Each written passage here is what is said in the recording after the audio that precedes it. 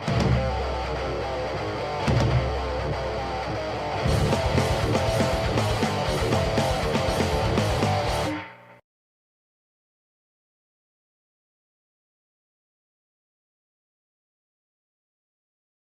what's up, guys? Welcome to Lawsplaining the Interwebs. I am your host, Nick Rekieta of Rekieta Law, a small, tiny, minuscule law firm in central Minnesota. And Small. You know what? We don't need that from you. Just because you've got a bigger firm. We went there. I don't know what you're talking about. Wow. In central Minnesota. With me today is special guest. Happy to always have him in studio, Drexel. Hey, man. What up? What What up, interwebs? Welcome back to the show. Yeah, in a very non-homosexual way. You know what? We don't have any topics, right? Well, I mean, we've got a couple, but nothing big. Okay. What do we got? Do a quick side topic, real quick. Sure. Because I think people misinterpret. You lost something? My drink. It's fine. I got one. Oh. Speaking. I need some of that. Oh, is There's it a cold? brand new one. No. I think there's a cold one in the fridge. You can go grab it. You can go grab it when you take your 30-second nap.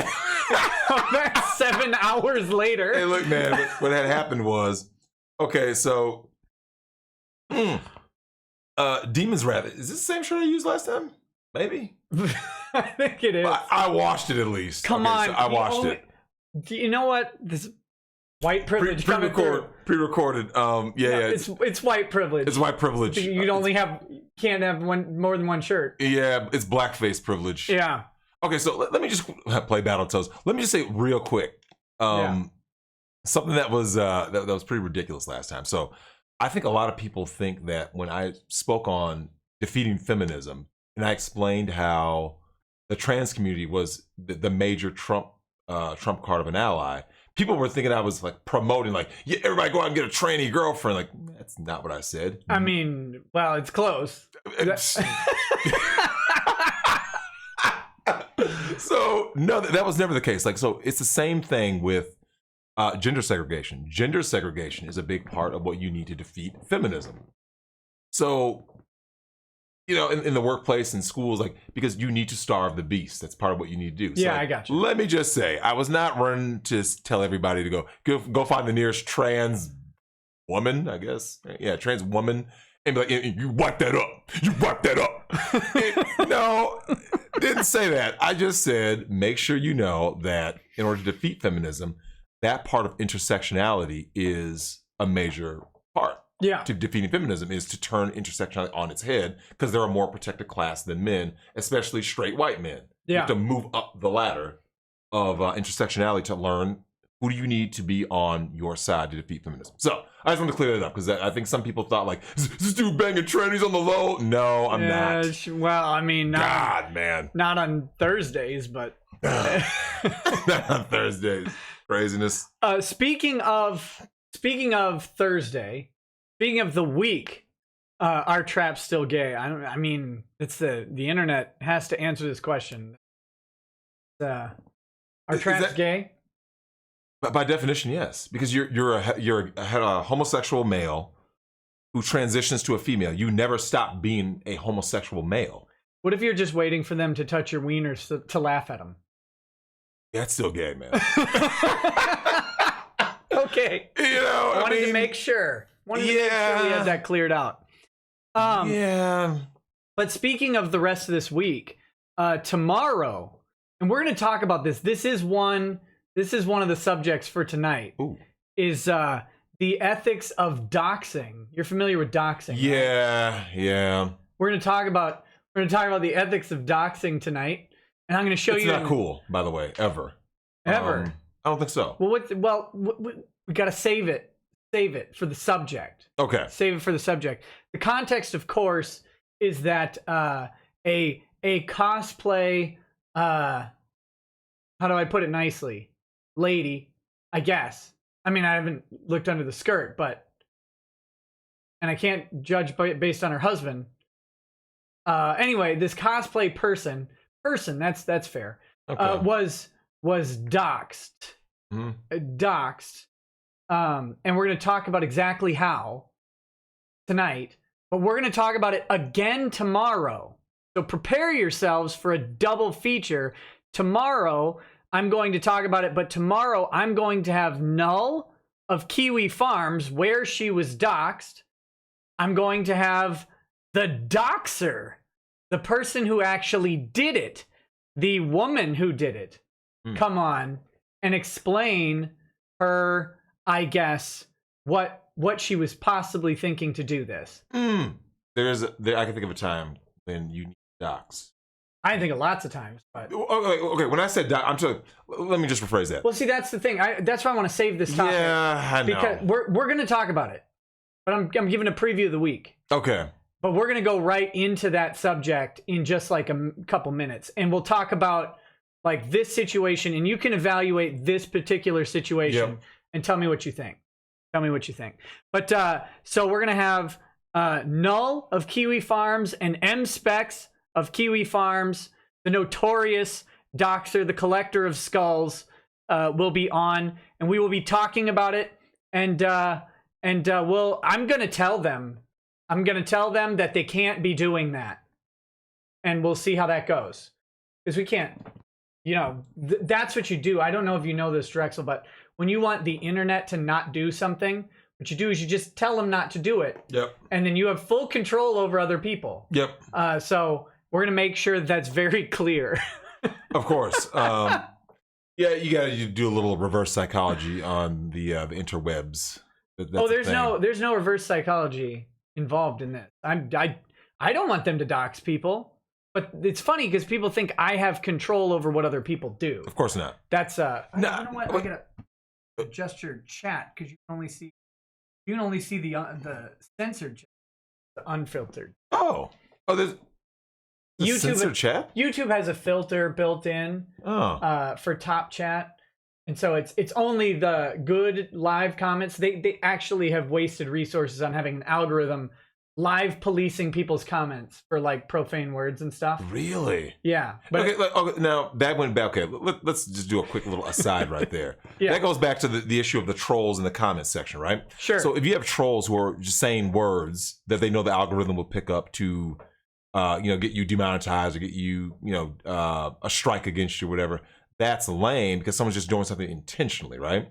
But if someone is in the chat saying whatever, and it's a little risque or something, yeah, so be it. Like, I mean, like, if someone has, I see comments about me in the chat. Like, I would rather someone just say, like, is Drexel with a tranny girlfriend? Like, well, the answer is no. No, I never did traps. It's a tranny boyfriend. Don't right. Don't misgender him. It's ma'am. So. It is what it is. Like, if a comment comes out, then it comes out. Like, whatever someone said, like, but if there's a troll, that's why I said I think it's good to have like an administrator, because it's a clear troll just trying to destroy your channel. Yeah. So that I think is a difference. Like, we talk about, I think there's a fine line between censorship and then us needing to have like to self-govern, because you never want the government to come in and govern, which is what you're getting more into with YouTube and what happened in the UK with Articles 11 and 13, right? Where that is a dangerous precedent. Like, China, you get your, social credit. You ever go to the UK? I'm not a big fan of the UK. But you've been there. I'm aware of the UK. I dealt with some chicks from the UK. Oh, okay. Yeah. I was gonna say, were you looking to go back? I was in the UK. Well, but I mean, are you looking to go back because you got to pre-apply for your porn license? Wait, what? That's part of Article 11 and 13. Oh, I heard about that. Yeah. Yeah. It's like they want to track. So they're basically trying to track down everyone who's. I guess it's like you like log in, like, almost like you have like a porn ID, right? Yeah. To be like, this guy's looking at porn. Well, you wouldn't want to look at the wrong kind of porn. Wait, what's the wrong kind of porn? Well, I mean, there's one that's definitely wrong. They always say the whole kids thing. Yeah. But everyone knows that it's not about. This has nothing to do with protecting children. It never had. Anytime someone says something about like it's to protect children, it's not to protect children. It's to identify people. That's it. Oh, I see. You're talking about the law. Correct. The law. Yeah. Because if you really want to go after pedos, I would say start where pedos. Starting Congress. Run right through Congress with a sword.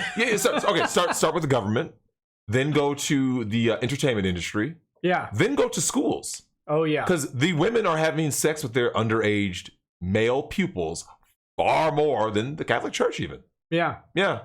A lot more cases of that. And there's slap on the wrist. That's if they get that. Now, I might be wrong on the statistic, but I read back when the Catholic thing was a big thing that they took the amount of clergy and they took the alleged abuse and they basically mathed it out, and they found out that the amount of abuse occurring in the Catholic Church was basically on par with any other large organization. Right. Like the same. I just think it was a matter of like virtue signaling. I think you get to a point where you have X amount of people who say, we represent, like prime example, Tarana Burke, the Tyrannosaurus Rex. I mean, she looks terrible. Let's just start with that. And she's basically just a mammy for white supremacy, right? Yeah. And so you look at Tarana Burke, who starts the Me Too movement, and the chick who did the Time's Up movement, right? Yeah. So the chick who did the Time's Up movement, who was the CEO of that, her son got Me Too'd. Right. So the same people who are out there virtue signaling, that's why everyone goes at it so hard. Because like, oh, they want to point the finger saying, you're supposed to be this and you're doing it. You see what I'm saying? Like, it's no different than like pro sports. People are outraged when they see pro sports players, whether it be public drunkenness or domestic violence, whatever the case may be. They commit crimes at a far lesser rate than the national average. Except the Dallas Cowboys. Well, hey, look, man, Dallas, I don't know what to say about Dallas. I've been there a lot. I've been to the Texas State Fair with Big Tex. I don't know. Dallas, you've been to Dallas. Yeah, I hate it. Weird. It's like really huge. Yeah, I mean, there's not a lot to do. No, but I mean, the Dallas Metro is so spread it's out. ginormous. And but so is Houston, though, to be fair. Yeah. I mean, in Houston, someone says, I'm in Houston. One person's on the lobby or hobby side. One person's on the Bush International side. Don't ever fly into hobby. It's horrible. Yeah. You're like, oh, yeah, well, where are you at? Like, well, I'm an hour away, or 48 minutes if you take the Sam Houston tollway. Yeah. This isn't good. You're 6 miles away. You're 6 miles. Yeah. So for those of you in Houston, if there's anyone in Houston in the chat, let me know how good your Tinder hookup game is. Because I think it's got to be terrible. Yeah, I saw someone say Ossie Argento. Ratchet. Hypocrite. So, subscribe to PewDiePie. Yeah, I heard about that whole war going on. He's fighting T-Series. You know, they pulled ahead. T-Series had pulled ahead of PewDiePie. And then YouTube did a culling of bot accounts. And T-Series lost like 200,000 accounts. And PewDiePie pulled back ahead. So turns out that they were like, I don't know, maybe they called tech support and got a bunch of fake India accounts to come up and... Of course. Indian bots, Russian bots. Yeah. That sounds about right. You know what I love about Houston? Do tell. There's no zoning in Houston. There is not. I noticed that immediately. Like it'll be like any other city's downtown. Yep. And then suddenly there's like a field or like a forest and then a bayou. And then a daycare, and then an adult bookstore. Yeah. There's no zone. Like, you know what's funny is I actually talked to my mom about that because it's the ugliest city I've ever been in. It's awful. I love it. It's awful. I love every second. It's a slum, though. Yeah, I know. I mean, and I can't. You go to the wards. If any of you in the chat know about the wards in Houston, Houston is jacked up, man. Oh, I know. It's terrible. It's not a pretty It's not like you find in Houston like, man, this is gorgeous. I do. Do you though? I love that town. I hate driving in it, but the food. There's so much. You can go anywhere. You can eat anything, and you don't even have to go far. You just go to your unzoned local strip mall with 18 different Vietnamese restaurants in a row, and they're all good. I can't.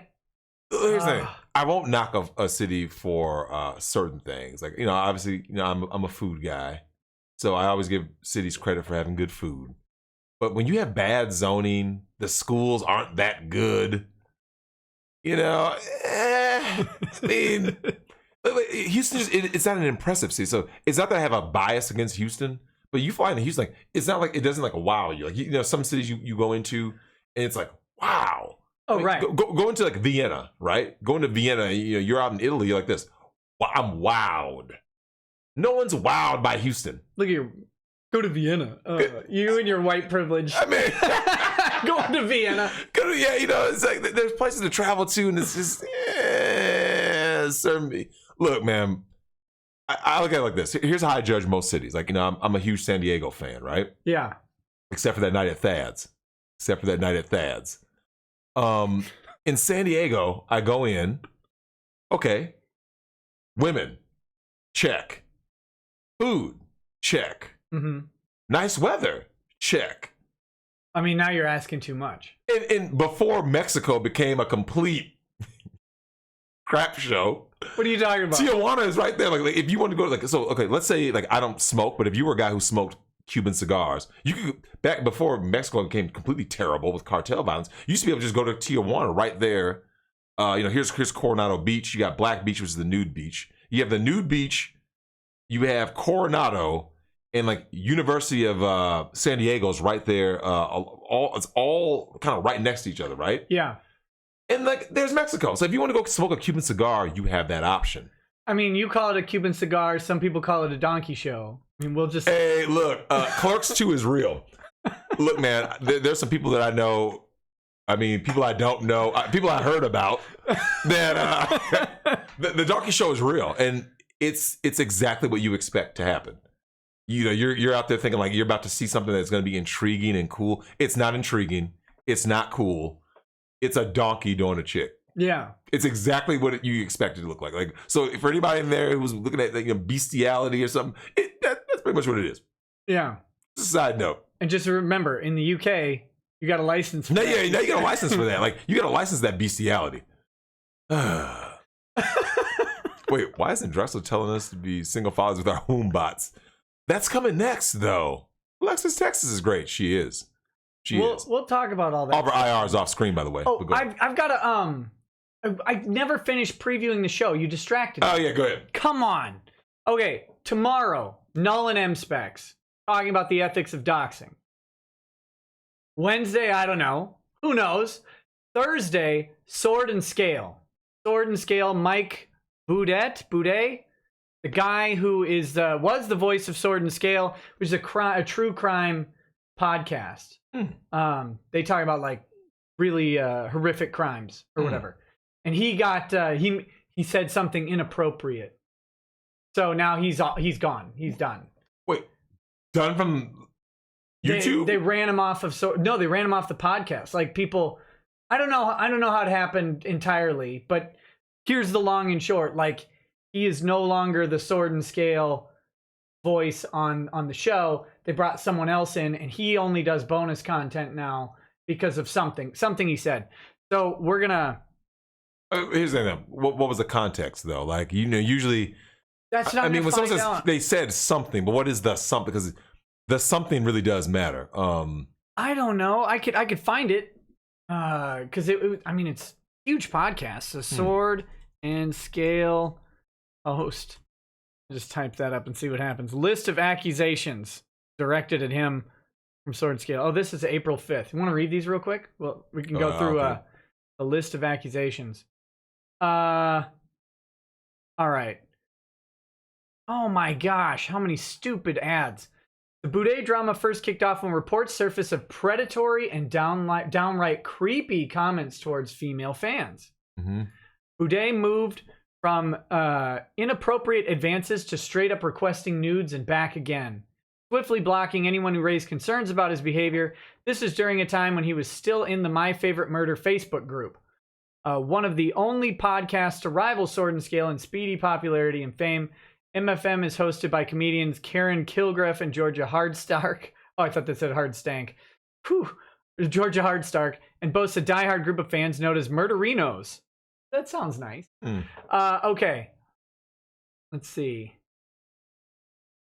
Oh my God. Here we go. What? I'm gonna show you the picture of one of the comments.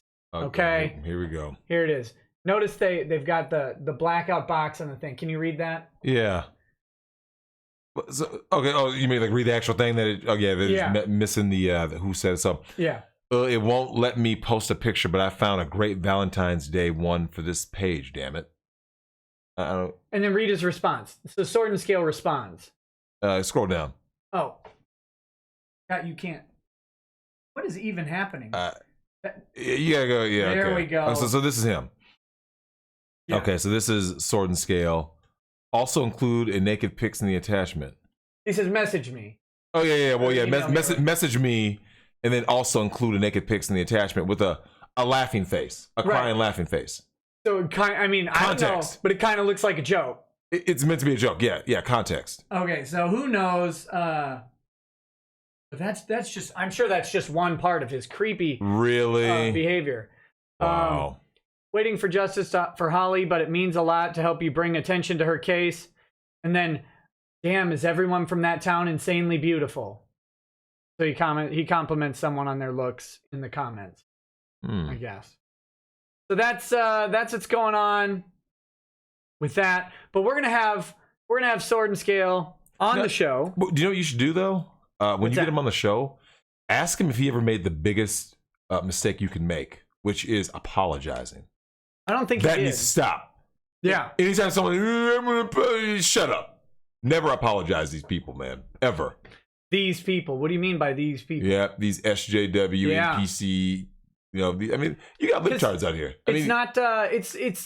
It's a particular breed of people too. Because I mean, very small minority, by the way. Like, and they're just the loudest ones in the room. That's all it is. Because you got liberal people, you've got conservative people. That doesn't really matter for the vast majority. Doesn't matter.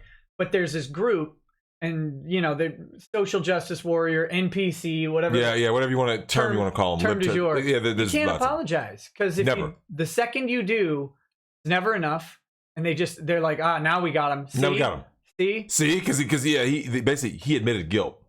So he did apologize. God, why do I have to? Look, there it is. I don't know if that. I don't know. I bet you he did. True. I bet you he did. I'm sure he said something about apologizing, and that was that. Don't even apologize if they were offended. Correct. Never. Like when you start off an apology with, "I'm sorry if I ever, if I said something that offended someone, or if you were offended by my words or content." Never. Just like this. This is what this is. It is what it is. Like, either you enjoyed it, but if you don't like what I'm saying or doing, change the channel, or go watch something that you do enjoy. Toss my salad. That's what I say. We just go full on. Go full on. Yep. Speaking of which, the dude. Speaking of salad getting tossed, there was a dude that the Boondocks made fun of. That he's always like, it's all about the booty. It's all about the booty. And he was this black dude. I think his name was like Lucius or something. Some Boondocks character. Sure. But he's based on the real dude. And he talks like, he goes like explicitly like, yeah, we get the jam up on it in between his crack. And it's like, dude. And so you talking about salads getting tossed, like, yeah, it's pretty much prison culture. Yeah, stay out of prison, man. Stay out of prison. Stay out of prison. Oh, you know what? I'm doing a new thing with the chats where if a $20 chat comes in, I'm supposed to read it right away. $20 or more. Oh yeah, well I think I already saw that once, right? One did pop up, so I'm going to read it right now. So that's if you want to interrupt the flow of conversation and have a question answered or a comment addressed, you completely up to you. Please Johnson. They showed his name. Please Johnson, Booty Warrior. Yeah, he has a name.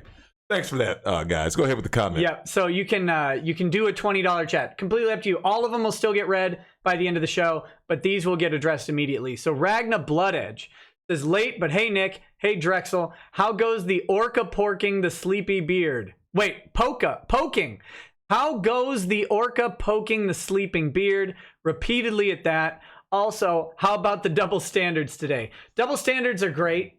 What's the expression? If they didn't have double standards, they wouldn't have any standards at all. Correct. Yeah. That's the old saying. That's what's been going on today. We're about to get into that. Oh, just double standards in general? No. With a specific group of people. Oh, well, I'm glad you brought that up because there was an article published about these like post-wall hags who were in business in the corporate world. Did you call them post-wall? Yeah. Oh, gotcha. Yeah, they're past the wall, past. I thought we were going to Israel here. No.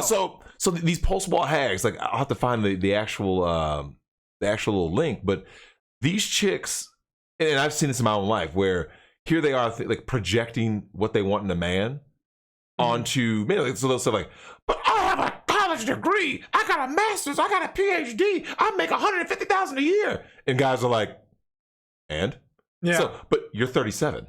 You're 42. No one wants you. Now, will they smash and dash? Yes. Pump and dump? Yes. Bust and move? Yes. But will they wipe that up, Nick? Now, are those three distinct options? No, they're all the same. They're all the same? You can treat them differently if you got a trifecta, though.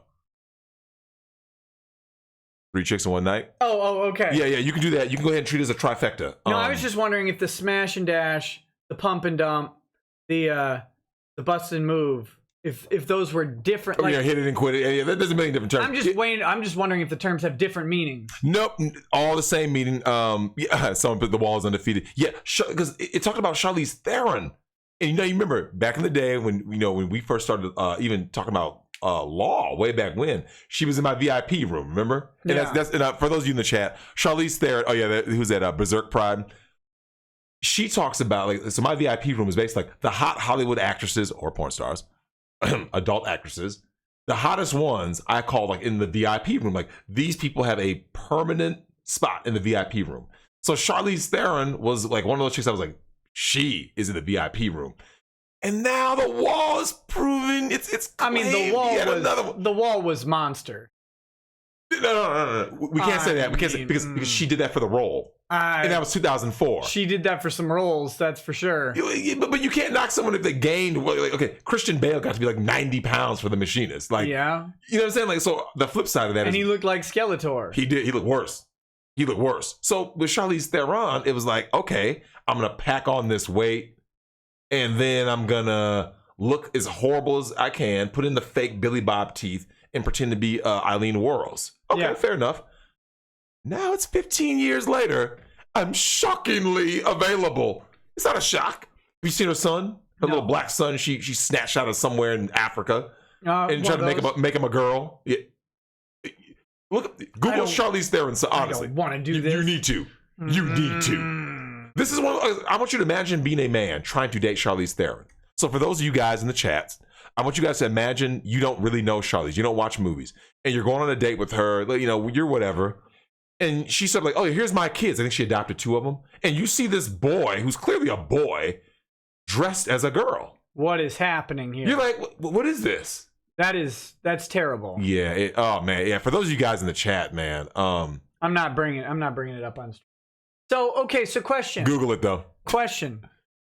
This is a hot topic with all the transitioning and the hormone therapy and stuff like that. Hormone therapy on a child. What's your opinion on it? No. Because they don't have the ability to think for themselves at that point. And they aren't in control of their own destiny. I call it child abuse. It is child abuse. Well, hold on. Speaking of child abuse, wouldn't you say... I love topics that start with speaking of child abuse. Speaking of child abuse, wouldn't you say, and this is a question for everyone in the chat too, type a 1 if you agree with this statement. The parents who are on Maury with those 300-pound kids who are 9 years old, is childhood obesity child abuse? I believe it is. I believe you're intentionally just, here's this kid and there's a math formula here. It's calories in, calories out. Yep. And if your kid is 200 pounds or whatever at 8, you're failing as a parent. You need to look at those calories in versus calories out and figure out what's going on. Something's wrong. So either that kid needs severe medical care because they've got a serious dietary issue. But look, man, there's not that many there's not that many bad thyroids. I'm gonna go ahead and just keep it real right now. There's not that many bad thyroids. When you bump into a chick and she just goes, I'll have a salad. A salad? Oh, because your thyroid is messed up? I can assure you, the amount of, especially women, affected by bad thyroids, I got a thyroid issue, very, very, very small. So the chat blew up in ones. Yeah, they were disagreeing with the... What was the one? Childhood obesity. That's child abuse. Okay, I didn't even hear the 1-2 option. Did you? You don't need a second option. No, you see how these kids look? Hold on. I saw someone's keto. Look, honestly, for those of you guys in the chat, guys and gals, you ever been, however you identify yourself, someone's a mecha suit, gorilla or whatever. You ever go in the grocery aisle and stuff, and you notice you see the roly-poly kid who's 4 or 5. You're like, really? And what aisle are they in though? What were they buying? Candy, cookies, cookies, and chips, right? Yeah. Now, That's the only place I shop too. How do the parents look though? Be honest. They're big. They're biggins. Yeah. So they're in the Rascals. They rented out all the Rascals at Walmart. Real talk. Now, think of it like this though. That same person, who's in their, 20s, 30s, 40s, whatever, when that kid grows up, do you know what that kid's gonna say with a straight face? And I've seen this, and you see this in the black community way too often. What's that? If there's nothing I can do, you know what it is? You know what it is? I'm telling you how my body works. I tell my body works. It's hereditary. It's hereditary. You don't know hereditary like I know hereditary. Did you you've ever watched My 600 Pound Life? Oh. There's that one scene where that doctor's the I love that doctor though. He's got the patience of a saint. He does. Yeah, he's Gandhi, man. Real talk. He's Gandhi. But he comes in, or he's on the phone with the woman. He's like telling her what she needs to do, and she's like, no, it's water weight. It's fluid. He's like, it's not water weight. He's like, are you trying to tell me how to do medicine? And she says, no, I'm just trying to tell you how my body works. Yeah, and she was hiding the food under the bed. Well, look, I will say this though, the Wanderer genetics. Yeah, they always say it, man. They always say it's genetics.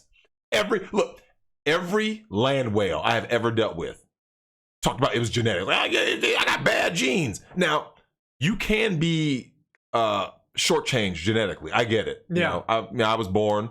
In fact, my genetics, I told you the story, Nick. My genetics changed. Now, you know both sides of my family, mom's side, dad's side. My dad's side is short and rotund. My mom's side's tall and lean. Yeah. When I was a kid, I was short, fat, and bow-legged. And you still are. And, well, here's the thing. I was short, fat, and bow-legged. I saw old pictures of myself. And I didn't recognize who the kid was because I've only known myself as tall and lean. So when I looked at the old picture, I'm like, who is this fat, ugly kid that's bow-legged? And why does he have all the same clothes on as my brother? Wait. And, you realize, oh, snap, is that me? Yeah. And then so when people tell you, so I would go to family reunions and stuff and go visit family down in the deep south, they're like, oh my God, we didn't think your legs would ever straighten out. You lost all that weight. I'm like, when was I ever fat? Because I lost the weight. I got deathly ill when I was like 3 or 4. They called my parents panicking from Arkansas, saying like, he got sick. We don't know. So they were like fearing I was going to die. Yeah. And then they said, I literally got up. I was like this, what's wrong? Like Stewie and Family Guy when he first got the oval head, the football head, similar. They said the weight was gone, my legs straightened, just like that. I want to go to the alternate reality where you're still short and fat. And bow-legged. And bow-legged, yeah. Badly bow-legged. You are badly. You be the one in the Rascal, just rocking. Yeah, I'd be an Oompa Loompa. I'd be an Oompa Loompa. I mean, hopefully I can get it in. But as an Oompa Loompa, I mean, you're going to struggle. Like you're gonna have certain genetic things that are for you or against you. That's one thing. But like the thing is this: you always have the choice to work with what you have and make it better. You know, rock what you got, girl. Yeah, I mean, don't rock all that you got. Wait, don't rock all that you got. Rock what you got, what you got, minus 20 to 60, depending on circumstances. Yeah, you know what? And look, I'm going to some of these sunny cities, right? I'm always, I'm going places. And in these sunny destinations, you go out and you're like, man, we're at South Beach. We're over at South Padre Island down there at the Gulf of Mexico, Texas.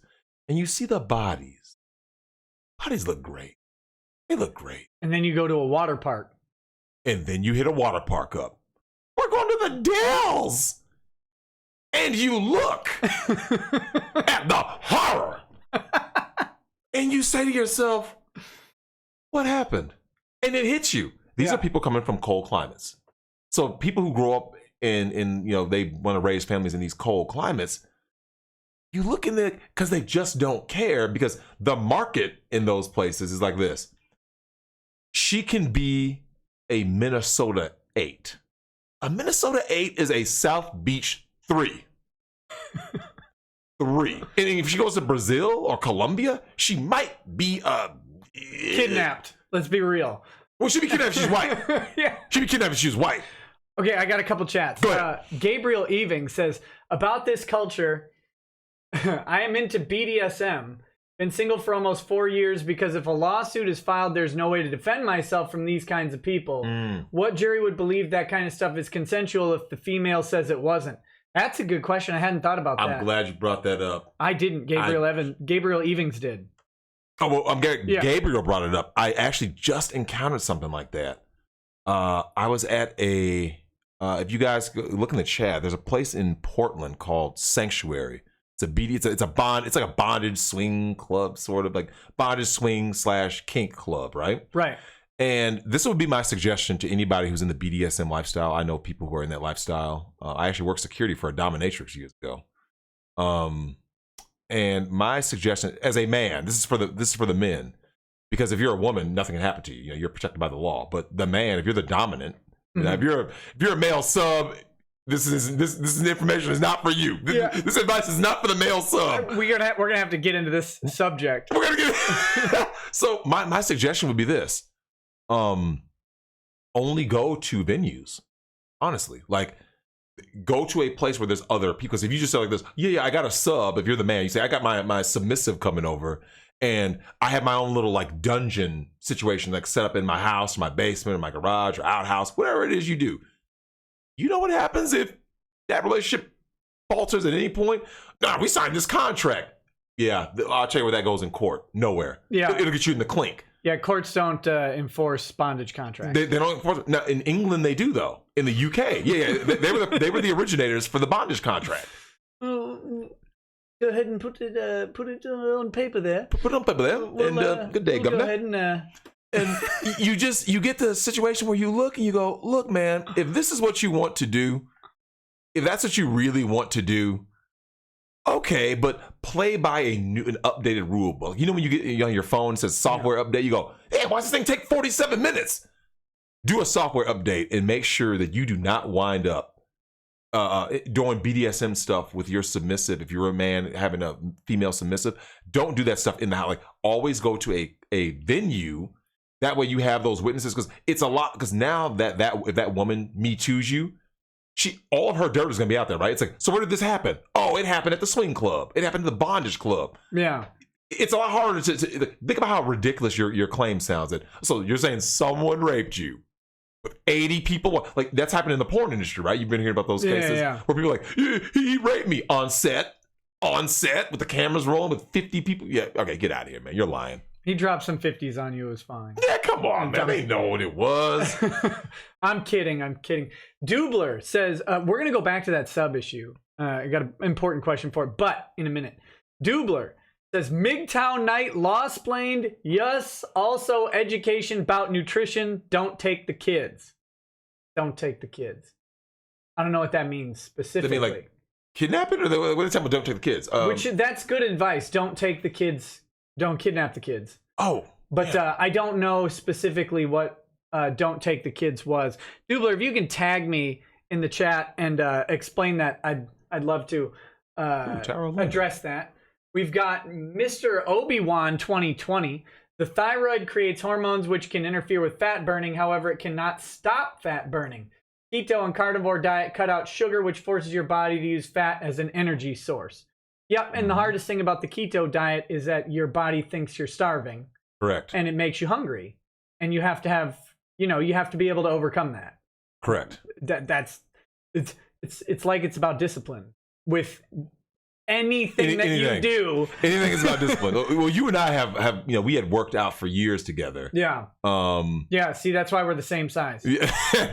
Equity versus equality. Equal opportunity. Equal opportunity, man. I don't know what happened, man. But here's the thing, though. You look at your body. Some people are like, but Dick, you're not all buff and everything. Maybe not. You're not fat either. No, not today. So I know your parents. I wasn't fat, but I was pushing 210. Damn. Yeah, for me, which is pretty big for you. Big for me, yeah. What happened? What happened? Thyroid? Yeah. It started when I did an experiment where I made every meal into a sandwich. Oh, Jesus. Serious? Yeah, it was a joke that I took too far. So I was making every meal into a sandwich. So give me an example. Well, it's just an omelet, and then you make it into a sandwich. Well, that one's easy. But what about how about what? Like maybe spaghetti for a night. Maybe you had Yeah, well, lo mein. I had a lo mein sub sandwich. That was delicious. You put the lo mein on a sub sandwich and add some stuff. But the long and short is, of course, I'm adding tons of carbs and. But you shouldn't have gained that much weight. Well, no, but it started like that. That's when I started just ingesting tons of food. I used to eat cookie dough. And I stopped. Oh, it was also right around the time where my allergy kicked in and I wasn't exercising as much because it was too itchy. Before I got medication for it. Anyway, long story short, then you know. Oh, and also, you know, for what 35 years I could eat literally anything I wanted, and then that changed when the metabolism caught up. So I just don't eat. I don't eat 8 chicken breasts in a sitting. Yeah. Yeah. Well, but you know though, I think you and I both have changed that basic part of how we eat due to our diet, because you remember I would eat food like bulk, like huge quantities in that one sitting. Yeah. And all that happened is like I still eat the same amount of calories that I've always done. My metabolism never slowed down. It's just I just divide them. So now I'm constantly eating all day, just smaller meals, as opposed to, all right, we're about to go to Red Robin and do Bubba's Bottomless Bucket. I was telling people in the chat about that. Yeah, man. I mean, we were there for a couple hours eating Bubba's Bottomless Bucket. That's all you can eat: steak fries, chicken fingers, and rib tips. Yeah. And yeah, that's not healthy, but we were 17, 18, 19, so it didn't really affect us. So yeah. You could eat whatever you wanted. But you're not going to do that now. I mean, now you're just like, nah, man. That's nope. Oh, I also did dessert as a sandwich. So when I was making ice cream for dessert, I put it between 2 brownies. Because that made it a sandwich. Yeah, that'll get you fat. Yeah, it was delicious. Yeah, it'll taste good, though. Don't do that. Okay, anyway, so that's, Hugh Janus says, I saw this show where the fat B word was crying to the doctor that she was hungry all the time and that she couldn't help it, etc. The doctor said, well, you can eat all the vegetables you want. And she said, I can't eat those. Are you serious? That's what he says. That's terrible. I can't eat those. You know what? Why? Well, I have a condition. Okay, let me ask you this. And this is for everyone in the chat. If 100% is like that's everyone you know, of all the larger people you know, and this is not to shame anybody, just the larger people that you know, how many of them have a ton of excuses with diet and or exercise? Like, well, I can't work out because I got this back condition. I tweaked something. I can't eat vegetables because I got some, my sugar in it. It's always something. But yet, when it's what they want to do and eat, probably go okay. Like how many people I know with like I have 100%. What is it? Like, someone in the chat is like 80-20 of the bigger people. Like now, some bigger people will just say straight up like, I'm big because I like to eat. It is what it is. I'm not making a apology. I know I should eat better. They're kind of like a smoker. There are some smokers who just say, hey, I smoke. It is what it is. Some people are like, I can quit anytime I want to. No, you can't, because you would have quit. You know what I'm saying? No, I don't want to. Yeah. just say it like that, though. Yeah. Now, there are people who are busy. Correct. And they can't afford a gym membership or whatever. Correct. And there's times in your life where that's true.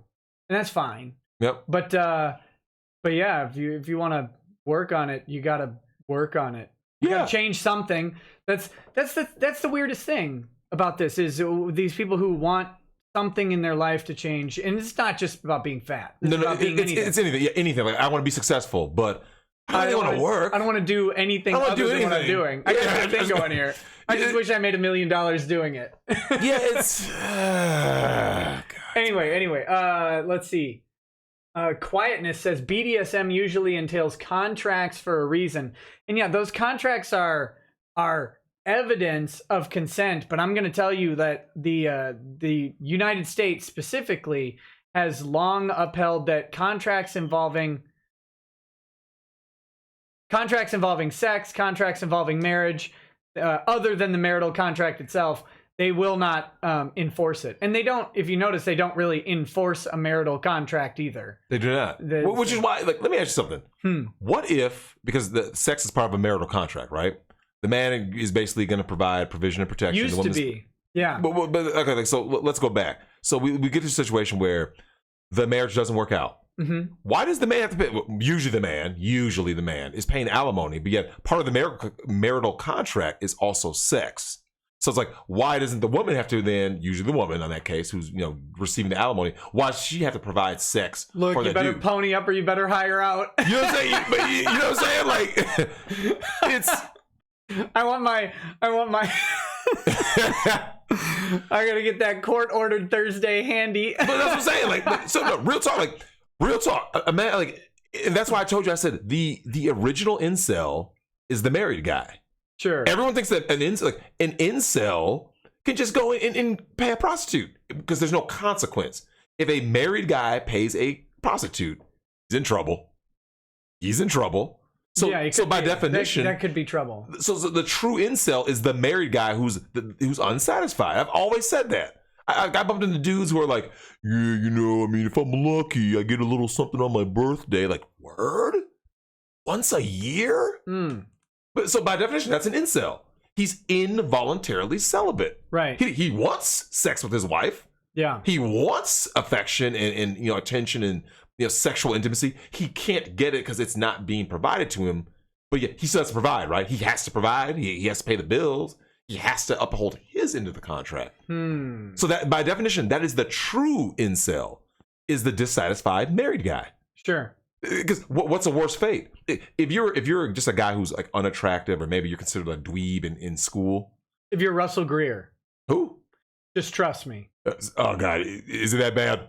Well, okay, if you're Russell Greer, whoever that is, if you're Russell Greer and you're sitting there and you want something, you can still go get it. Like I said, I'm not saying paying is the best thing in the world. I'm just saying that's your only option. Because remember, a single quote unquote incel can always gain resources and become attracted to women.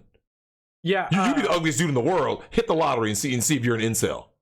Become a invent something that nets you $40 million to see if you're still an incel. Please. Russell's the guy who sued Hoff, the Bunny Ranch guy. Oh yeah, Dennis Hoff. Yeah. He sued Hoff and the Bunny Ranch. I'm going to tell you this story.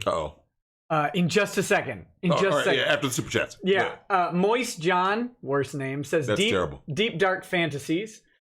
Blaine 20 says many vegetables have carbs. Eating only lean vegetables can reverse insulin resistance. Well, there you go. I'm not getting into the deep nutrition. I'll leave that to the chat. Zero the Slayer says my mom has Cushing syndrome, which made it impossible for her to lose the weight her body was producing. The only way she was able to lose the weight was to clamp part of her stomach. And yes, we did acknowledge that there are people out there with legitimate conditions. Correct. It's just the amount of thyroid conditions that are reported by people you've heard talk about it is similar ADD, ADHD, right? Like, yeah, my kid's ADHD. Are they really though? Are they? They are when you want to take a nap, right? Andrew Collins says profile Drexel, occupation side commenter of ACDA against career destroying agency. Specialty feedback comments on things, and his commentary can't be twisted by SJWs. Weakness, he's black. What weakness? That's classic. Blaine 20 says a gym membership is unnecessary. All anyone needs is a mini trampoline. Search cancer answer on YouTube.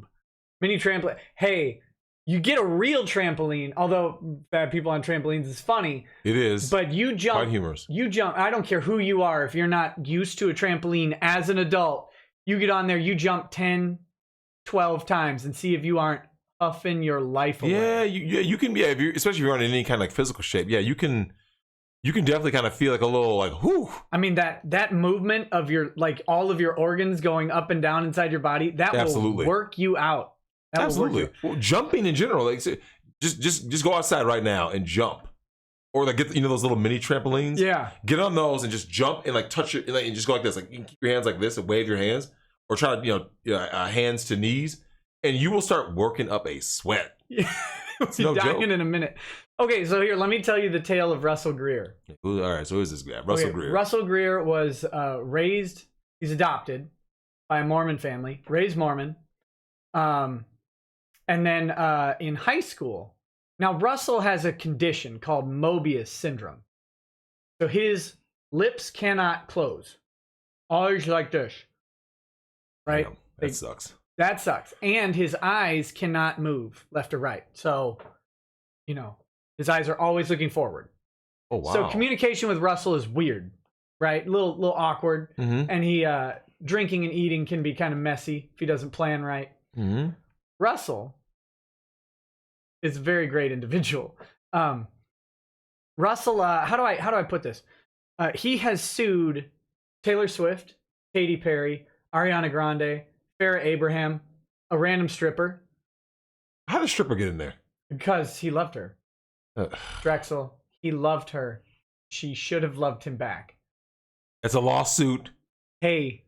That went through? Come on. You know why he sued Taylor Swift?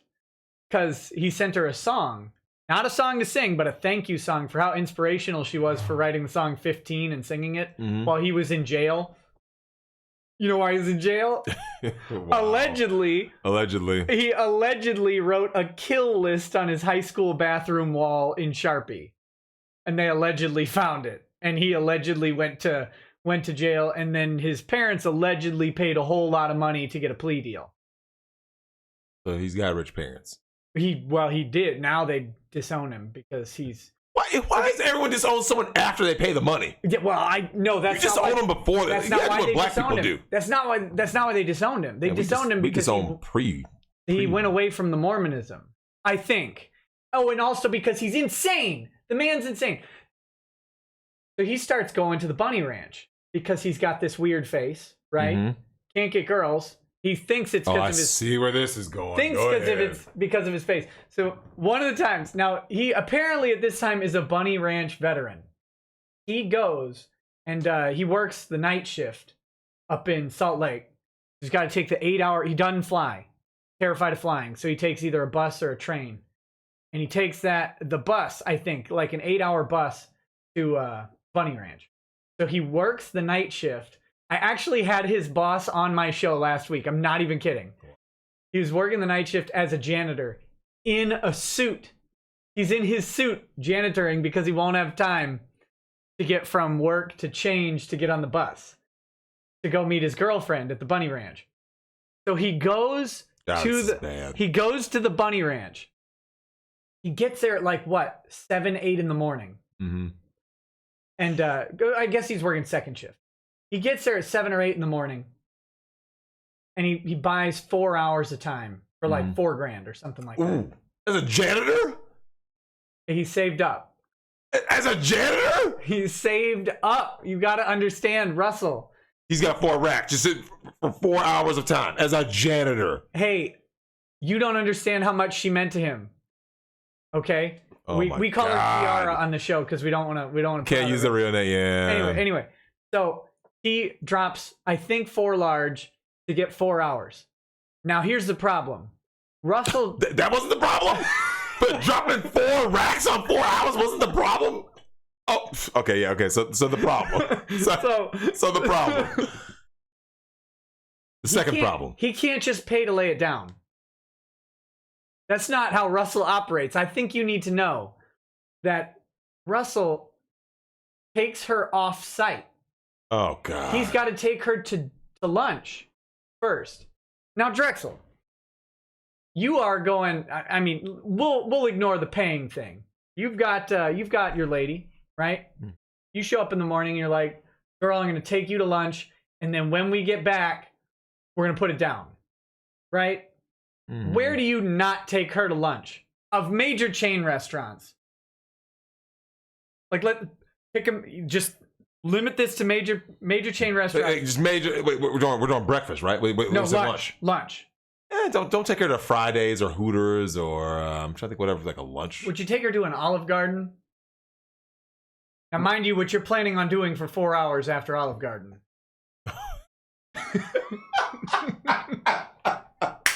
Okay, wait, hold on. Okay, so you're gonna douse her in Alfredo sauce at Olive Garden. Maybe get that all-you-can-eat pasta and breadsticks. All-you-can-eat pasta, bread bowls, like breadsticks, soup. Yeah, you gotta get real soupy. Get that warm, high carb dish. High carb. You're gonna carve it out, and then you want to carve it out later after lunch. So he.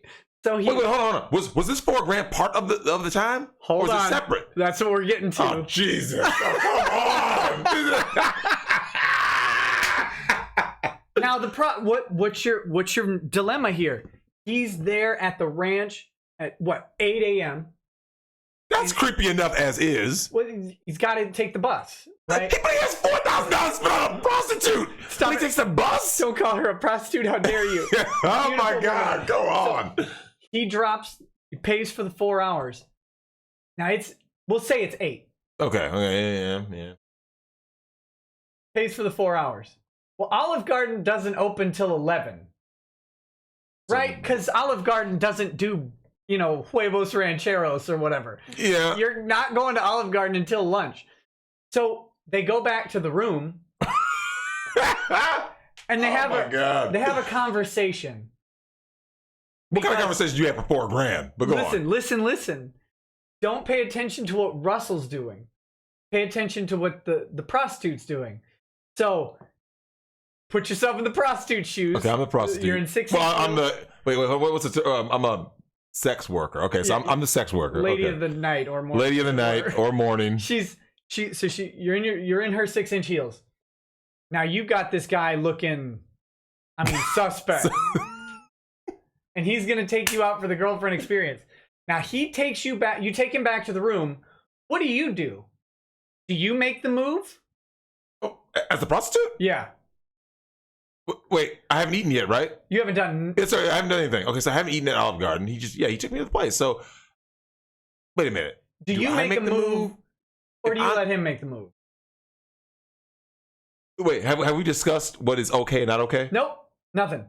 So you get to the room. Oh, okay. So I thought you made it sound like they had like an ongoing relationship where at least he. He called her his girlfriend, but that just assumed that he was a client. The first time he has ever met her in his life. Okay. So he's a client to me. So he's my client, and I'm saying to myself, I'm in this room with this guy who has no peripheral vision, has his mouth open. I need to show. I'll pull him up while you talk. I need to see this face. Because I'm trying to be a prostitute right now. I'm trying to dig deep. I need to see what I'm about to get myself into before Olive Garden. Go. Let me see the face. I got you. Okay, come on. Come on, man.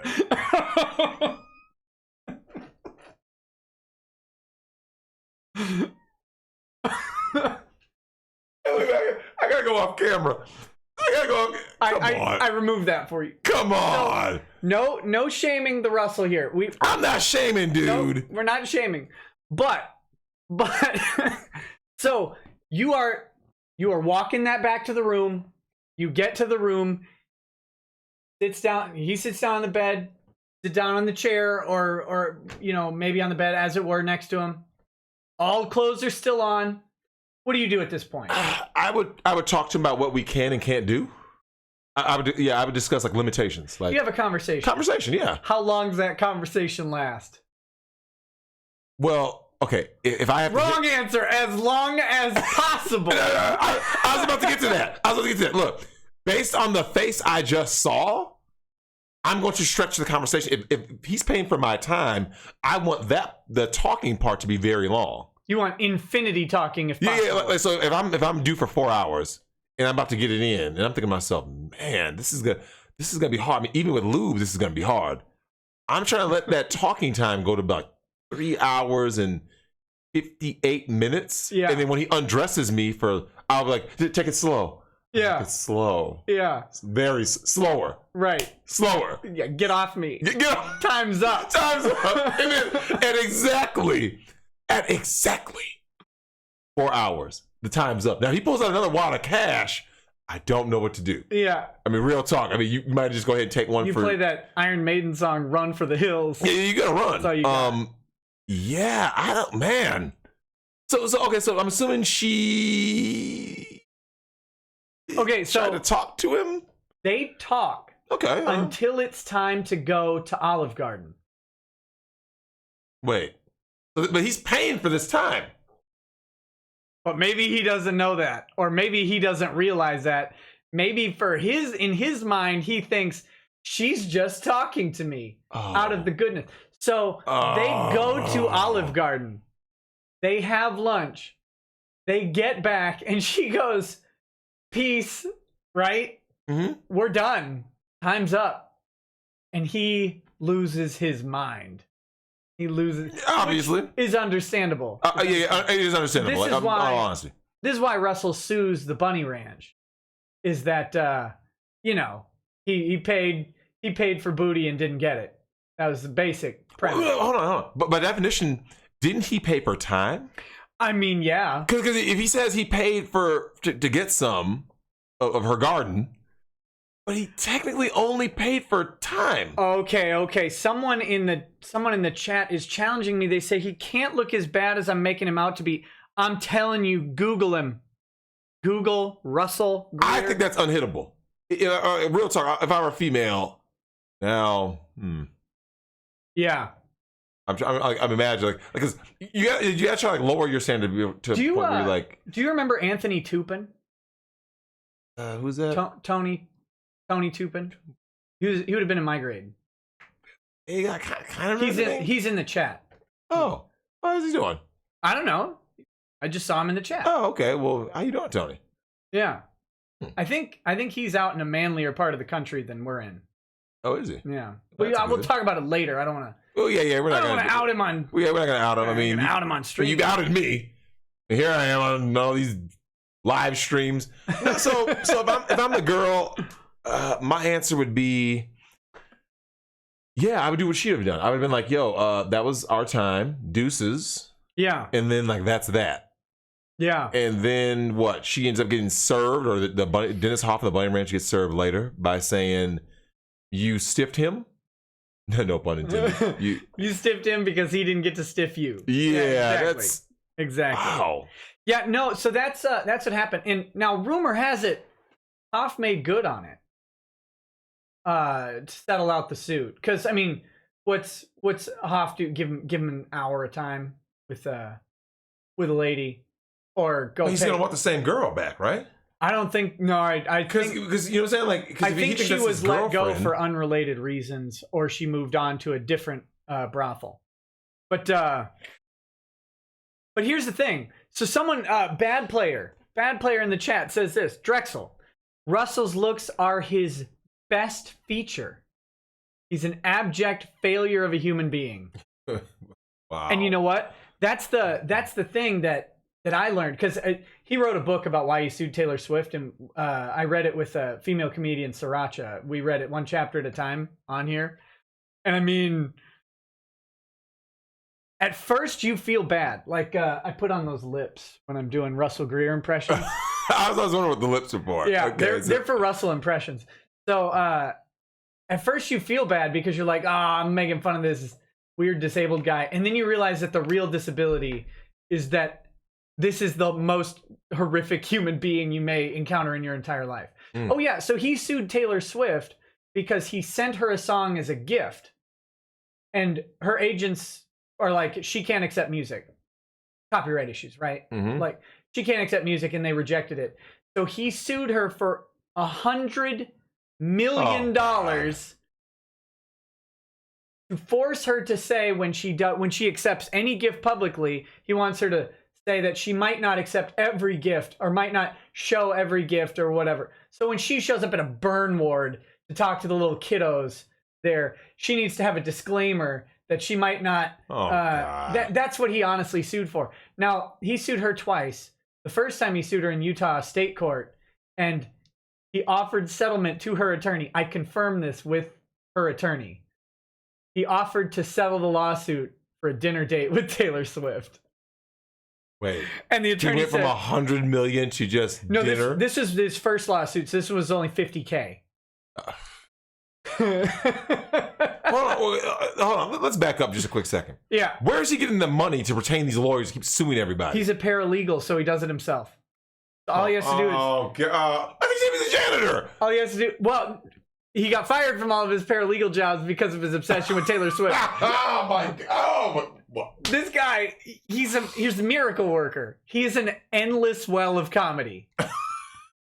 I don't have words. Drexel, he sued Farrah Abraham. You want to know why? You know who Farrah Abraham is? Yeah, she was on like the MTV Teen Mom show. Yeah, and then she became. Oh, is that like loose? My bad. What are you doing? I was trying to move it like here. Loosen. Not that one. That one should stay. I was kind of like leaned back further on this chair. What there we go. No, I'm good. Okay. Yeah. So Farrah Abraham, he tweets something to Farrah Abraham in like I wish you were my Valentine or something, and whoever, because you know she's not on her social media, someone's doing it for her probably. They clicked the little heart on Twitter. They liked the tweet. So he literally was like going after her to enforce the binding contract that was clearly she was gonna date him, right? Because she liked his tweet. What? I wish I was kidding. I wish. But none of these lawsuits could have ever made it through. Oh no, they all get dismissed. Yeah. Okay, so yeah, when you say he's suing these people, you mean you say he tried to sue them? Yeah, he sued. I mean, he sued them, but they were dismissed. I mean, none of them. You know, the closest that he came was when they had the hearing for the Taylor Swift lawsuit, the first one, and well, because it's small claims court, so you don't have motion practice. Oh, okay. You go straight to a hearing. But then, yeah, you know, he's a disaster, a beautiful, lovely disaster, an endless well of funny. His book, man. Do you know that Taylor Swift has a mafia of like Mexicans who drive black BMWs who firebomb people associated with Russell Greer? Because that happened in the book. In the book, a guy, yeah, I don't know if his name was Horatio or we just called him Horatio. But yeah, Mexican guy rolls up in a black BMW and apparently Russell was getting advice from an attorney named Ken. Ken's not real. Obviously. Ken ain't real. And Mexican guy rolls up and Molotov cocktails Ken just in the middle of the street. He's like, you leave Taylor Swift alone, and then drives off. What is it? Napoleon Dynamite, Vote for Pedro? Yeah. When Pedro had his own goon squad? Wow. I have no words, man. Oh, gosh. Russell Greer. I love him. He's so funny. He's so funny. Anthony Olson says, hey, Nick, I think this warrants giving Drex a passion reading of the book. He wants me to read you Russell Greer's book about suing Taylor Swift. No, we're not going to do that. We're not going to do that right now. But it's the funniest. I mean, the book is great. The book is Is great. it, though? It's fantastic. I'm sure it's in the nonfiction section, right? Oh, it's in the. It's only in the PDF section. This book wasn't published. Come on. He's trying to sue Utah to force them to have brothels in Utah. The only problem with Russell Greer is I agree that we should legalize prostitution. Absolutely. But he's trying to do it by suing Utah. Like that's not a good the last state that's going to be forced into prostitution. Correct. Yeah. Although I have suck me my penis. I have crossed paths with some gosh. people from Utah, and from what I hear, it's not the whole like, you know, the Mormon veil that people think it is. A lot of it is apparently there's a lot of thotting going on in Utah. Oh yeah, like, Salt Lake City apparently is really bad. Yeah. So don't think that Utah is just this whole like, oh, everyone's just this nice, good Mormon. No, there's lots of thotting in Utah. That's okay. So let's move on to that thottery subject, the doxing and the thottery. Mm-hmm. Okay. So as you know, because every time you've been on recently. I've been covering this story about the anime guy, Vic. Yep, Vic. Okay. Now, on the other side of this is a bunch of insane people. I don't know how else to say it. When I say insane, I mean it with all the love and respect that it can be conveyed. Of course. Here's the problem that they have. they never expected him to fight back, right? Because you know how Me Too is supposed to go. Well, you get Me Too'd, they stab you a whole bunch, and they leave you to lie in the gutter, and you're done. Yeah, you're done. Yeah, you're just basically done. And the cure for it is, if you're innocent, is get up and say, "Nah, that's cool. I'm not gone." You got to stand up, and then you go after everybody that you can. You got to go scorched earth. You have to. Yep. I fully agree. So here's the problem, of course, is that Vic has stood up and fought back. Like, he's doing it through lawsuits. And then you've got people like me who are making fun of the other side relentlessly. And gloriously. I love nothing more than to watch these people flip out on a daily basis. Of course. So just endlessly mocking them, pointing to all the problems in their stories, and just running that kind of blitz. So they are consistently on the back foot. They have no idea what's going on because he's supposed to be dead. So then earlier on, maybe a couple weeks ago, there's this cosplayer named Dominique Sky. I'm going to pull up Dominique Sky's Instagram. Male or female? Because that Dominique can be either way. It's female. Okay. I'm going to pull up her Instagram just to show you. We're not going to show it on screen. You guys can look it up. It's under Dominique Sky. It's definitely, is it this one? It's under Dominique_Sky2. Okay. Now, I need you to do some analysis on what you see on this. Oh, yeah, I think you did show me this person. Now, what's your problem? I've got a problem with this picture. Do you have a problem with that picture? Why the kid is there? Yeah, that's her daughter. So you got your kids online, right? But anyway, this is that's not the worst. I mean, a lot of people do. I don't think you should, or usually take better protections to avoid it. Here's the question, though. So Dominique gets doxxed, right?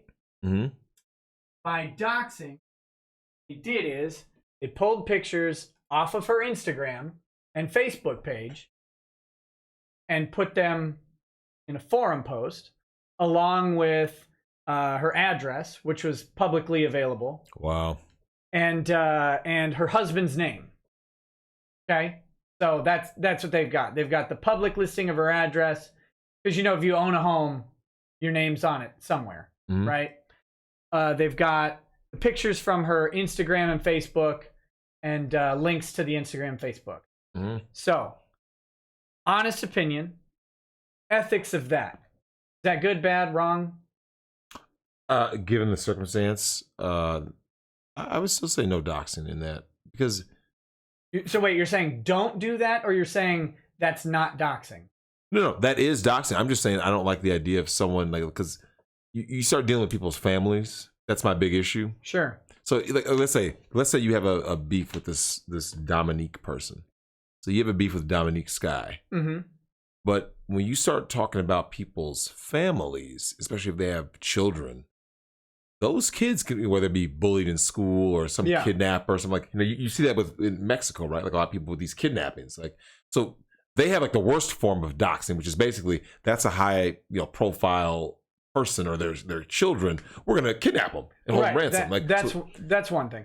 Now here's the question: what if you don't have beef with this person? Still no. I just don't like the idea of like going after, because like, what are you gaining from that? I don't know. Well, yeah, like what? If you're gonna dox someone, the only doxing I can see that I would say is necessary is I would say pedophiles and terrorists, to be honest with you. Like if someone's hiding behind some kind of a screen name and someone finds out this is an actual pedophile or like, no, I don't mean like one of these, like I think it might be, or even if someone is saying things that is very suspicious, that could, is like, this isn't the normal way people talk, just at least even to have them looked into, but that screen name should be looked into. You see what I'm saying? Sure. So you don't necessarily dox them. You're just saying like, hey, we're reporting this screen name, and the authorities can look up the IP address, et cetera, et cetera. Now, but what if this person is the person who revealed, all of this info came from her, right? Well, on Vic?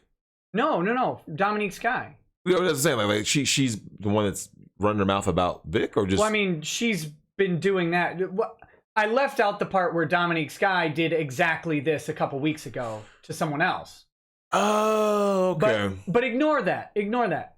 All the info that people found on Dominique Sky came from Dominique Sky. Then yeah, that's not doxing because you basically self-incriminated in that regard. Right. So like when I say they put picture of her and her kid up, I just showed you the picture of her and her kid. That's on her public. Like, I'm not following her on Instagram. That's her public Instagram. Yeah, you just Google it, and then that's one of the pictures that pops up. Her Facebook wasn't private. Correct. So someone went and posted her Facebook. Right? So that's her real name. Her real name's not Dominique. I don't know what her real name's something else. Of course. But people found it because she said it or whatever. So that's the question. That's what happened. Like that's like, if anything, that's self-doxing. If you are, because here's the thing: if you show pictures of yourself and you have a kid or kids or whatever, your family members and stuff, you can have any pseudonym you want. People will find out who you are. That's why when you die, it says, whatever your name, whether you had a stage name or a YouTube name or whatever pseudonym you own, people say the person was born as this. Or better known as this. So, yeah, I mean, do I think she should have been, don't run your mouth at people. That old, people in glass houses shouldn't throw stones. That's why. Yeah. You wound up in that situation. Yeah, well, that's the question, right? Like, that's the whole issue. That's why I'm asking. That's why I left out the whole part about her doing that to, I mean, I think the person that she did it to is actually in the chat right now, that Dominique Sky released her private, her personal information that was not readily available. But it was available. It was because these are not elite hackers, right? Correct. They're not going into a Department of Justice database and seeking this stuff out.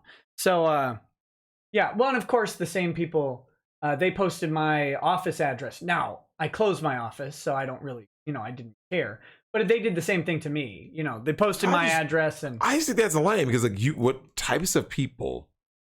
We live in a very bizarre time right now. Where, and we've been living in this time for quite a while. It's just that it gets more exposure now. John Hinckley claimed that by assassinating Ronald Reagan, Jodie Foster was going to fall in love with him. Right? That was his whole claim to fame. Why wouldn't that work? Yeah, it's like obviously this person is.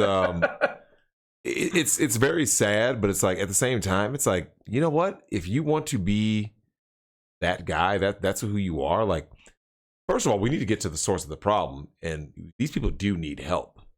Because this doxing thing is like I've heard that term, just like with the whole the swatting incidents that I've heard. I mean, to an extent, swatting is like the worst form of doxing because that's taking the information. This is the problem with it, right? Like, this is anybody's problem with the doxing. Being in the cyberspace. You're just finding the information and putting it somewhere. The fear is that someone will use it for something bad. Correct. But, I mean, the very act of it is just, it's just an act. Now, there are some things where we probably want to say, maybe don't do that because there's a line that somebody bad will do this in some way. Correct. But, I don't know. I'm just exploring people's opinions on this one. I know my opinion on it, but my opinion is not always popular. That's fine. Yeah, it gets tough because in cyberspace it gets tough because there are so many different angles that people have. Just in general, I don't like the idea of like doxing. Like I said, if someone is doing something openly. Whether they be posting pictures or saying something like if someone's openly saying, this is my address or had a fun time at this place. It's right across the street from my house. It's like, you kind of set yourself up for that. But like, people posted pictures of my kids early on and I locked down everything. Like I locked down that, it was like, well, what am I going to do? First of all, what am I going to do about this person? Not much you can do, but lock down your stuff. Yep. Because you, of course, are, impossible to find. So that's right. I know where you are, and I can't find you half the time. But yeah. Well, so thank you for entertaining me on that one. But I think the interesting problem that, you know, whatever your opinion on the thing is, if you're getting involved in a public dispute, secure your stuff, secure your info. Correct. And maybe don't be in these public forums arguing. Like, personally, one of the things I think that needs to stop is like YouTube beefs. Yeah. Social media beefs. Like, sure, if you have a legitimate, especially if you know the person, like, if you know the person, obviously talk to them in person or over the phone in private. If you don't know the person, there should be a new code of ethics, which, you know, ethics mean nothing in the modern era. We know that, but you need to get to a point where you go like this: look, we won't discuss these things in like this open forum, because that's how you start. I mean, the wars have been started over less. You know what I mean? So at some point, people got to start saying, look, if we have a problem, and, you know, I'm a YouTube celebrity, you're a YouTube celebrity, or a social media star, or whatever, there has to be a point where people say, okay, if we have a problem, we do it outside of this social forum. Yeah. And if we can't come to a conclusion, we just go like this: we agree to disagree. You promise not to make videos about me, you know, like, you know, disparaging me. Check. I do the same, and we just go our separate ways. Like, you go back to doing whatever content you were doing.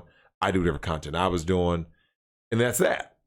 But yeah. Now people are getting so personal, and they're getting, like you said, with the doc scene, and, like, you know, the Tyler Barris who got sentenced to 20 plus years, the swatting incident, a guy who had nothing to do with it. It was the wrong address. Yeah. So now you killed. So he was a father, if I recall. Yeah. The guy. So like a father, he had like 2 kids or something. So now there's a man dead because you swatted somebody, and then you got in jail and bragged about that you were on the internet and you're threatening to swat people from jail. Yeah, and this guy swatted several people. Like, I think his name was like Verified Swatter or something. Yeah. That was who he's known for. And now you're gonna spend 20. Like, now some people feel that 20 years is obviously not enough, but it's like that has to be charged as a conspiracy to commit murder. Yeah, which carries the same penalty as actual murder. Yep, I think it needs to. It needs to, like, because if you call SWAT, if someone says, "Hey, what do you think SWAT's gonna do?" Like, what are they trained to do? They're trained to, now, if they can bring you in alive, that's good.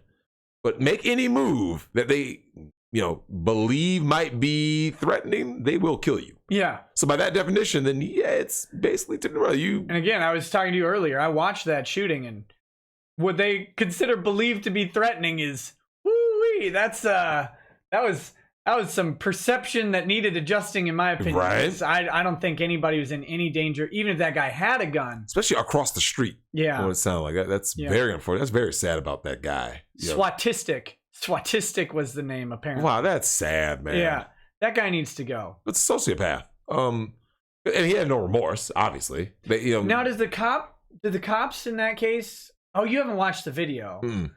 Man, You told me about it. I think personally, I think there needs to be some punishment there, because, you know, that's one crucial piece of the puzzle is who pulls the trigger. Correct, and you do need to be held accountable. But I mean, I understand the problem, because the cops are, you know, what do they know? This person's got a hostage and they've murdered 3 people. There lies the other side of the argument. Oh, yeah, bump that. That's the other side of the argument. Breaking my stuff. Nothing's big enough. But if you think about that whole scenario, that's very sad. That like, so think about it, though. How do you think that SWAT guy feels when he finds out, like, yeah, not only was this guy, this is an innocent man, but the call itself was bogus. Yeah, you killed someone over nothing. Right. And I feel bad for the cop and his family, because that's not something you take lightly. You know, because you can always rationalize, like, hey, man, I thought. But think about it. Imagine that SWAT guy is playing with his kids, and he knows in his heart, like, I killed someone. Yeah. I took the life of a man who could never do what I'm doing right now, just playing with kids, doing what I did, raising children. Like, yeah, someone's dead. Someone's going to grow. 2 kids are going to grow up without a father because of my action, and my actions came from an idiot who falsely made a call. Come on, man. That's just terrible all the way around. Yeah, that's a bad situation. And every swatting should be treated as that. Like, whether or not someone dies, it needs to be considered that way. Absolutely. That stuff's got to stop. Terrible. Oh, I've got Dubler. Why shouldn't docs be protected free speech? Oh, it is. It is. Just because things are protected doesn't mean that they're right to do or wrong to do, right? You have to make that decision for yourself, and you have to make it in the whatchamacallit, in the, I guess, circumstances that you're in. You aren't entitled to anonymity, are you? And you certainly aren't entitled to safety. The law just enforces with punishment. These are all very true things. And like I said, it's less about whether or not it's protected free speech. Make no mistake, doxing is protected free speech, and as long as there's no actual threat attached, it sure seems to be legal. Now, I can't say it's legal in every jurisdiction because I don't know, but it's really hard, especially at a federal level. It'd be really hard to charge someone with doxing. And I mean, I'm talking releasing of very sensitive information if you've got it. Correct. Like, we're talking social security numbers, credit card numbers. There's no specific protection for that type of stuff, really, as long as you didn't get it through some sort of illegal means or fraudulent means. So it's a tough subject, and people are going to be torn on the issue. Here's the interesting thing about lawyers, right? We have to dox people all the time. Like, we have to do the research to dox people to find them, because you got like, anonymity online doesn't protect you from a lawsuit.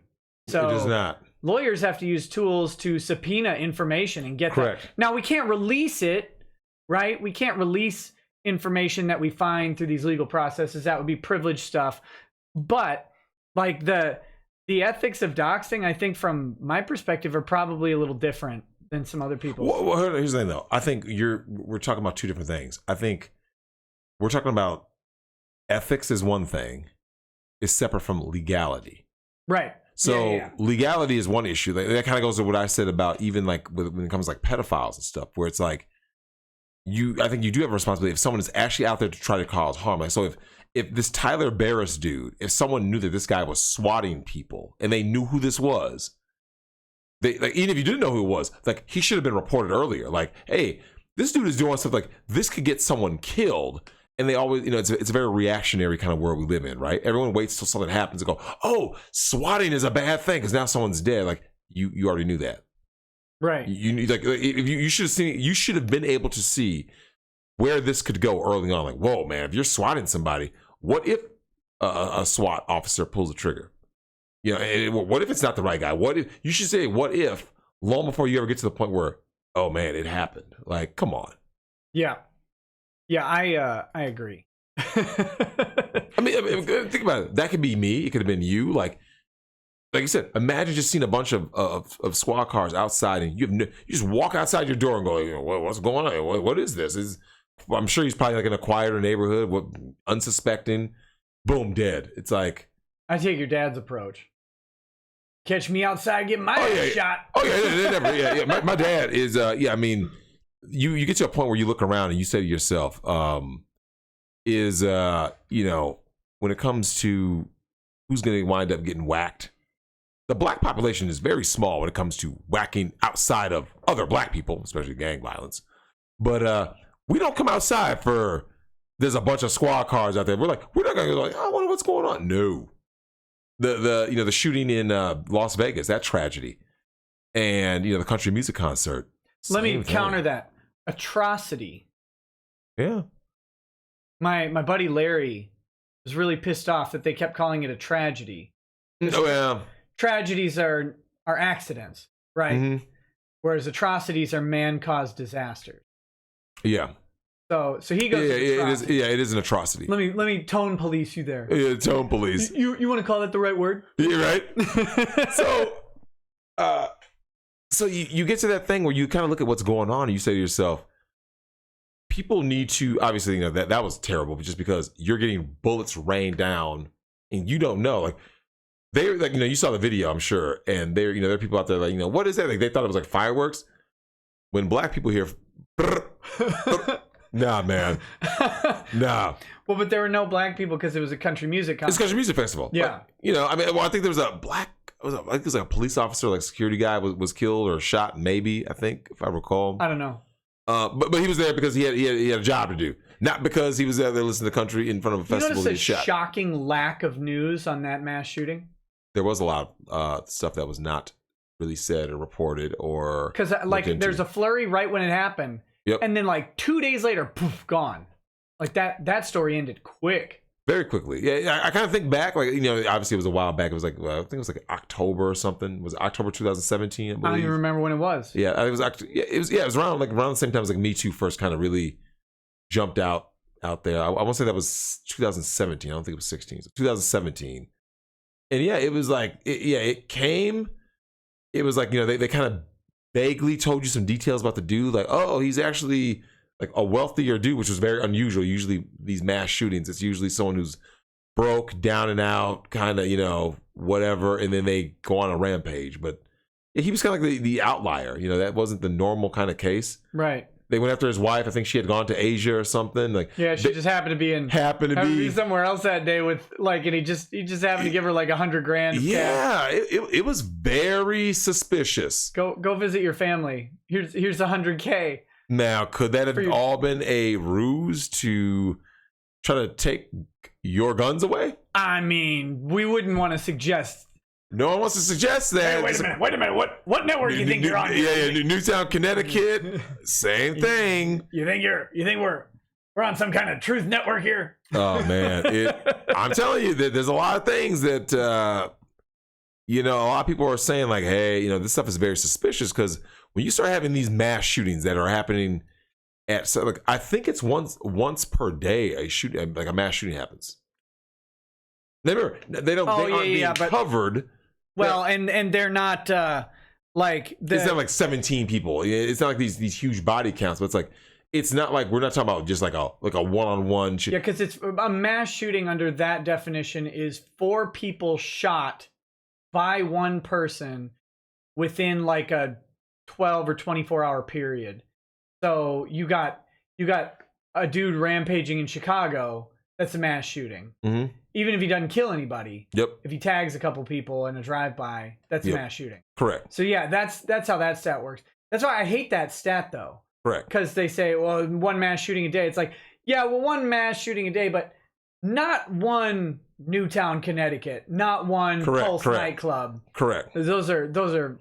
Well, it's gotten to a point now, and I'm sure there's people out in the chat that have maybe feel the same way, that things that you used to not think about, whether it be you're going out with your family, you're going out with whoever, things you didn't think about at all, you start thinking about now. The movie theater used to be like a safe haven, right? You didn't think twice. You just went to the theater and you said to yourself, hey, I'm going to see whatever movie. We're going to go, kick back, eat some popcorn. Hopefully you got a girl who's got a deep purse because we know you snuck food in. If you're not sneaking food into the movie theater, you're not doing it right. You're not doing it right. I mean, if you're paying $8 for a drink, come on, man. You're not pulling out the Subway sandwich and uncrinkling that paper. We've done it with Chipotle burritos. Yeah. I can't think of anything that we haven't smuggled in, man. I saw a dude, we were kids, and it was a guy and a big fat guy. And the fat guy had a big puffy coat on. He comes in, he sits down in the theater, opens up, and he's got the family-size bag of Lay's. Oh. He just pulls it out. you know what the best part about that is, though? Is the guys who do that, like when the season's wrong. Yeah. Like, bro, it's August. Hey, I got a glandular disorder. You got a disorder. You're coming in there. It's like, dude, it's way too hot to have a trench coat on right now. But yeah, it's I actually even noticed it. I went to a food festival. Was it last summer or the summer before? I think it was last summer before. Same thing. I'm at a food festival. Before you'd have thought a food festival was, oh yeah, I'm just coming here to eat some food. It was on my mind. What kind of food festival did you go to? Is it one where you pay to get a ticket and then you pay for all the food you eat? Yeah. Those are the worst. Yeah, I know. You ever been to a Cisco show? The singer? No. Song? It's everything I have not to reach across and hit you right now. No, the Cisco, the food company, SYS. Oh yeah, Cisco. Yeah. So they do shows where they advertise all their different products or whatever. Have you ever been to one of those? I've been to one of those. I'm aware of it though. Go to one. All the food's free. Oh, really? You go, you pay your money as like a vendor or whatever, a restaurateur, and then you walk around and they're like, hey, I made these turkey legs. You want one? Because they're selling turkey legs. They want you to know how good they are. Or, hey, I have this frozen custard machine for sale. Check it out. And they give you a big thing of frozen custard. Or, hey, I'm a massage therapist and I'd love to come to the lobby of your restaurant. So sit down in the chair. I'll give you a 15-minute massage. They're things of abject beauty. Always go. You find one and go. I went to one in college because I was on the food committee. And so we go to the Cisco show. I walked up to a guy and I'm like, what are you doing? Because he didn't have anything out. And he goes, I'm making you a Philly cheesesteak sandwich. Like, man, brother, carry on. Wait. 2 minutes later, I have a Philly cheesesteak and I'm chomping it and walking along. I strong recommend going to a food show. God, they're great. It's something similar with do you know that talk shows are very similar? Like, when you go to, like the Maury's and the all that kind of stuff. I talked to a guy who went to one of those, and he said like they're all basically like filmed. You have like a bunch of them filmed like in the same studio, right? So it's like over to the left is Maury, over there is like Montel, or whatever personalities there. And he said, and like you can just like sit in each one, and yeah, they feed you. Yeah, they got the hospitality ticket. Yeah. He said Maury fed him well, man. Those paternity tests. What a shame, by the way. That show look, man. That show. I was at a barbecue place down in Amarillo. I already know that was good. Shy Lee's barbecue. Hey, hey, I'm gonna find a picture of Shy Lee's real quick. You this place is good. You type in Shy Lee's. Hold on, see these photos. Shy Lee's Barbecue and Soul Food Cafe. All right, are you ready for this place? Oh, wow. Drexel. I saw that place. I knew I was in the right place. Right? Because their food is good. And I like how you can't quite see what time it's open till. It says Friday. Let's see. Till something p.m. Till something p.m. Yeah. And everybody in the comments, hey, if you're a guy, keep your pullout game strong. Oh, it does look good. Hey, Shy Lee, it's barbecue main dishes and then soul food side dishes. Yeah, that's a good combo. Yeah, it was great. So we're there, and of course, on the TV, on their busted, looked like somebody was pirating the signal cable that they had going. They had Jerry Springer on. I was dying. I was like, I had forgotten, because you forget things exist. No, hold on. Old Jerry or like new Jerry? Old Jerry. New Jerry's on a different game show. Okay, yeah, because Jerry Springer. I remember when Jerry Springer first kind of like really hit big, in the like mid to late '90s, and I remember when his ratings like surpassed Oprah. Obviously, it was going to be temporary because his type of TV wasn't going to be sustainable. Yeah, but it was a great moment in time where, like, that was along with the Real World, like the first time that like ratchet TV became a thing. Yeah, because like people were like legitimately intrigued by like what was on Jerry Springer. I was like, we know it was a freak show. We know it was all crazy, but it's like there was a genuine intrigue. Like, hey, when you see the big girl off stage and she's getting primed to come on, yep, she takes off the heels. Yep, she takes off the heels, and it's like, oh. The windmill is coming out.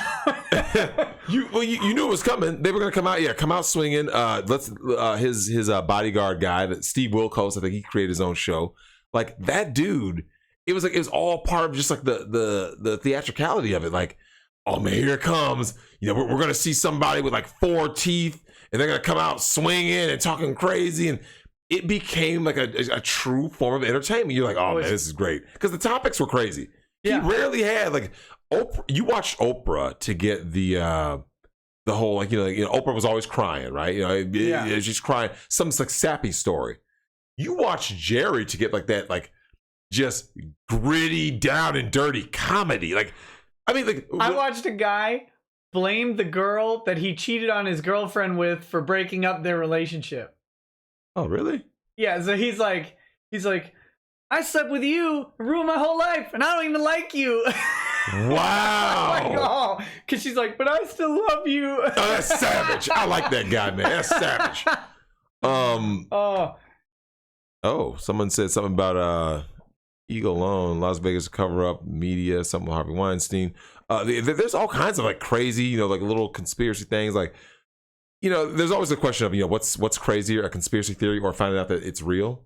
Yeah. Kind of like what happened with the Trump investigation, the Russia investigation, and Rachel Maddow lost like basically her viewership, except for like the people who are like still in that boat. Like, you never want to be the person who's like, it doesn't matter if you're left, right, center, whatever. You just don't want to be that guy or gal who believes something wholeheartedly, and then they're like, yeah, no. And then you kind of sitting there like, because that's what you built your whole platform on. Yeah, and Mueller was their guy. Was there? Yeah, that was the thing. Like, yeah, he was objectively their guy, and that's the key. It's not like he's appointed by the side you don't like, so you can always use the conspiracy theory angle, right? Like, oh, of course, they just made it up because once it's someone that you appoint, your guy.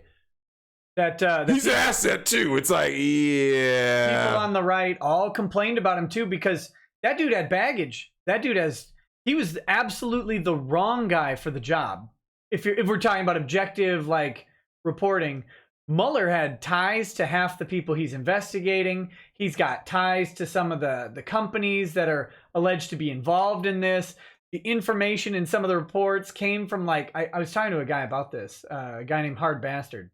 The information that was used in the dossier to like justify some of this stuff was provided by a company that Mueller worked for. Like, all this while, he's the wrong guy to do it, and he still comes out and the report's like, nope.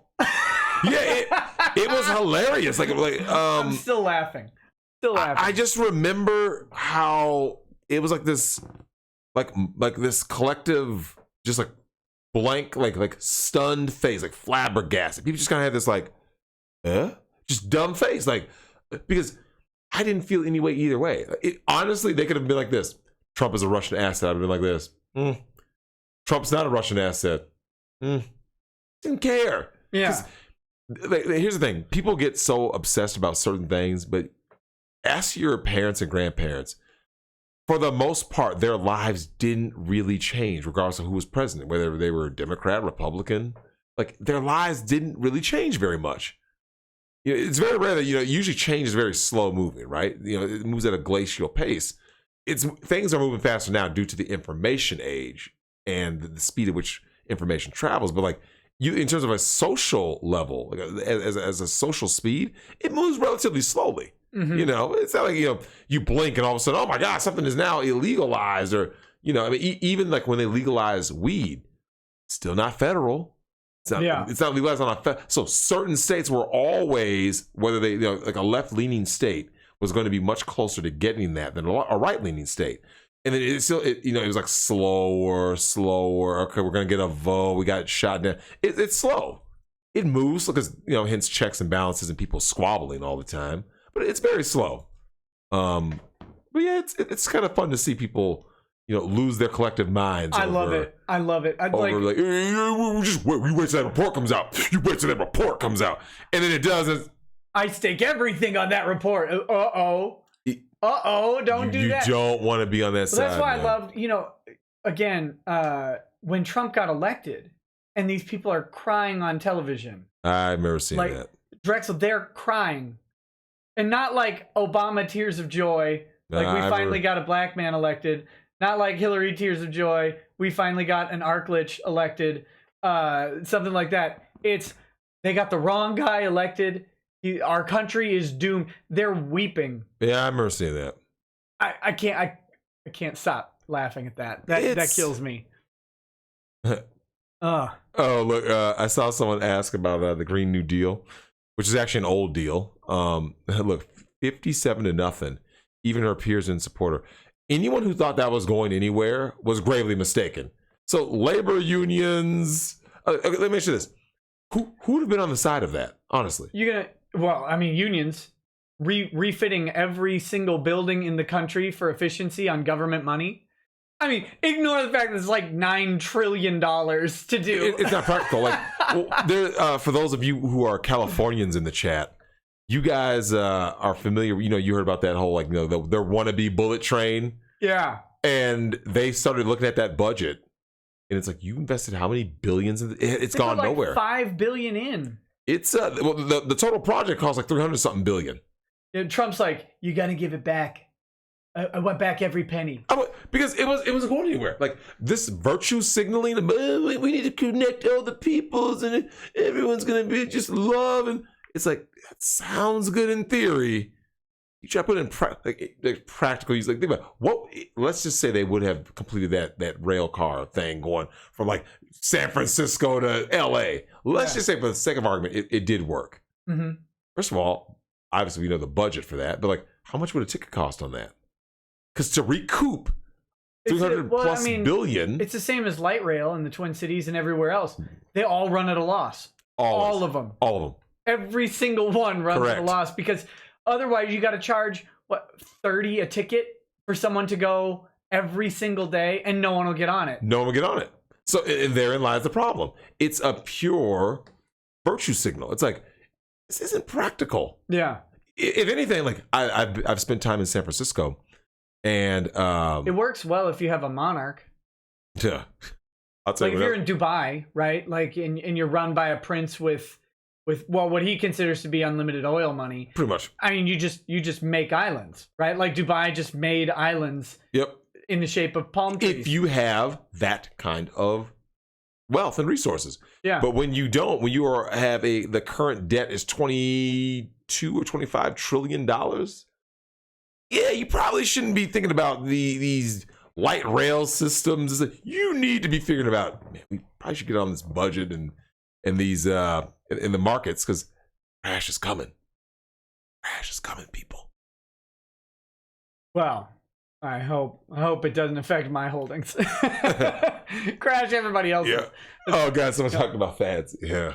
Yeah, we're gonna have to hear that story. Yeah, but you said something earlier that triggered me. What's that? And I wanted to talk more about it. You said this is not for the subs, the male subs. So I know we have an agreement that it's never okay to be a cuck. Correct. Is it okay to be a male sub?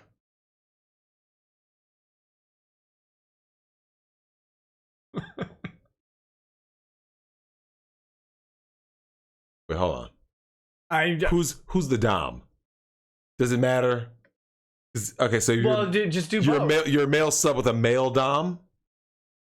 That actually, I kid you not, I actually have more respect for a gay couple that has a male sub and there's a male dom. Okay. Because now female dom though. Okay, when I worked security for Mr. Seguin, and like, you saw The Wolf of Wall Street, right? No, I never watched it. You're killing me. Well, when you have a female dom, usually like what ends up happening is that a lot of times female doms have men who, their male clients, the sub in that case, they usually are in like high power, high stress jobs, right? So the males are in high power, high stress jobs. Yeah. So they want to be like dominated. So they get the escape of it. Yeah. Okay. So the problem is, I can understand it from the standpoint of someone at that level, because it's much more private. You can say it's always private. You know what I'm saying? You're not out there just, even a slut walk is not really showing it. However, when it comes to just like, you got you're in a relationship with a woman and you're a guy and she's like, yep, it's good. It's that time. Look, I just had this argument while I was out of town this past weekend. And it wasn't even like a legitimate argument. I had a chick who's an obvious feminist was trying to tell me that, oh, no. First of all, she made the mistake of, once again, projection, believing that there's a lot of feminists who believe that men are afraid of strong, high-earning women. Like, no, they're not. We aren't afraid at all. If Oprah Winfrey walked up to me with her billions, no part of me is afraid of Oprah. I'm not in awe of Oprah. I'm just like, oh, it's Oprah. Like, yeah, there you are. Would you put it down? No. No. Would you wife Oprah? No, Wow. because we don't have hypergamy. Women do. No amount of money will ever make Oprah attractive. Okay. Harvey Weinstein, who no woman would ever sleep with, but he's got money, they will sleep. Men will not sleep with Oprah because she has money, period. Now, will bottom figure, yeah, there's always going to be those exceptions to the rule. You know what I'm saying? Yeah. There's a hood rat out there. There's a Pookie and Ray Ray somewhere in Chicago. She doesn't have to go far. That is, sitting in the slums right now that would go ahead and do something with Oprah. Yeah, I get it. But back to the sub thing. Women don't respect submissive men. They don't respect docile men. They don't respect beta males. They don't respect these dudes. I watched a thing. Lesbians don't. Lesbians don't. Oh, hold on. The elbows, they're their own thing. I watched a thing with a guy who is a sub, right? And he's So wait, he's a sub to a dude or a chick? chick. All right, And go on. he's worse than even what I thought, because he's like buying the chick and her man dinner. So he's a cuck. I mean, no, though.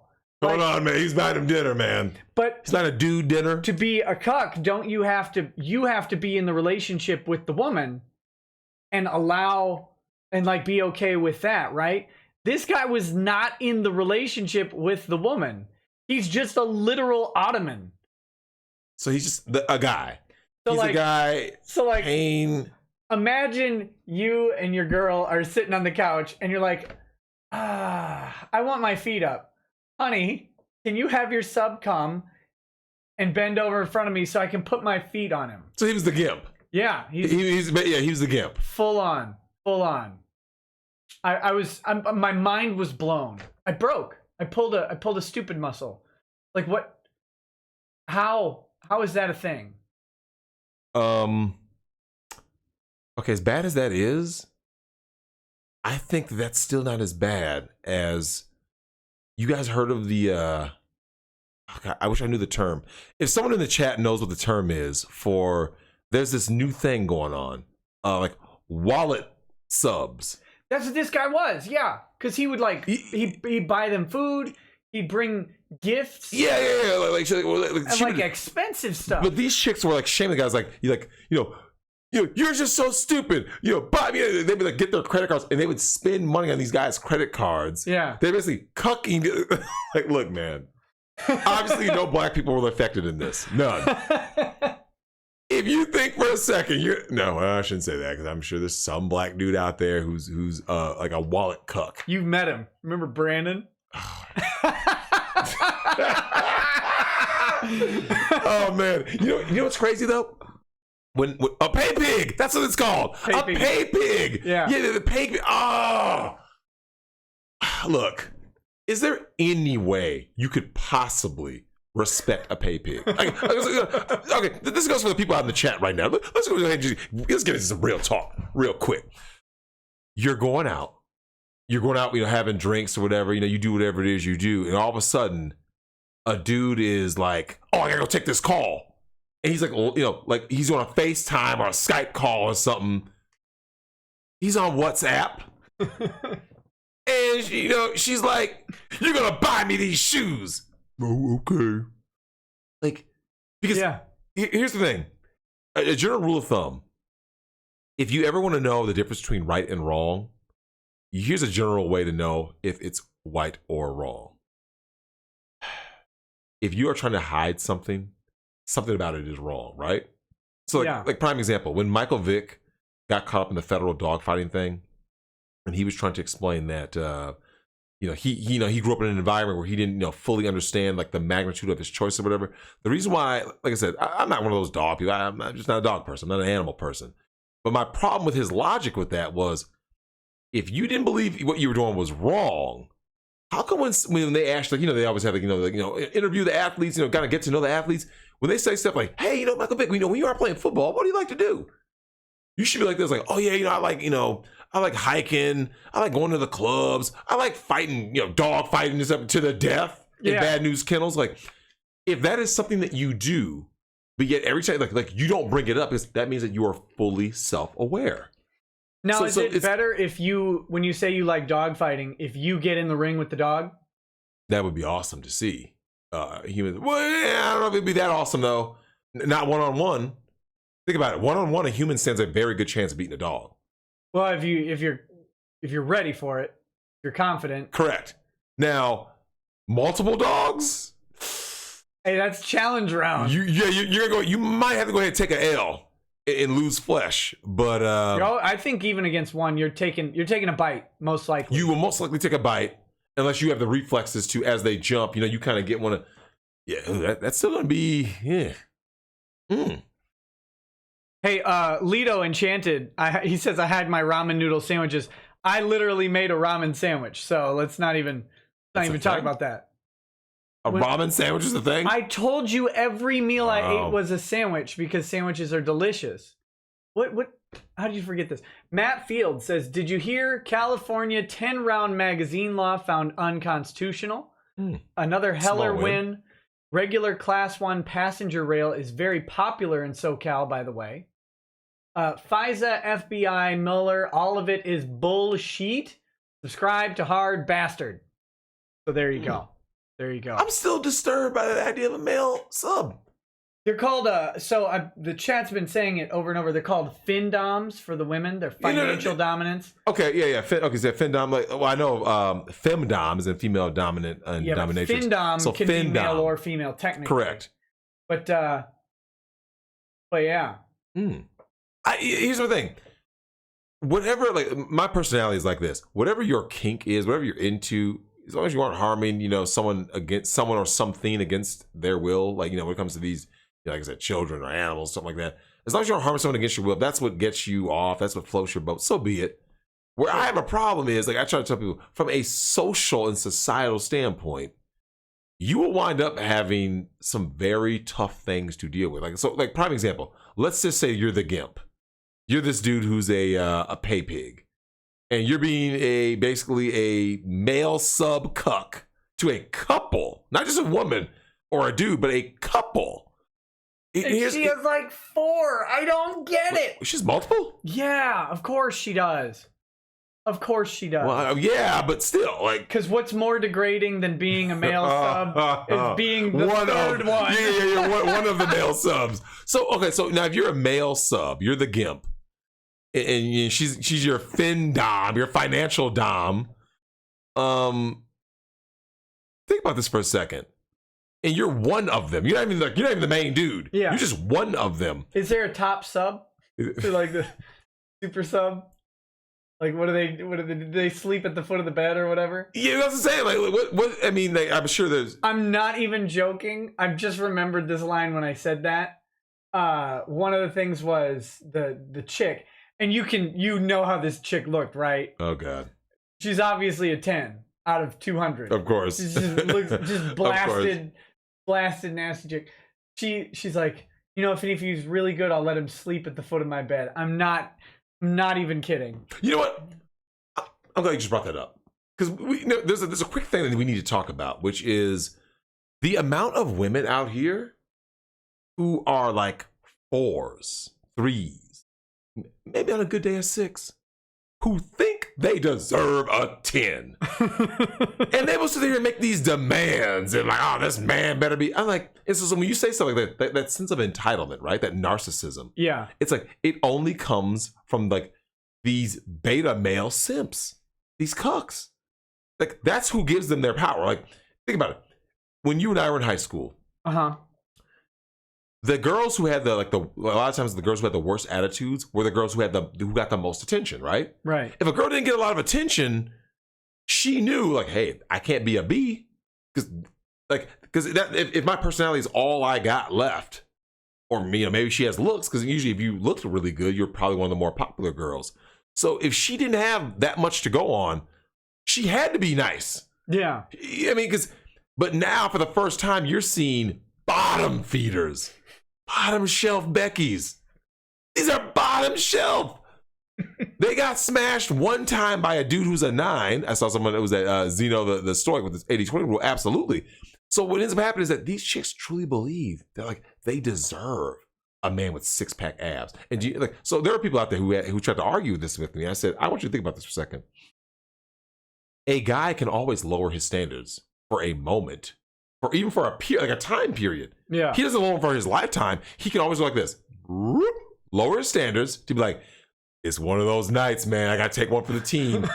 and he can do that. Like, so a 9 can get with a 5, no problem. Yeah. He's not going to date her. He's not going to, you know what I'm saying? He's going to strap on 3. We should remake 9 to 5. Right? With this theme. That'd be better. No, but seriously, like, look, I look at a lot of these chicks. Like, I go places all the time, and I just kind of see the attitudes of people. And you start to see, we now have this like weird flip. The attractive girls don't get the same approaches, so thus they're actually sweeter now. Like so imagine that's like a bizarro twist on high school where the most attractive girls usually had the worst attitudes, unless you were one of those guys that, you know, if you were like the popular jock or whatever. And I have noticed this: a lot of the chicks who have like the highest demands and are like the biggest B's are like the bottom feeders. Like, these chicks are like 4s. Yeah, and it's like. So here she is, overweight. They're always overweight. I mean, and they show up, as you sloppy bodies and stuff, and beautiful at every size. and they're sloppy looking, but like they will demand, because all that demand is like they had a guy or guys in their past who were the top guys. Yeah, but the top guy only smashed. So a lot of these females, and you know what's funny? I actually just had this happen recently, at the gym. Where these females keep, like, so they talk about, you know, bedposts. Women keep dudes their pictures in their phone as a bedpost. They will show you, like, look at this guy, and they will start swiping, and they will show you pictures of these, you know, fit, buff, hung dudes, and so they will brag about the level of men that they can get, right? And these chicks are land whales, right? And so they think that they, like, I'm like, but have you ever met this guy's family? No. You ever met his friends? No. You see what I'm saying? Like, you're not going to meet the family. You're not going to meet the friends. He's not going to date you. He's going to hit it and quit it. Here we go. This is for you. Uh-oh. Want your...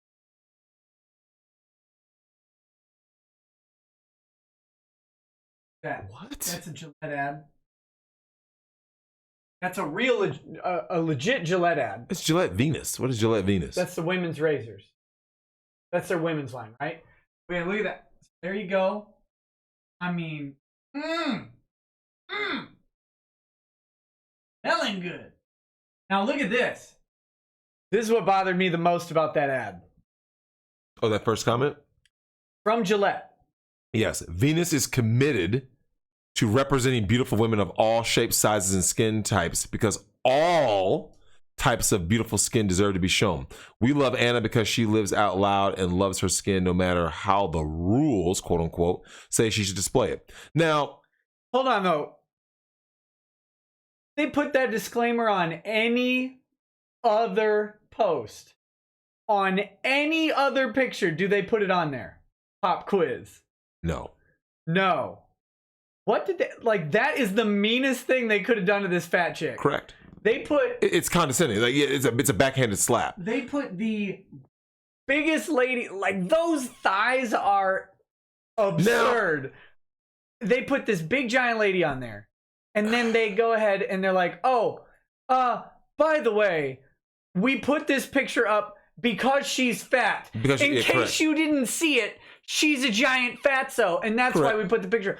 Like, that to me was way more offensive. Now, hold on now. Okay, like, so here's something that everyone in the chat, I'm sure, is fully aware of. When you see these things about this body positivity, it's completely one-sided. Yeah. There's no body positivity that there, you know, with men, right?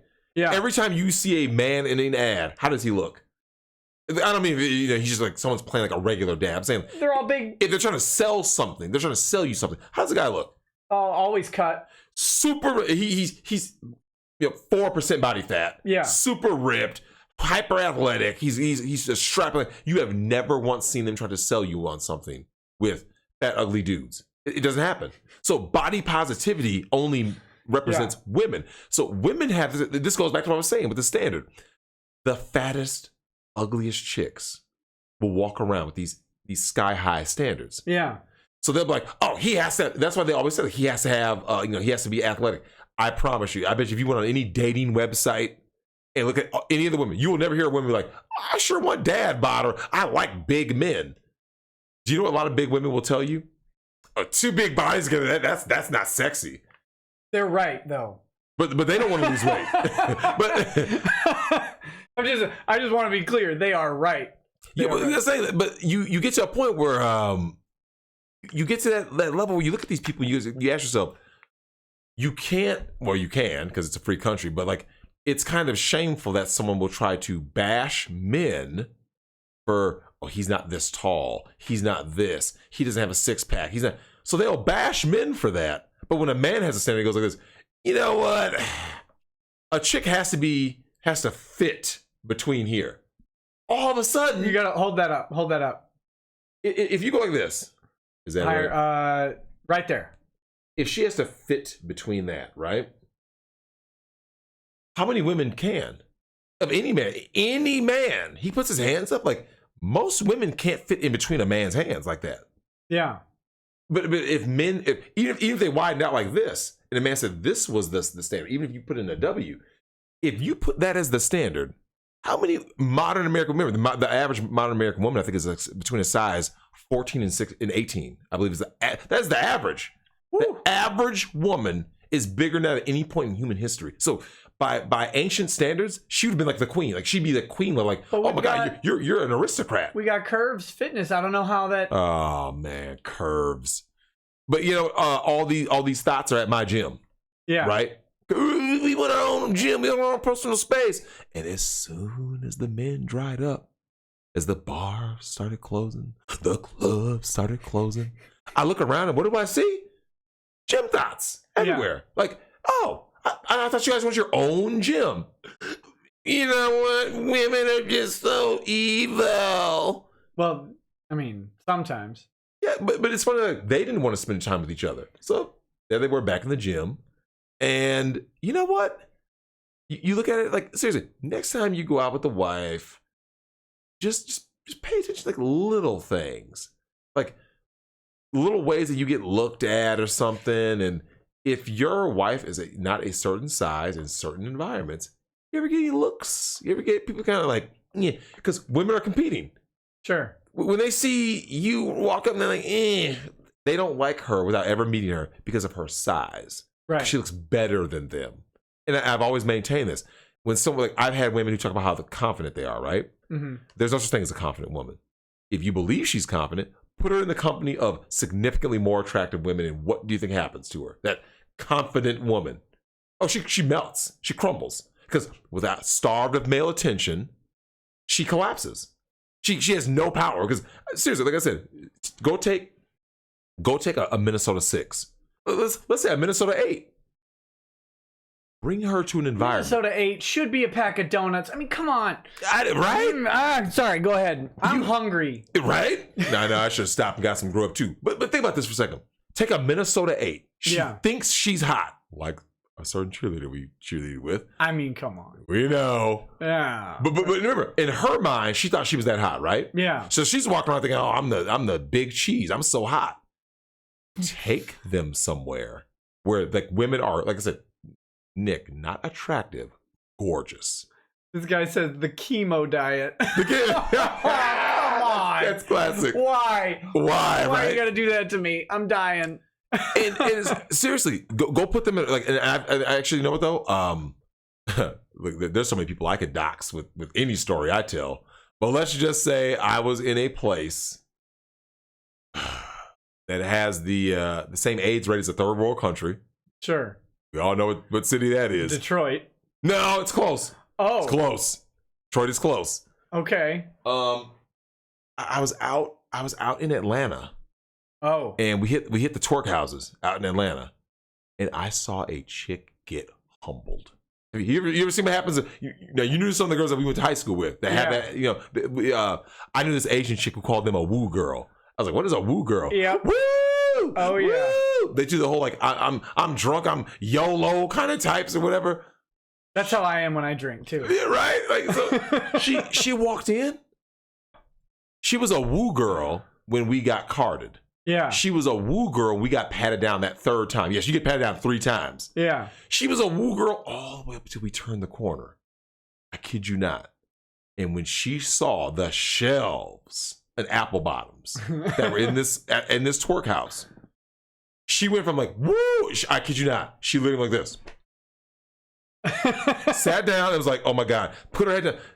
Didn't say a word. Yeah. So she went from hot, drunk, white chick to just silent. And I thought to myself, that's funny. Because I had never seen her like that. And I was like, that's what happens. You take one of these thoughts out of their normal habitat and put them into a habitat with greater, more appealing thoughts. This is what happens. Like, because you put them in with an apex predator. You put them with an apex predator. So, like alpha, omega, sigma, all this stuff. That's one thing. But once you're in the presence of an apex predator, that means there is nothing higher on the food chain. Yeah. So here you are. You thought you were hot for Minnesota. For Iowa. Yeah, you're hot for Iowa. You're hot for, Wyoming. But when you went to a premier twerk house in Atlanta and you turned that corner and saw what was in there, and all of a sudden you just lowered your head because you knew. So was she confident? Remember, I bet you if you asked her, she'd be, oh, I'm confident. Where's the confidence at? Where did it go? Like I told you, I've been to South Beach. I can tell you right now, South Beach will humble a lot of women. Most men in this chat, seriously, for the men in the chat, put a 1 if a girl has ever told you she went to one of these places. Cancun, Bahamas, it was basically, the places spring with the spring break, Daytona, places that are basically resorts, right? Yeah. Now, I want you to think about that for a second. Ask those same women this. Hey, have you ever been to Brazil? Ever been to the Dominican Republic? See, you're saying this, but I know how I react when I do that. Whenever I go and there's someone like more buff than me, like Muscle Beach or whatever, I just go and urinate on all of them. So you solve that problem. Ladies, that's savage. What? Zeno put a Des Moines 8 as the LA 2. Ooh. That hurt. That hurt. No, but it's seriously, it's true. Like, that's why you've seen the ones. I'm telling you. Oh, you live in California. You know what? Who was that? The Shadow of Humanity. I like, in terms of pure looks, I think California might be number one. Just sheerly, like I said, you just ignore everything else. Just looks. Personalities, man. You're wrong, man. Old Country Buffet has the 10s. So every water park, they got hundreds. Oh, definitely. 10 10s. Rolling. Stacked up. Stacked. Why are people at water parks so huge? They are land whales. Honestly. Like literally Captain Ahab harpoon, you got to get them. To figure this Tried out. it. The fact that there's not a study on this. Because, I mean, I got kids. We go to water parks. I think I know. Why? Light bulb. Okay. I'm going to give this a stab. A harpoon stab. With all these land whales, they need to go ahead and get on the nothing diet.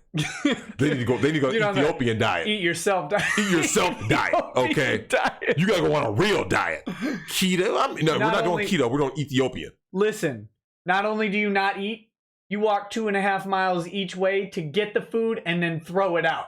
Yeah. Oh yeah. Absolutely. Yeah, make sure that you don't. I don't want you to enjoy none. Don't even smell it. Here's what I'll say about this. I have a theory. Yeah. The reason they don't go to all of these, beaches and stuff, you always go like, man, why are they always so large? It goes back to my issue of women always crave a comfortable social environment. You've been to these places. Think about it for a second.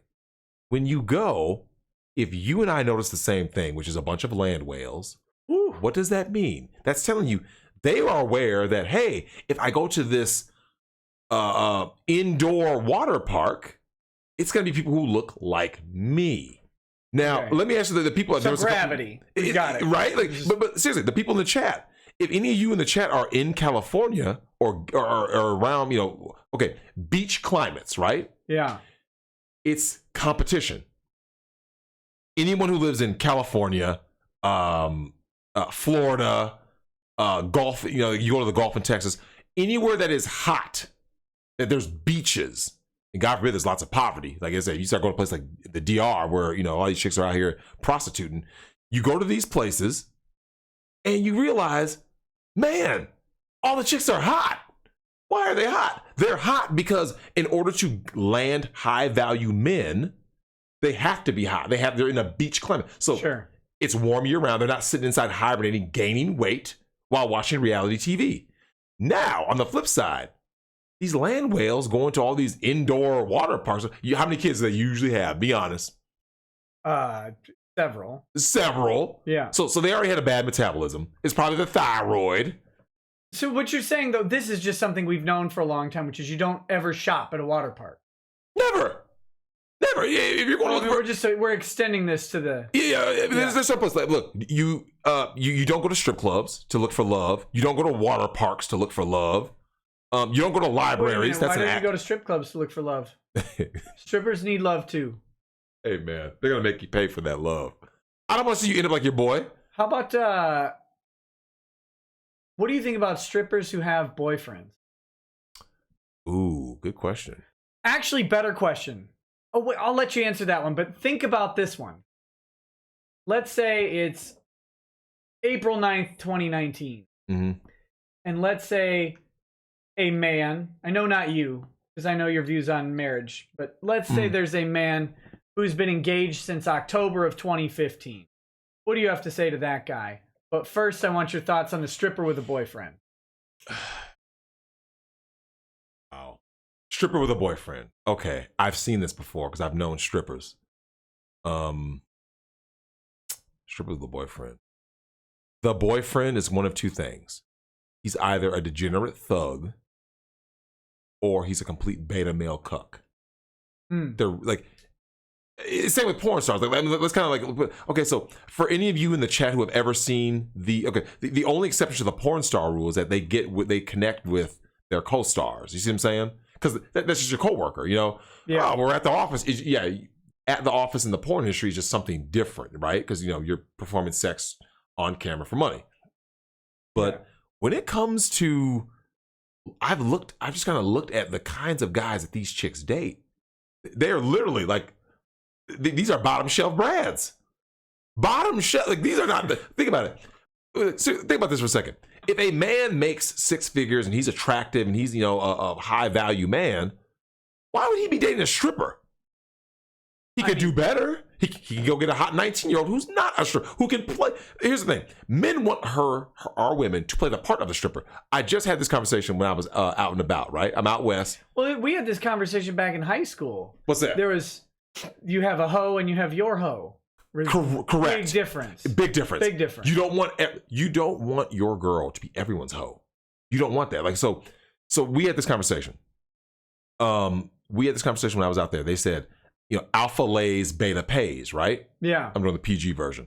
Alpha lays, beta pays, right? So if you judge that standard, that focuses on women's biological imperative, right? Women want the alpha. They want what he can, you know, in terms of he's the guy that's going to be able, if you know, it hits the fan, he can go out there and procure resources, right? That's what the alpha represents. They want his genetic code, right?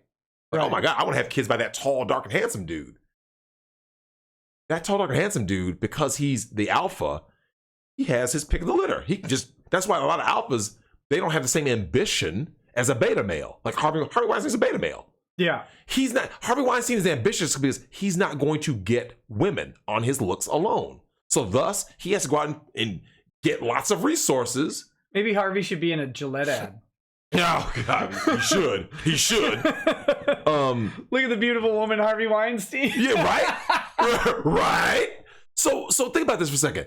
If a woman's biological imperative is to say, I want the alpha male's genetics and I want the beta male's go his provisions, right? Like he's going to provide all these things for me, right? He's going to treat me like a queen. But the alpha male won't. That's why when you hear women go, "Oh, I've dated are guys who are jerks." It's like what she's really telling you is that she's attracted to the alpha male. Yeah. But the alpha male is just pumping and dumping her. Right. So when she says, I'm ready to settle down, why does she cheat on the beta male? Because she's tasted the alpha male. So now she's with this beta male. Like, oh, he's so boring. Even if her ex used to beat her up, I'm sure you've heard of cases like that. They will like run. They're loyal to him. You're like, why are you loyal to someone who beats you up, who demeans you, who's horrible to you? And it's like, well, because they like dysfunction. So for us men, one of our mutual friends, I'll tell you later who it was. He was talking to a girl. This was in college, and she'd just gotten worked, right? Just gotten worked over by her boyfriend. Yeah. And he's talking to her, and was he a white knight? No. Oh God. And he's like, what are you doing? Like, what with this guy? And it was literally like, well, when he's not drinking, mad, on coke, and isn't hitting me, he's really nice. Like, that was, I mean, and of course, you know, those four things that she named off is 90% of this person. Correct. It's 10% time where he's not that. She's literally like, well, he's really nice when he's not beating me. Oh my God. That's sad. That's a dysfunctional person. But think about it though. If that's women's biological imperative, when someone says, okay, so what's men's biological imperative? Men, especially, you know, any red-blooded man, men love porn. We do. And someone goes, what? Because I've had women ask me this. Why do men are so into porn, Drex? Tell me. What is it about porn? You know, a man has a good woman right here. Yeah, she is a good woman. But she doesn't do what Riley Reid does. She doesn't do what August Ames, God bless her soul, does. R.I.P. August. R.I.P. Yeah. That was talent. That was talent. Okay. I thought you were gonna say that was terrible because I mean, getting shamed into suicide. Oh yeah. But her skill level on film, yeah, as a she was actually married. Didn't know that. She's from Canada. Well, yeah, Canadian. Apparently to a cuck. Most likely, yeah. Yeah. Yeah, because the guy, he's gonna try to pretend to be like no. Your chick's getting ran through like that. Tito Ortiz. We know Tito's a cuck. Tito's a cuck. Yeah. You were dating Jenna Jameson. Come on. That's not sloppy seconds. That's like sloppy 4,000. Come on. I mean, come on. She can't pair bond. That's generous. She can't pair bond. So when we look at from a man's perspective, we want the porn star, but we want her to be our porn star. So we want the girl that we could take home to mom. Nice, sweet, submissive. She can cook. She can play a role with the kids. And then, like a light switch, she turns it on and becomes a dynamo in the bed. That's what all men want. Now, if she wants to bring an extra chick to the bedroom, there's no problem. We have no objections. But but therein lies the point, right? Like a man looks at porn, he's like this, man, wish I could have that. But we know deep down, if you get that, you just have to sacrifice everything else. Every man knows that. So we make that choice like, okay, damn, okay, what am I gonna do? What do I want? Do I want to? So men can, remember, we have the same choices that women have in terms of who we want to get with. If you want to get with the hoe, yeah, you can get with the hoe. Yeah, you can be the cuck. You can go there, but she goes home to me. Okay, but everyone ran through that. So yeah, is she tired when she gets home, buddy? She's all you got her. She's all wore out. So you look at that situation and you think to yourself, oh, so what's your alternative? Men, it's easy for us to go like this. Yeah, my chick is not a 10. Guess what? She's a strong 7. And her skills in the bedroom, they're pretty good. I like being around her. She's fun. She's pleasant to be around. They go, we're good. Like, we can accept good enough. Women are like, but it can be better. And then they keep on, hypergamy floats. They keep on trying to eventually look for that better deal. And then they wind up, what? What happens to them? You've seen it, what happens. Those chicks who try to do that route, they wind up broke. You know what though? What's crazy? I've seen more and more females that you wouldn't believe wind up homeless, man. Yeah. Have you started to see that? Like they have like no place to go. Honestly, like these women who are their hypergamy just knew no bounds. They never wanted to kind of just settle down. Like there's been more and more articles now from ex-feminists who are like, settling down ain't that bad. Like settling isn't that bad. Like, because I tell you what, being alone is a lot worse. Like, women are terrified of being alone. Terrified. A dude can be alone, like, well, it is what it is. Women, go ask women how they feel about being alone.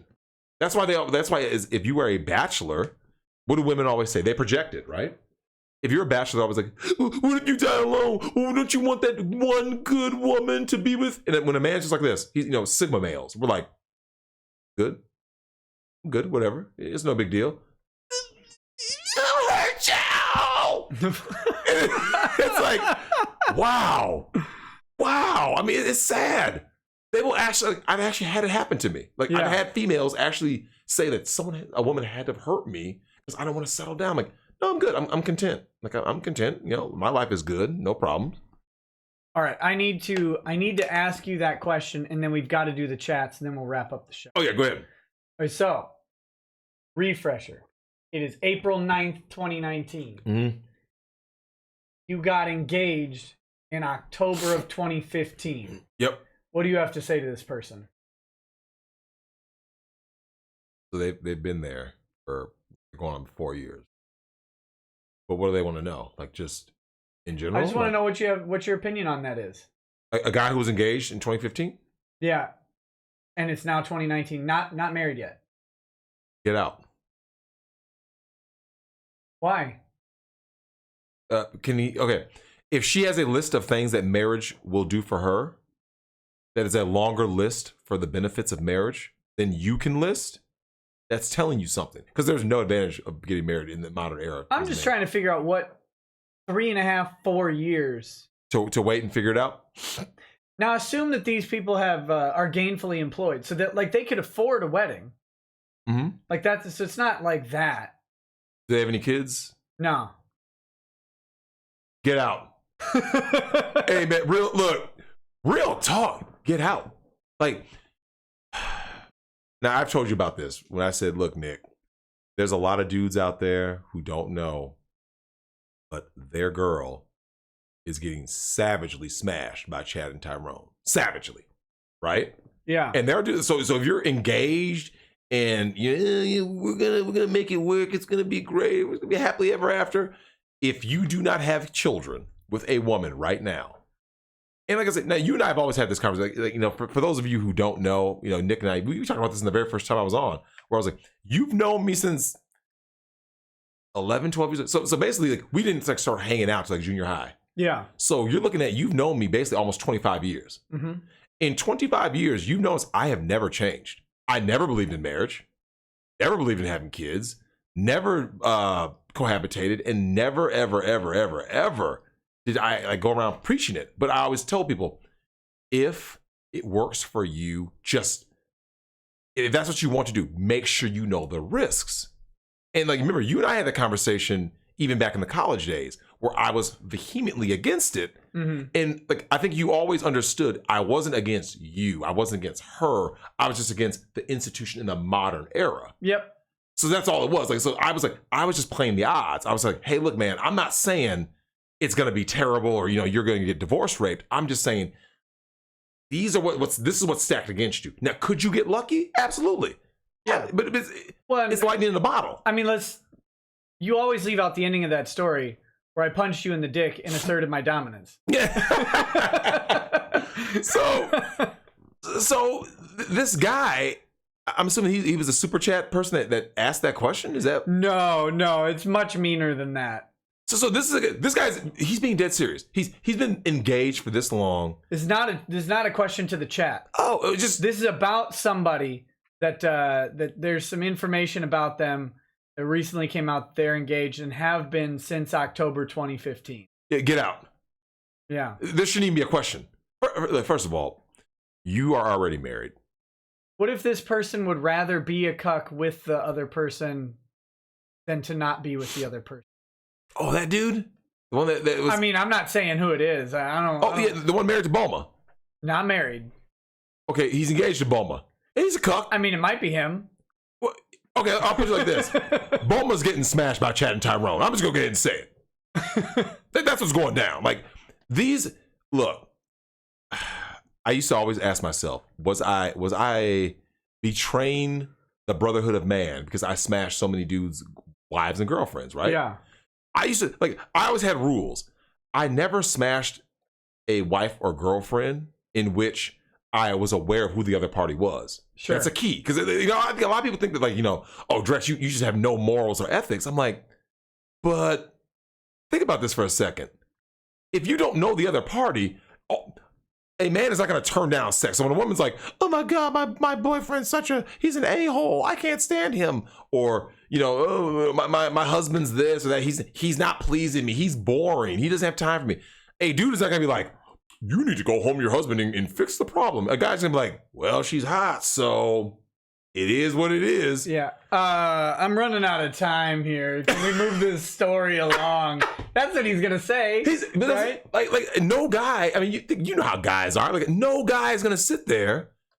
So what ends up happening is that we live in a situation where I saw someone say Drexel side piece, Cetrock, like we're in a situation where you look at the side piece culture, right? Yeah. And most guys have no problem because from a man perspective, it behooves you more to be a side piece in the modern era. So here's what happens.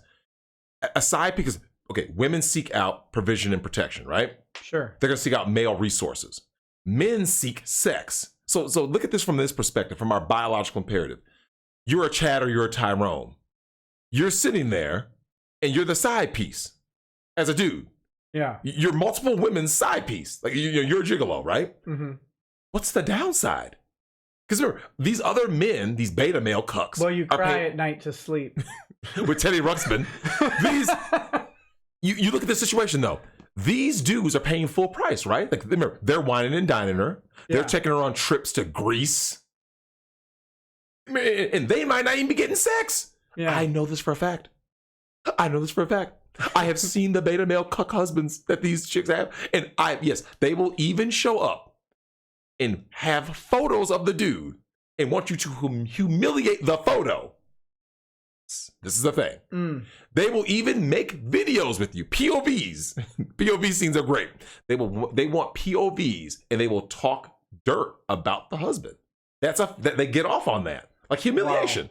Wow. So as a dude, men seek sex. So being a side dude or being a Tyrone or a Chad or whatever you want to call it, you wind up in a situation where you go, what's the downside? Like, remember, just get a high body count with no, real human interaction. That can eventually affect a person. But it's like, as long as you keep it separate, like a guy we can compartmentalize and be like, hey, we got our vanilla friends, we got X, Y, and Z. And then like, when I need to go talk about white people that way. Yeah. So, but when it comes time to go ahead and smash, you're like, oh man, dang, there she is. You look at your phone like, yep, it's Saturday night. I'm about to go do what I do. A guy can do that and go, this is great. So someone goes, well, so what's the female perspective? A female seeks male attention and resources. So thus, a woman's side piece gets treated better. Remember we watched Goodfellas? You were the person that introduced me. It was still the best movie ever made.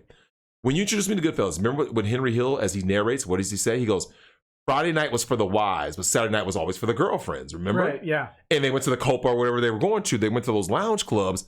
And so what you end up seeing is Henry Hill understands the side piece does things the wife doesn't do. Maybe she's more pleasant or whatever. Maybe she's more attractive, whatever the case may be. So from a woman's perspective, to be a side piece, what do you get? You get stuff, right? Yeah. Men give women stuff as a side piece. Like, oh, man, I saw someone say that Me Too eventually. Yeah. Me Too changed that game too. We'll talk about that some other time. Right. Even Chads and Tyrones on the side woke up to Me Too. You and I had that conversation about how us and a mutual friend came to the same conclusion.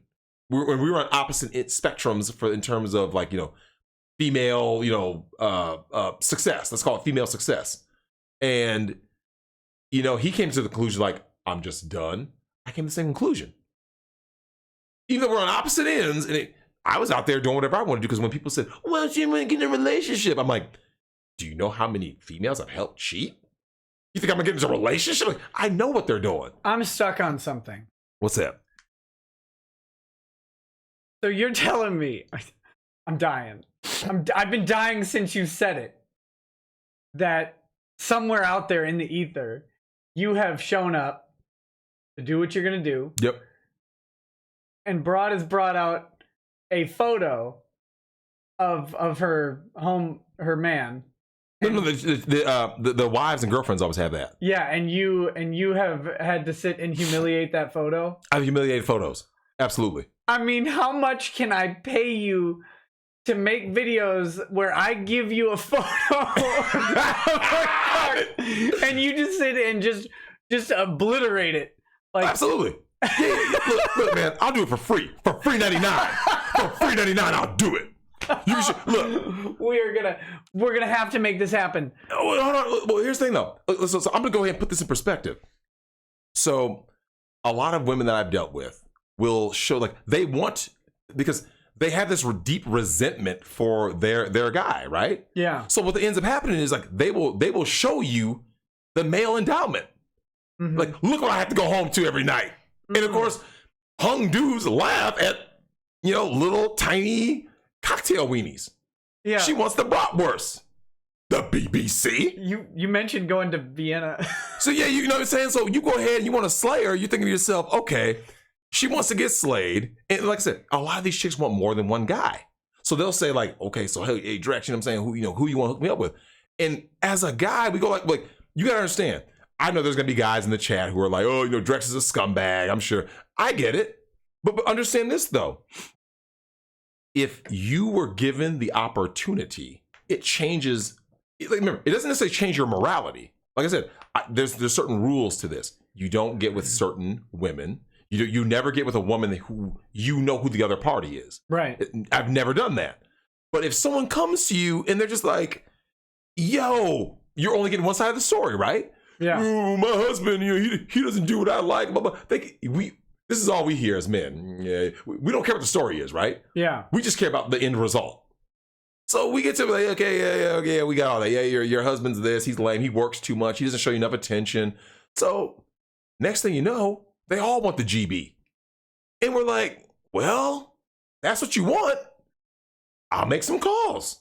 So we make calls, and next thing you know, you're humiliating a picture. They love it. They love to let you see the fact that their guy is very smallly endowed. Oh God! So I've got pictures in mind that are ripe for humiliation. I'm telling you, but here's the thing though. You get to a point where like you don't even want to be that guy. Like I'm not gonna lie to you, man. These are true facts right here. I'm speaking facts. Up until I would say like the last maybe year and a half to 2 years, at no point did I ever feel any sense of remorse, right? Yeah. I didn't start really. What broke you? Something broke on the inside. It was like, okay, when I was younger and dumber, especially when I was younger, you just got to a point where like you just Hulk smashed them. Yeah. You had no like remorse. You're just like, well, I'm 25 years old. This is what she wants, or whatever. Okay, cool. Even when you're like 28, even 30, you're like, yeah, this is what it is. All of a sudden, someone was, so what changed? What ends up, even just prior to Me Too, what ended up happening is you started like seeing the results, not from the men specifically, but generally. So when guys start telling you that, someone, they're oh, my girl cheated on me. You started hearing that more often. Yeah. And I was kind of like, dang, and like I didn't know that there was that many men who were getting cheated on. Because like I said, you only take it from the woman's perspective. Women are lying all the time. They're not telling you the full story. He doesn't ever spend time with me. Could mean he's out working his butt off to provide. So when you start to really see this, you go, you know what? Dang, man, like, am I like betraying the brotherhood of, am I betraying mankind? Because if I'm out here doing whatever, and then you start seeing, paternity fraud. You started seeing things, like I started seeing things that like early on I didn't really see because I didn't elect to see because I just didn't care. Eventually you're like, you know what? Maybe this isn't right. And of course, those thoughts get buried because, you get a new request. Hey, I heard about you and your group and what you guys do for hot wives. Is what it is, man. You know what I'm saying? She gets smashed and you forget all about it, but it's always there. Yeah. It's kind of like, alcohol is like the 12-step process. Right. Like admitting it is the first step. Once you admit like, you know what, man, you can generally say this is wrong. Not just, because you become very self-serving. Like, hey, well, I want sex, so hey, it's there. Without a relationship, I don't have to deal with I've seen dudes deal with all of this relationship strife, right? So because I was like, listen, a lot of things that men talk about, I've never experienced. Mm-hmm. I've never been in the doghouse. Right. I've never there's only been a couple of times in my entire life where it was brought to my attention by the woman. You know what? What? Didn't have sex last night. Oh, okay. You see the problem? Like, Yeah. It was just me saying, I was just we were busy doing stuff, right? We're out here, we're out there. So we were out busy doing stuff. It got to a point where not having sex was considered the anomaly. So I started hearing, but mainly what I was hearing from most men was sex was the anomaly. I was like, really? I was like, what is a sexless marriage? All this was foreign to me because I had never, for as long as I can remember, it was just, hey, let's go. Right. And all of a sudden it starts to wear on you. Like it starts to build up. You're kind of like, hey man, so because if your woman is not having sex with you, and she's having it with somebody, it was probably me or someone like me. Seriously, if you were, oh my god, but real talk, Nick, if you were somewhere, this is for the men out there. If your girl has any of the following, she has a migraine. She just mad. She didn't have a migraine problem when you guys were dating, right? All of a sudden, she just developed this migraine problem. Year number 2 into the marriage, which coincided after your second kid, and all of a sudden you're like, man, we're not having sex anymore. That means she's getting smashed by someone like me. If she has she's tired, right? We elevated past the migraine. Now she's tired. Women will lie about being on their period. Just in general, if you are a man and your woman is not giving you consistent sex, she's getting it elsewhere. Period. Sure. So imagine being me. I always had access to sex. And then all of a sudden, you started seeing the repercussions. Everywhere I went, I heard dudes sometimes, she cheated on me, I found out this and that. I'm like, dang, you found out she was cheating? What was her name? Yeah, right? So like in the one of the times where it ultimately, I kid you not, where my morality came into play, yeah, ironically enough, after all this, screwing, where it finally started to really hit home was with military veterans. Oh yeah, because I'm like there was a chick. I'm sure someone in the chat knows who it is. It was a woman who, she did a porno. Oh. The same day wearing the same clothes that her man went and got deployed. Oh no. So imagine being a Chad or Tyrone or Drex, and you're sitting there and it's like, wait, so a girl telling you that she's cheating, that doesn't affect you, right? You're like, a guy, just like I said, because guys are hardwired to want sex. That's our biological imperative. Sure. So that didn't affect me. But once someone said he's a veteran, you're kind of like, suddenly I'm not cool with this anymore. Yeah. Because someone who's out defending the country seriously, go ask anyone who's in the military. We know lots of guys who are in the service, and ask them, how many of these women cheat on the dude? Oh, it's astronomical. It's like 90%. Yeah. 90% of women who are married or engaged or in a relationship with a serviceman is cheating. Yeah, it's a common meme. Right? So when the first time I ever saw was Jarhead. Oh, there it is. Selena Green Vargas. That's the name. Yep. I remember it. I remember seeing that. So I remember thinking to myself, hey, dude, am I wrong for doing this? And when you all of a sudden you're like, okay, slowly but surely you start seeing that the chips start to fall, right? It's like, okay, I'm not dealing with anybody who's military personnel. Like if I find out that someone's military personnel, I will try to find a way to inform them. Bro code, like bros before hoes. Because even though I don't know this dude, before you would just think like, oh yeah, whatever. And look, 99%. And all of a sudden you just think to yourself, okay, so that's that. Then what comes next? All of a sudden, will there be a cop? Even though I'm sure there's a lot of people out there like, oh, I would love to screw a cop's wife. Think that. Wind up getting murked. Yep. So you start thinking, like, is that a smart decision? And not by him. Right. By his partner. By the partner. When they came in and she goes, rape! Next thing you know, yeah, you got. And you're not getting shot. You don't get shot. They got something for you. So I started thinking to myself, okay, so if it's a cop, no. If it's a someone defending the country, no. All of a sudden you start realizing it was like, you know what? whoever it is, it should be a no. You start to have this mix. Like, there's women out there who have guys who have ED, and it's like, ooh, now what do you do? Because I've seen that from the opposite perspective, from a man. Pump. Right? Like, yeah, Austin Powers style, Swedish-made penis enlargers. I started looking at that to myself. If I'm doing what I'm doing, and all of a sudden I start like awakening, me like, maybe this isn't the right thing I should be doing on my, my side action or whatever. You start realizing just how many dudes are being affected out there. Mm-hmm. Like a lot of relationships, what do they end in? Dealing with issues related to money, issues related to sex. Usually it's one or the other, right? Something related to one of those two.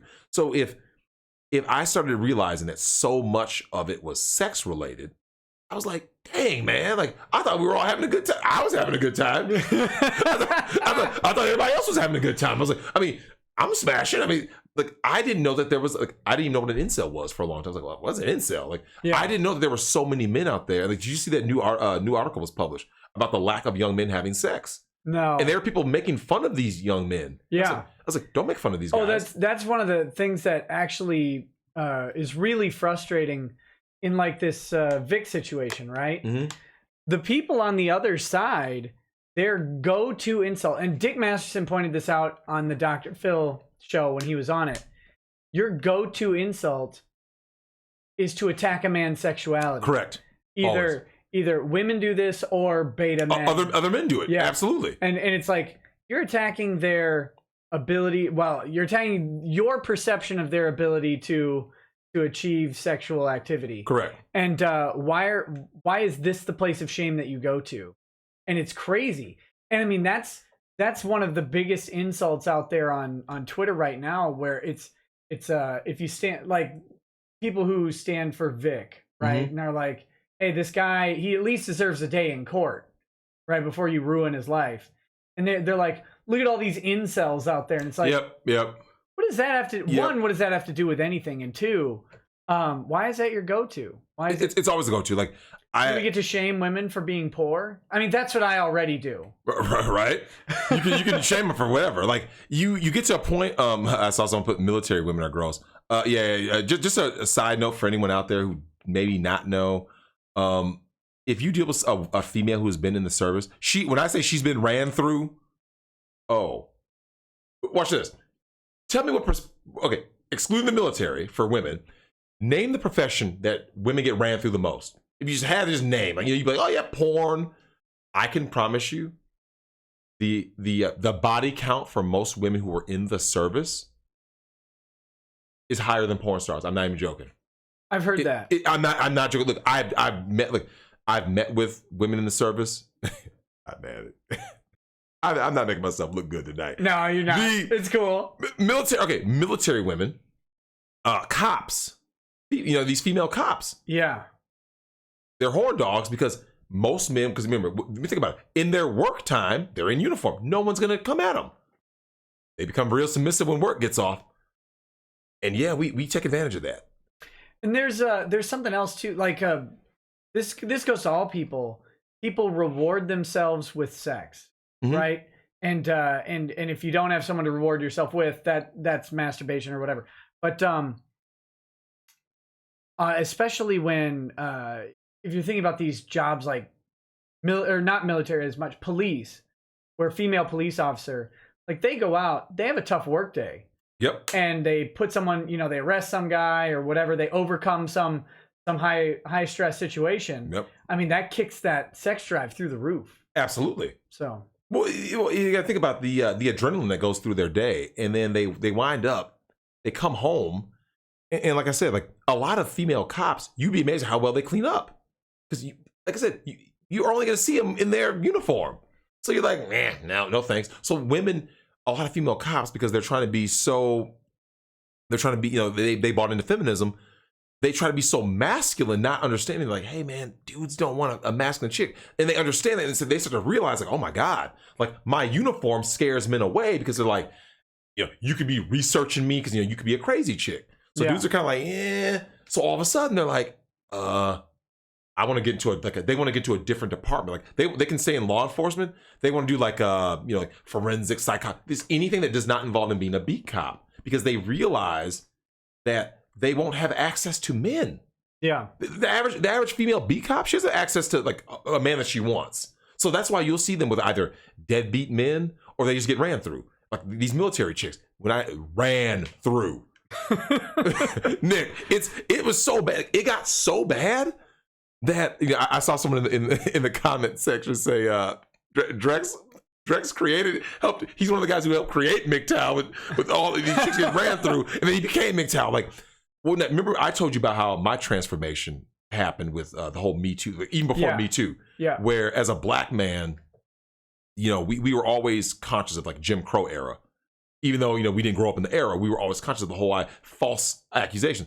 It's taught in all black households. Like, and I'm sure that, your dad probably taught you something similar. Nick, these women could, do this to you. But it's like it's like over the top in the black household, if you have both parents, especially, that the threat of dealing with some of these women.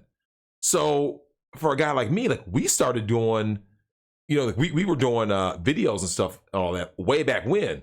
And some people are like, oh, Drexel is some weird old freak. Is he a crazy guy?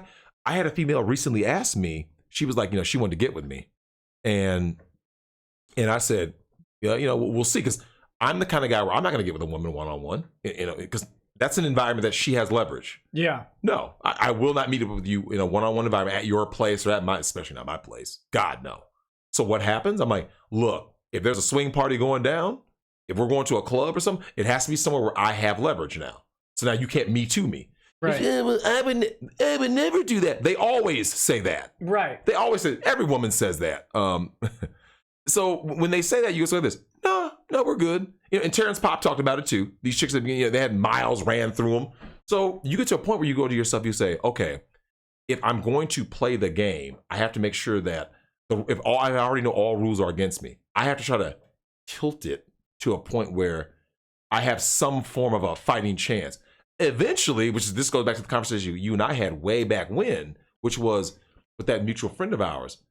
It's a disturbing thought when a guy like me, a guy like him, came to the exact same conclusion, and sex itself just started doing this in terms of like priority in my life. It just started going down, down. And that's something I would have never thought.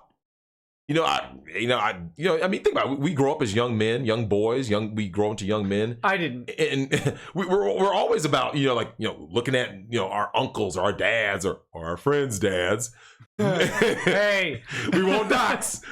We look at these nudie magazines from, 1974 edition. Yeah. So we look at these magazines and that young boy's like, wow, I can't wait to be a man. Because that's kind of like a rite of passage. Like, that makes me a man. Yeah.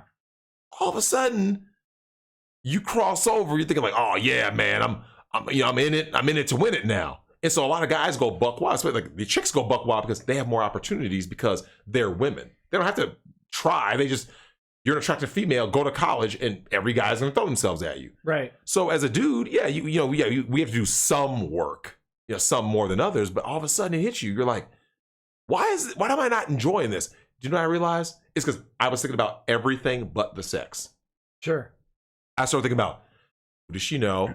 Is she going to try to Me Too me?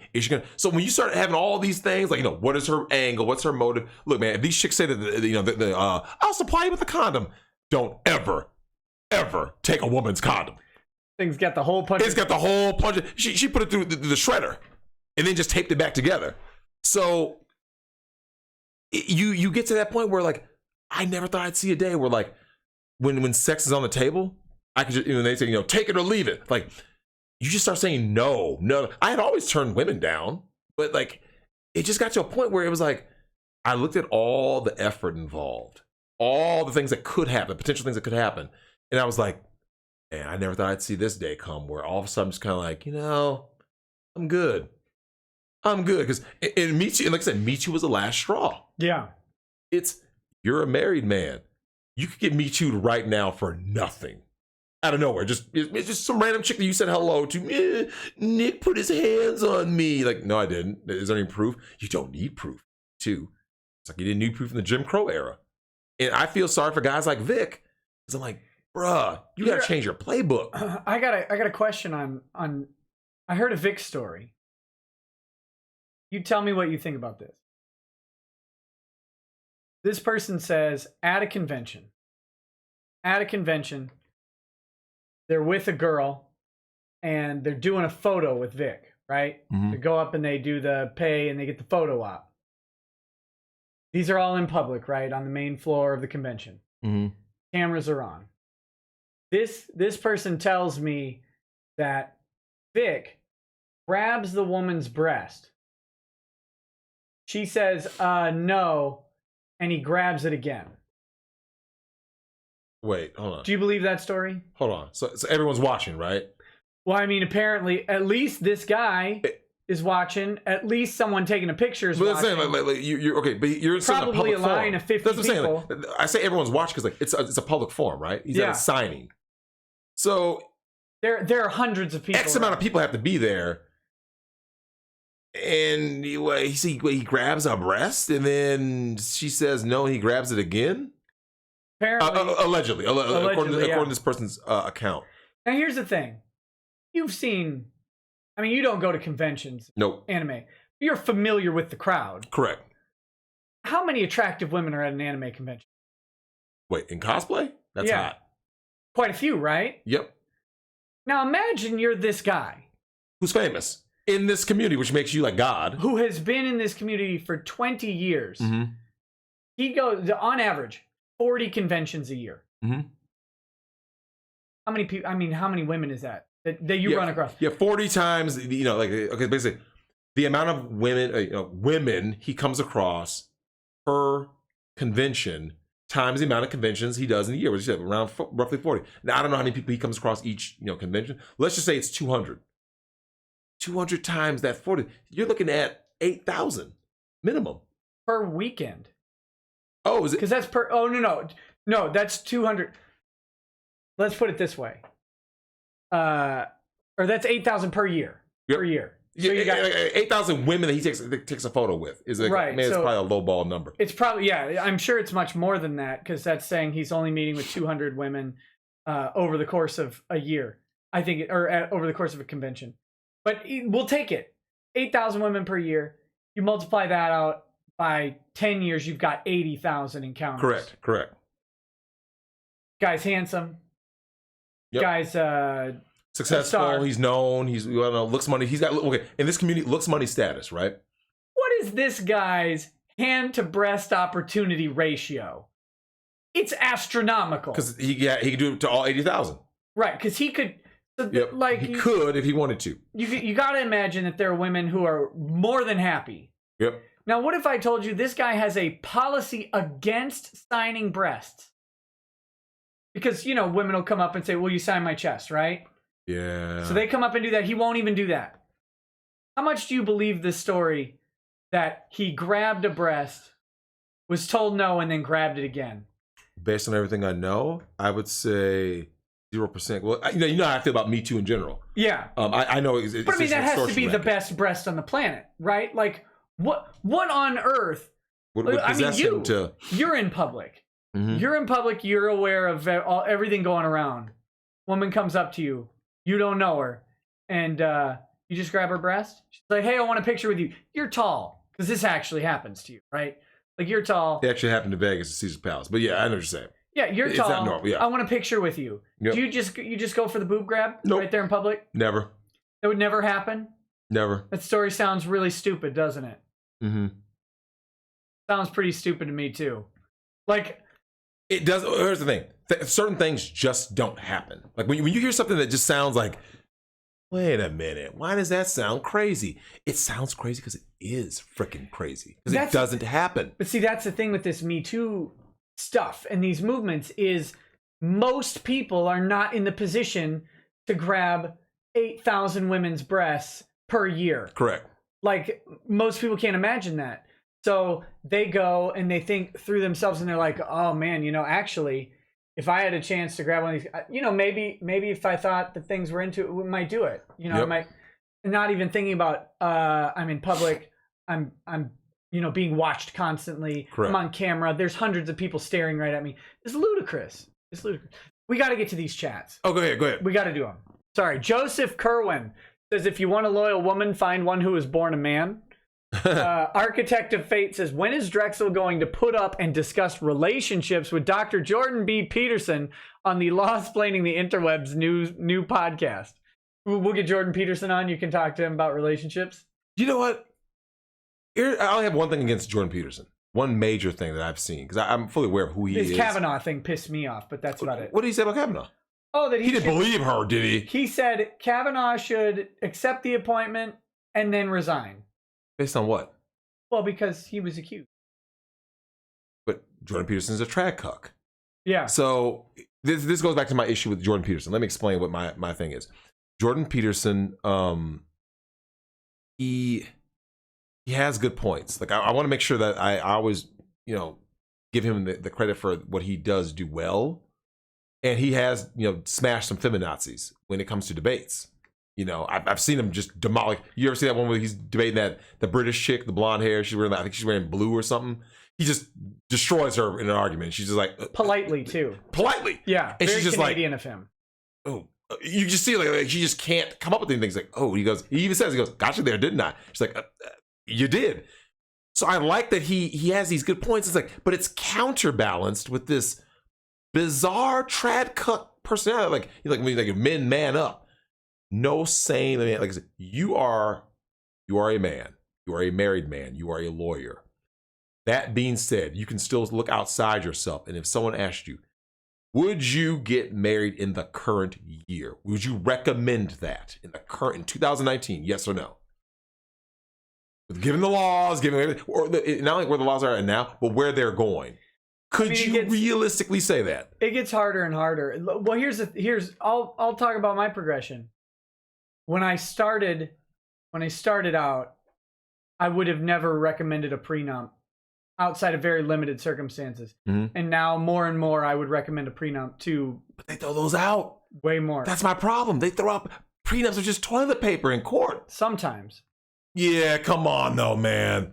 Look, there was a guy, Google it for those of you guys in the chat, guys and gals. There was a guy who won $273 million and his wife was trying to take him back to court.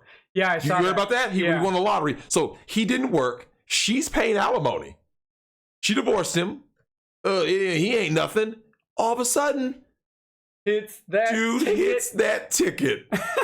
After get out of the country, my man. Move to Malta. Yeah. He's buying an island, create a sovereign nation, something. Yeah, create a power plant, everything. So I laughed at that story because these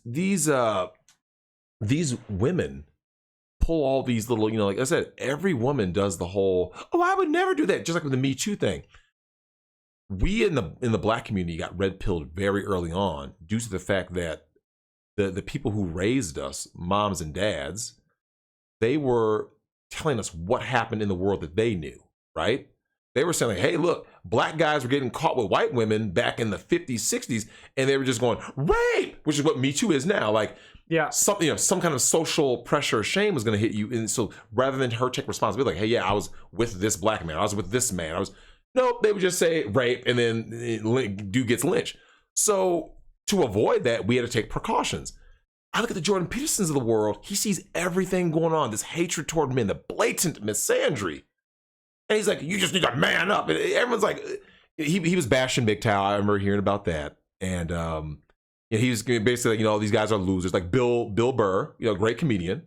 And he bashed some MGTOW guys. I understood like part of his point. But what ends up happening is that what a lot of these guys don't understand is a lot of the guys who are, basically white knighting, a lot of them are already married. And so they know they can't be out there telling guys like, yeah, don't get married because these women are just turbo thoughts. They can't say that. Right. A single man can.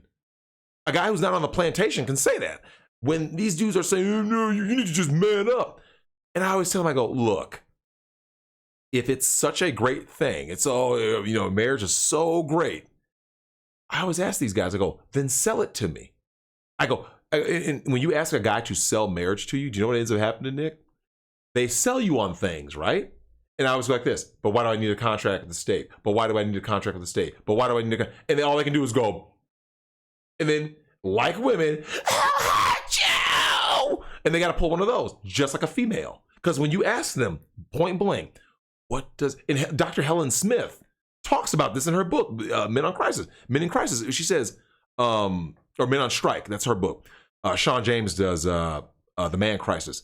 And when you read these books, when you listen to these people speak, they ask, what's in it for the man? So if Jordan Peterson, a trad cuck, I go, this, Jordan Peterson, in the modern time, sell it to me. What's in it for men? They have nothing. There's, and like I said, no. I think Jordan couches his arguments in basically these terms. If you want to attract a woman and settle down, this is what you have to do it. Yeah. Rather than deal with the hard question of should you want to do this, he assumes that question and then moves past it. Correct. Which, and I think JP gives some good information. Yeah, he does. He has a lot of good points. Like wash your balls.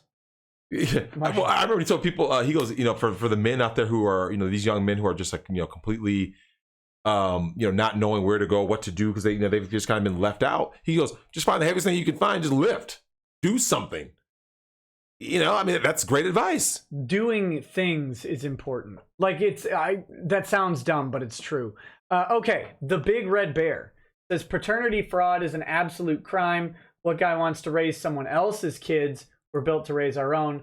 Then the guy's on the hook for it. Dude's on the hook, even if it comes back that he's not the dad. Disgusting. That type of stuff, that needs to end. That's a death penalty. Okay, now we're going back to the beginning. That was the $20 ones. Siren Jag says, it is done. The 2-inch refrigerator magnet for Mathot and McCuck are on order. That's the fedora tip, Mathot or McCuck. Nice. The designs are on the thread for the Twitter notification for this stream. I'll know the price once I figure out shipping costs if anyone is interested. So there you go, guys. You can follow that. You can go check out that thread and check out Siren Jag's post on that thread if you're interested in those magnets. Short Round says, my ancestors made patches, so I'm genetically predisposed to making patches. Fear the beard. Fatty Catty is autistic. There you go. Gay and Still at Large says, I received an email today from Funimation talking about their lowest ever subscription prices at $7.99. I was ready to give it to them, but I seem to have misplaced the money. Let me know if you find it, Nicky Rackets. Coincidentally, his donation was $7.90. So no idea where it went, though. Architect of Fate says, place your bets. How late is the Boomer tonight? I think we were on time. Yeah, I think we're right at 11:01. On time-ish. 11:01, 11:02 at the latest.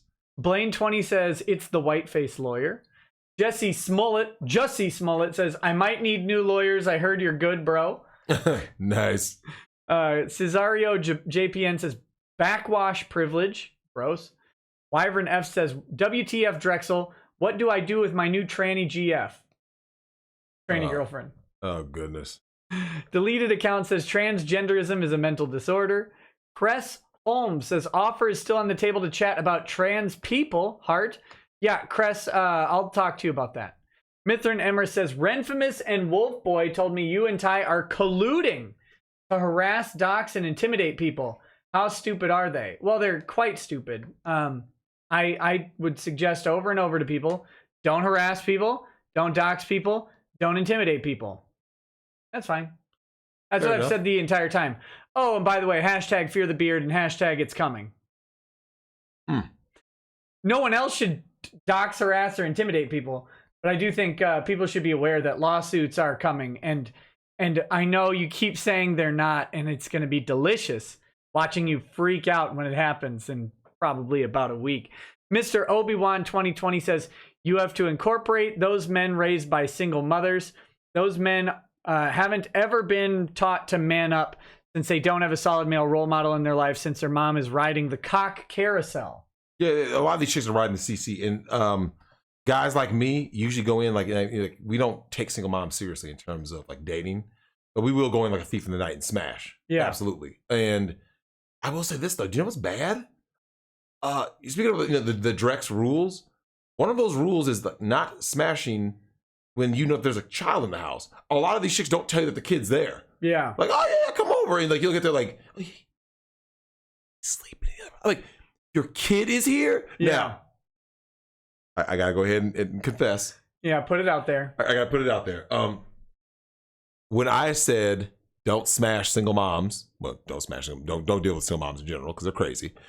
definitely don't deal with single moms who have kids at the house. And the biggest problem is this. When you find out, I hate to admit this, you will or will not go back based on how long it took you to get there. I am guilty. I will admit. I drove way out 50 minutes to Forest Lake, and I arrived and found out she had her daughter in the house. She's asleep. She won't hear us. I'm like, for real? Like you had me a 50-minute drive? Remember, that's 50 minutes one way. Yeah. You still got to. So that's basically an hour each way. You're like, oh. Forest Lake, was she Asian? Funny. No, she wasn't. Okay. She's a white chick. All right, just making sure. It kind of like lets you know, like, chicks, I mean, they have no shame. I'm like, as a man, men aren't going to be having women come through the house, ever. That's just not what men do. Like, if you're a single man, you're a single dad, you're not going to be like, yeah, my kids didn't sleep in the house. My son's right over there. No. Craven Moorhead says, is a trap banging a chick gay? No, because that's a man who became a woman who still has male anatomy smashing a female. So that is, I don't know what you'd call it. I mean, I don't even know anymore. It's not gay. Why are they so interested in drilling? Look, man, I make a couple of comments about trannies. Everyone thinks I'm like the tranny guy. All I said was it's part of defeating feminism, which it is, just like gender segregation. The Mike Pence rule, like MGTOW is a part of the solution. The Pence rules are part of the solution. The trans community being your ally is part of the solution. You know, it's not like I'm sitting there saying like, yeah, you get those trannies. Like, no, come on, man. Solvis says thought on thought violence. Chris Nemo says Ren being trans is fake news. There is no proof. Well, no one wants that proof. Finn Frog says a person of cosplay or POC. Lil Poo Poo says Ren just needs a big, strong lawyer daddy to take care of his adult needs. Twiddles pectoral fin and Rees. Gross. Bagel Goose says Tyrone, how many gaping tranny gashes have you helped dilate? At least 20. Don't lie. Look, man. Here's what I wish. I really wish that we had like a what is it? What's the lie detector test? What's the word? The polygraph. Polygraph. God. Killing me. I really wish that there was like a polygraph that you could take that was like 100% accurate. Because you know when you say something, people just don't believe you no matter what. Like, no, I never got with a tranny. No, I never have any intention on getting with a tranny. There's someone in the chat said I went to go meet a stranger. No, I knew the chick. Yeah. So you know, when I went to Forest Lake, no, I already knew who the chick was. I just didn't know that she had her kid sitting there. So I'm like, really? Yeah. Obviously she was crazy. So, you know, you had to go ahead and cut that not long after that. But yeah, just to make that clear, like people keep asking these tranny questions. And you know, I mean, that's the hey, you walked into it. You walk into it. Like you walked in, you thought you were going to just walk between the legs and pass, and then you got slapped in the forehead by what was hanging. I mean, look, man, look, like I said, when one of my guys told me that he bumped into some of his coworkers, and he's down in Vegas, and he was showing them the pictures, and when dude was like, "Yo, man, dude, that's a train," he goes, "Are you lazy? You just move them balls out of the way." Like, he was like, come on, man, like, come on. Something about that slapping is not okay. Ichicinco Negroni says, I was just rewatching the 24-hour stream and you guys mentioned Chrono Trigger. Ooh. Did you know Dragon Ball creator Akira Toriyama did the character designs for Chrono Trigger? I mean, it kind of looks like he did, so I believe it. Synac 8 says, is it correct to say we are watching 1 3/5 lawyers since your friend didn't finish law school? He didn't go to law school. I didn't go to law school. Didn't go to law school. Joseph Kerwin says, well, this is embarrassing. I really thought we were doing the tranny girlfriend thing. Nick, do you do marriage annulments? I mean, I do. I don't like to. You don't? I don't like to do anything involving family law, ever. That's right. Yeah, you did tell me that. Yeah. Isn't it just soul crushing, though? Just family law? Like, why I don't like to do it. Yeah, it's bad, man. Yeah. One Man Band says, oi, mate, you got a license for that wank? Nice. Ichicinco Negroni says, P.S. Drex is wearing the same shirt from the 24-hour stream. Caught, you poor cuck. Hugh Janus says, Drexel quote, what's the wrong kind of porn? Well, sir, if you send out your email address to chat, I'm sure some of us could enlighten you. That's classic. Bagel Goose says, you need a parliament or congressional license to access the kiddie stuff. That's actually the sad truth. What? Well, because, you know, like if the FBI, they keep and catalog all the child porn they confiscate. Yeah, and they have to be like reviewing that, right? They review it, because someone's got to write the description of what it is. Oh. Yeah. Okay, so what's your take on that? From a legal standpoint. So someone is... They should burn all child pornography they come across immediately. Because, I mean, what, will they have it in a database? Like aren't you going to create a sicko? Well, I mean, it would never happen to someone who worked for the FBI. Oh, here's a question, it only happens to other people. Well, here's a question, though.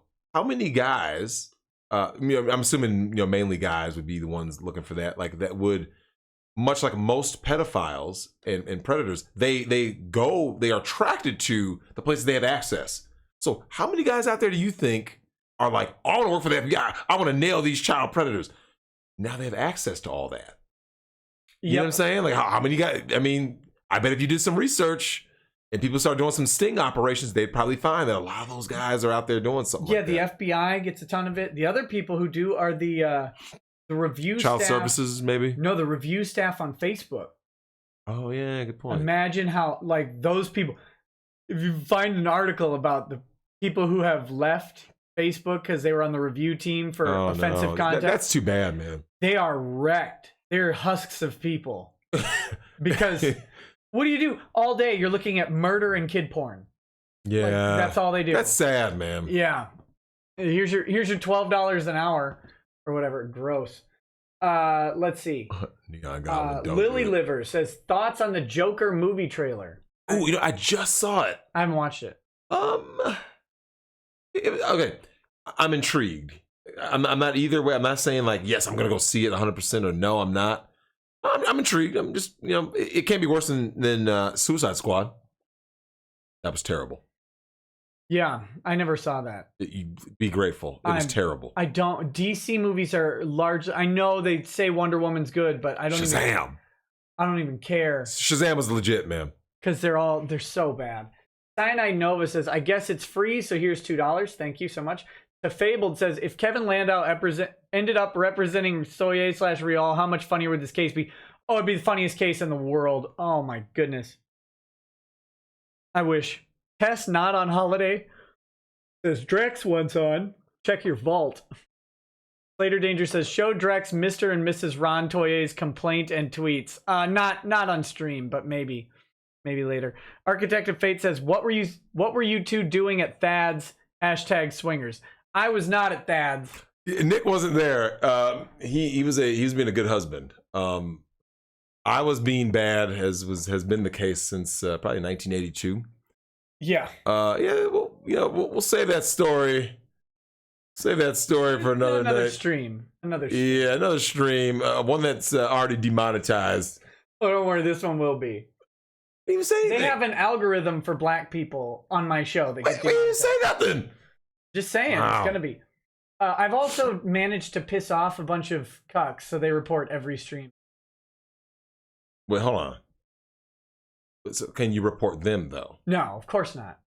You can't report people who are organizing a campaign to report you. That would just be silly. So it doesn't That's matter. so lame. It doesn't matter. Let's see. Lil Poo Poo says, get Drexel to say, suck me my penis. Well, that'll get you demonetized. No, you gotta say it. I need you to say it. Suck me my penis? Yes, yeah. What?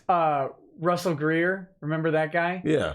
He, in his passage, I might have to read this to you, but he wrote a book about why he's trying to make it legal for your daughter to get in bed with a complete stranger for $500. That's what? The title of his book. Wait, no, you say book, you mean PDF? Well, pamphlet. Okay, pamphlet. Yeah, his like 9-page pamphlet on legalizing prostitution in Utah. He had this part that he cut out. There's parts of it on the internet. And it's his story of his erotic encounter with one of the girls at the bunny ranch, how much it meant to him. And he says, she began to suck me my penis. And I can't stop laughing. Oh my God. Every time I hear it. Oh my God. Anime Moon. Anime Moon says, what is the penalty for lying about being married on a legal form? Perjury charges, perhaps. Yeah, possibly. Also, them Conroe memories. I miss Fry's Electronics. It's still there. It's still there. Adam GBK1 says, my country endorses bestiality. I missed out, or I need out recommendations. Hell, let's make this a bit. Best country to live in. I still say the States, but I'm biased. Where would you live? Any country on earth, including the U.S. What country do you pick? Well, until I find one that's flat out better than the U.S., I would take U.S. So you haven't in your extensive travel? Yeah. I mean, like, now, we all have a bias, right, for what home is. You know what I mean? Yeah. And when you travel, like, you go to these other places, and you get to a point where you realize a lot of places. It's kind of like, let's say you travel to the DR, you travel to even Mexico. When you travel to those places, do you notice how the people there are living? The natives? Yeah. Oh yeah. Not well. Like, I went to Tahiti, and the resort's great. Outside the resort is desolate. Right? Yeah. And one of my girls just went to wait, is she in Tahiti? She is. Yeah, she is in Tahiti. Yeah. So she 10 hours from LA, right? Yeah, pretty much. Yeah. So yeah, she's in Tahiti. Yeah, she just actually just sent me pictures. She and her mom are in Tahiti. And yeah, one of my girls just sent me those pictures this morning. First, I was about to say, but no, she's in Fiji. She was in Tahiti before, so she did Tahiti. Now she's Common doing that Fiji. you do a couple days on different islands. Fiji's one of the ones that's usually involved. Yeah. But when you talk about like countries, like every country has its problems. I think the reason why we have it's kind of like, I mean, even with your romantic interests, why would you choose woman A over woman B, or what man A or man B? I think a lot of that comes from like whatever is normalized to you. You're like, oh, that's why we always say the grass is greener. Yeah. I mean, there's countries I bet you could visit right now. Like, okay, let's just say you were delusional and you said, I can live in Tahiti. And then you moved there. Yeah. And you'd be like, yeah, it's not working so great. At the resort for the rich white men coming through. Right? And that's your life, right? Like now you're just basically in poverty. You're in abject poverty. Okay, congratulations. But hey, the weather's nice. It is nice. But that's why it's good to visit. Mm-hmm. You pumped and dumped. Get cucked, Tahiti. Ethan Amante says, any way to fight back Article 11 and 13? Yeah, try and convince the UK and the European Union to stop being terrible at everything. They're cooked. Christopher Sanford says, free money from Google, best place to send. Thank you. Brennan Pitt says, the allegations against Sword and Scale guy just happened to start directly after he left Patreon in solidarity with Sargon. What a coincidence. Flatface7777 says, we got to find a way to send Drexel super berries. Thomas Gabriel White says, did you see PewDiePie's music video about T-Series? No, I did not. Digistar DBZ says, and a Diet Coke. I don't want to get fat. Yep. Working at that movie theater. I have a large popcorn, extra butter, and I'm watching my figure. Diet Coke. Yeah, Diet Coke. I dealt with that when I was younger, working in fast food. It was embarrassing. TLJ Screwjob. Is Drexel's on again? Is it time for the weekly cucking session already, Nick? All rude. Wow. Did we start calling you Mr. and Mrs. Nick Rekieta? No. Just kidding, but seriously, how confident are you on the 15th of April, 2019 being a very good day for us? I don't know if it's a good day for you, but I can pretty well. Let's just say there's a list of people that I would not want to be on that day. I wouldn't want to be like DMX. Yeah. You don't want to be DMX on April 15th ever, right? No. Or Michael Avenatti, another guy, April 15th. There may be.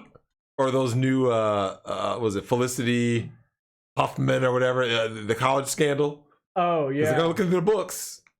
Yeah, and any e-thought. You don't want to be an e-thought. Any e-thought, yeah. It's doomsday's coming. The thought apocalypse is coming, man.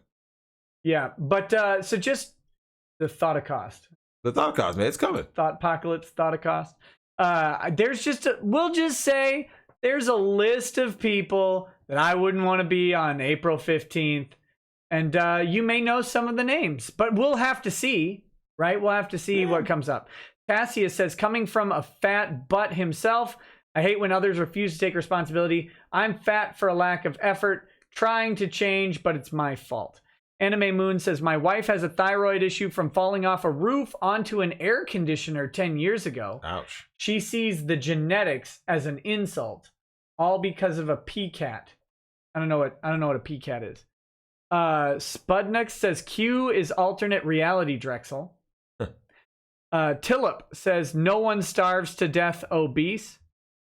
God, that was so funny on my 600-pound life when he's like, I can't be eaten. That's the problem. Because he had the gastric bypass. Like, I can't eat. That's a problem. And the doctor says, you not eating isn't a problem. I love that doctor on that show. Like, I actually, first time I ever saw that show was because I went to visit my cousin. She had it on. And I just looked at him and like, why? Like, it's depressing. It's a depressing show. It's sad. Like, I watched a fat lady say she was so happy that she could do the laundry on her own. Like, she'd gotten to the point where she could do the laundry on her own. And she leaves the laundromat hallway because she's in like an apartment. And she starts walking down the hallway, just it just collapses. I did see that. And you're like, because her daughter came for her in the hallway. It's like, hey, you can't walk down a hallway. That's sad, man. Oh my goodness, get help. Okay. The Spaz Cow says, slap the thighs and ride the waves. That's oh, from that picture? Well, I don't know if it was from there, but that's the big lady. Yeah. If I was gonna say from the picture, the Gillette ad. Moist. No. Oh yeah, Moist John. Oh, excuse me. Moist John says, is fisting $300 in the dungeon map? How to answer. Oh, was that a question that was referring to the dungeon clubs? I guess so. How much does it cost for good fisting? No, you can't do that. No, I'm sure there's probably different clubs that have. Every club has their own rules, but I haven't seen anything where you can perform sex. You can't, like, here's a general rule of thumb in America.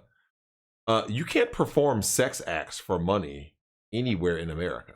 Right. Legally. You rent a room. Yeah. I mean, I say other than like the Bunny Ranch, which is where it's in a county where it's legal, but like, you can ask someone to do something or et cetera. But yeah, you can't really be doing any of that kind of stuff, man. Yep, there you go. Next is Tom A. I was just asked to write up an employee for a uniform violation because his butt crack is hanging out on a job site. I did not want to have my name attached to this issue. Well, there you go, buddy. It is forever. Legend of Blue says, Drexel, love hearing you speak. So that was nice. Yeah. Hessian says, at Drexel, is there anything more pathetic than a dominatrix? Also, where have you been to in Italy? Favorite place in Europe? Well, I'll be back in Italy. I got my first passport at 14 and got sick, so I couldn't go. So I'll update everybody within the next, I think, 6 months, and I'll give them like an update of where I went in Europe and what I liked the most. Because you want to be able to compare. You don't want to just say, I went to one country. You want to be able to say I went to 8 countries and spent time in them and all that. And like, I think there's another question in there. Well, is there anything more pathetic than a dominatrix? I don't think a dominatrix is pathetic at all, though. So a male sub. Yeah. A sub is like a male sub. I think it has it a lot worse than a because if you're a dominatrix, like, you're in a position of power. Yeah. You don't want to be the guy, like you said, the guy at the foot of the foot of the bed. Only if he's one good. Of the guys. Yeah. Only if he's good and being a doormat. Like no one wants to be that guy. Taco Jones says, I'm fat as heck because of my cake diet. Attaboy. Nice. Hilarious says, make sure to take her to Olive Garden first. Always take her to Olive Garden. Your boy, was it Russell? Hey, the last place. Like, if you take that doesn't even make sense. Okay, so you're getting a salad. So does that part like, is that part like confirmed? Like they can confirm that he actually did take a girl to Olive Garden? He wrote it. It was too early. But what, he's written a lot of stuff. It's in his book. But was it confirmed? I think it's in the lawsuit. Oh, it was. I mean, I would imagine it's got to be. I guess that makes sense. Now, I haven't, since it's the way he sues people, it's not always readily available for the documents. So I don't know on that one. But very possible. Very possible. God. Rotten B says, it is hard to take MGTOW seriously, even though I know better after in the past spending the better part of the year butting heads with radical MGTOW monks such as Traversable and Grizzly MGTOW when they acted like the male version of radical feminists. So yeah, I've seen that. Here's the thing, though. You and I have talked about spectrums in all movements, right? Like you're gonna have X amount of people who are, gonna kind of be over the top. You know what I'm saying? Like you're gonna have it like you're gonna have your extreme feminist, just like you're gonna have your extreme MGTOW guy. yeah. You know what I'm saying? Like in any movement, name a movement right now that there's someone that's not extreme one way or another. Like Just me. eh. The Texan 83 says Shane told me Toei had to sign off on dropping Vic from Broly, which means they are redubbing Broly. Otherwise, they haven't dropped him right. So he is now directly responsible for Funimation losing some money, the rest to the GFM. Listen, Shane is an idiot and is a liar and has no idea what's going on. No matter how much he thinks he knows, Shane is consistently wrong. Don't listen to that guy. Don't listen to him. I would be very suspect if that was what was happening. But we'll see. We'll see. Let's just see how right Shane is in 7 days. Next is TLJ Screwjob says, one of my friends said, I've looked into the health risks of being fat. He's not that fat, but still. And am choosing to live this way. And I said that was fine. He's not in need of an intervention like these other people. There you go. And if people want to choose to live to be fat, even if it's super unhealthy, go ahead. I don't care. Where's the butt part come in? We know where it comes in, don't you? You can't complain. Don't complain. Like don't try to when later on someone owes me money because they didn't tell me the risk. Like that's my only thing. Like I don't care what you're choosing. Like you have a right to choose. You have a freedom to choose. That's what makes America the greatest country on earth.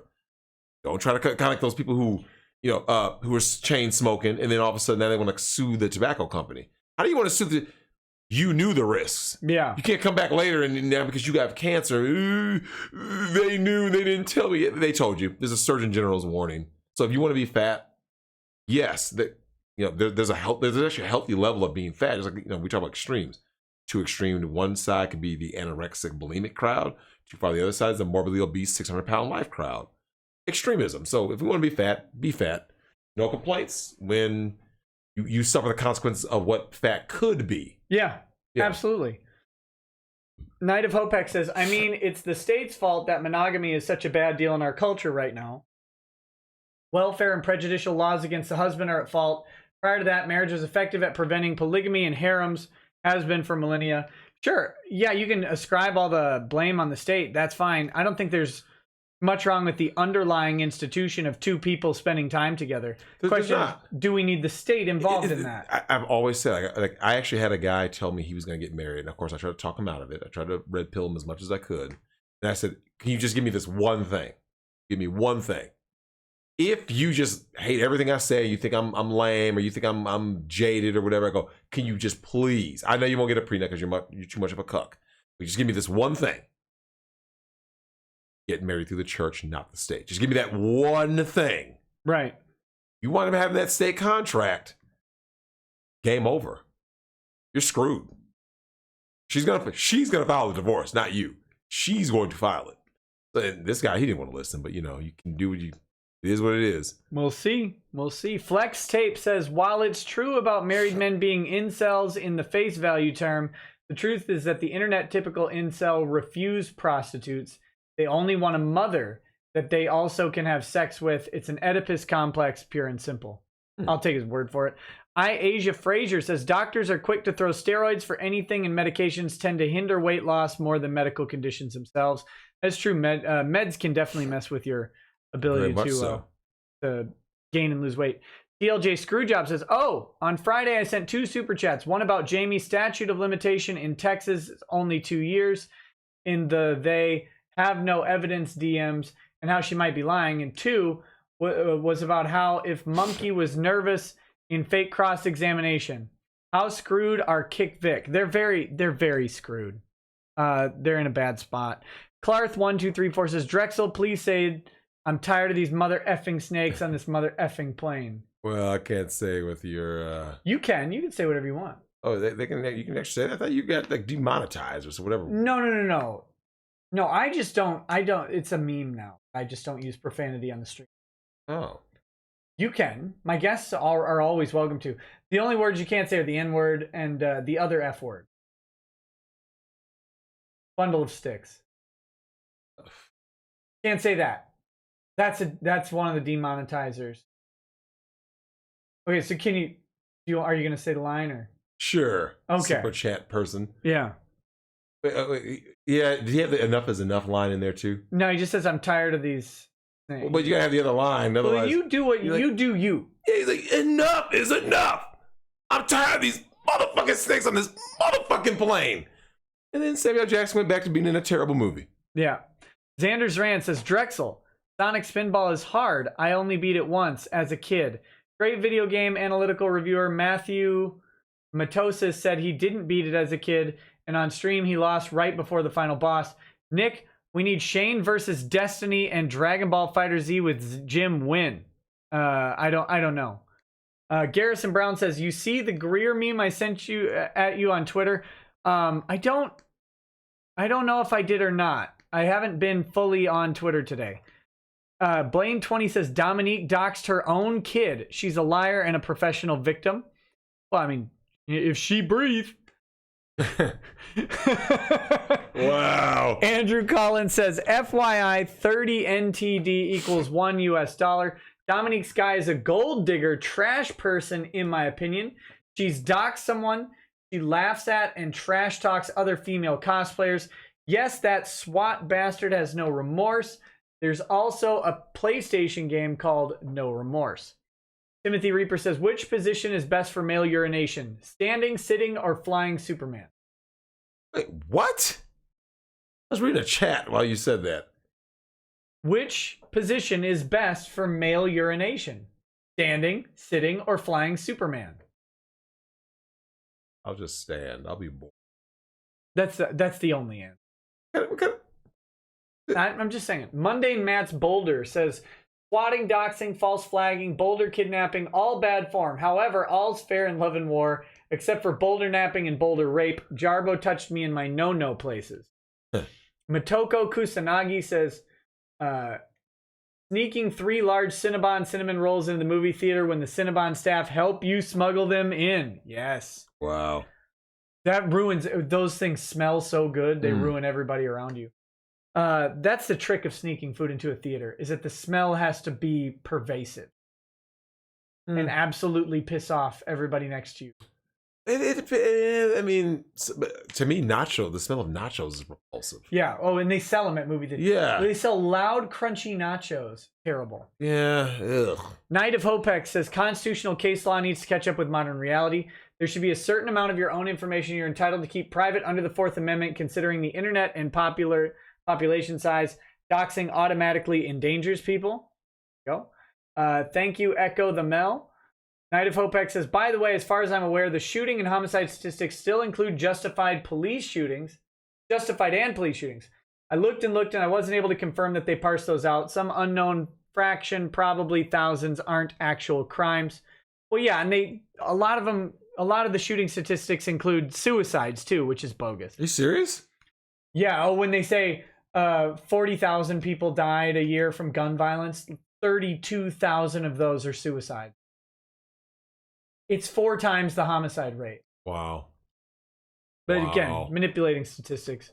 Yeah. Blue Satoshi says, I bet Mundane Matt still watches Rachel Maddow. I bet he touches himself when he does it. Doug Shuett says, yo, Nick, I'm at work, but right before I left, I saw something about Vic doing an interview with Anime News Network. Do you know anything about that? It was like from 2013 or something. I haven't watched it yet. I will eventually. Dirk Lemon says, Trump 2020. Cassius says they had safe spaces with puppies to comfort the snowflakes who were sad about Trump being elected at universities, at the Frelling University level. So yeah, some of those places are going broke now. You heard about that? All these super leftist liberal places have been going broke, man. Yeah. So it's because we don't want free speech. We want our speech, and you're only gonna get you're only gonna get it's like preaching to the choir, right? You only get that small minority of people. Mizzou's enrollment got wrecked. Yeah. Absolutely. Yeah, get well, go broke. It's very real. Yeah, well, people don't have time for it. What? I'm gonna spend tens of thousands of dollars per semester at a school, and then I drop the wrong word, and I'm done. Done. No degree. Yep. Maybe not credits. Yep. Yeah, no thank you. Screw due process. Mike Lombardo says, could you tell Drex about the Mr. and Mrs. Soye complaint? I'll have to show you that. So Monica Rial's fiance, Bulma's fiance, filled out a ethics complaint against Ty, the lawyer for Vic. He actually, he filed one against me, but he also filed one against Ty. This guy literally, when it says, put your name down, it says Mr./Mrs. Ron Toye. He screwed it up bad enough to write Mr. /Mrs. Yeah. And he wasn't referring to them being married, because he was very clear later that he delineates them. The Texan 83 says, I know Shane is full of it. It was during a Twitter thread about how Toei may not care about Vic, but they sure care about the reputation of their IP. Super only exists because Dragon Ball Evolution sucked, and now. You know what? I don't know that Toei doesn't care about Vic. Vic has made Toei a good amount of United States money. We'll see on that. Stay tuned. Architect of Fate says, Drexel, tell us the story about Thad's in San Diego. We already said for another stream. Yeah, well, yeah, it's... Anyone who has been there wants to know about your first trap. Dude, I didn't screw a trap, man. I mean, he keeps saying it, but you guys have to decide if you keep believing him. Finn Frog says, I'm not a pay pig, oink, oink, oink. Zypher Warrior says, I'd rather live in the lake. I'd rather dive in the lake to fetch Nick's gun and Minecraft myself than be a pay pig. I don't know anyone I can imagine would be like that. No, I can't imagine either. That might be, honestly, I think that might be like the lowest of low. Like worse than a beta male cuck. Like worse than What about a feeder? What?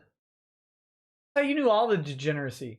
So there are fat ladies on the YouTubes or Twitch or wherever, and they only eat when people feed them. So someone will hire like an Uber Eats or whatever and deliver some food to their house, and then they'll eat that, and you pay like your $50 to watch some little limp-wristed beta shove chicken nuggets into the rolls or whatever, right?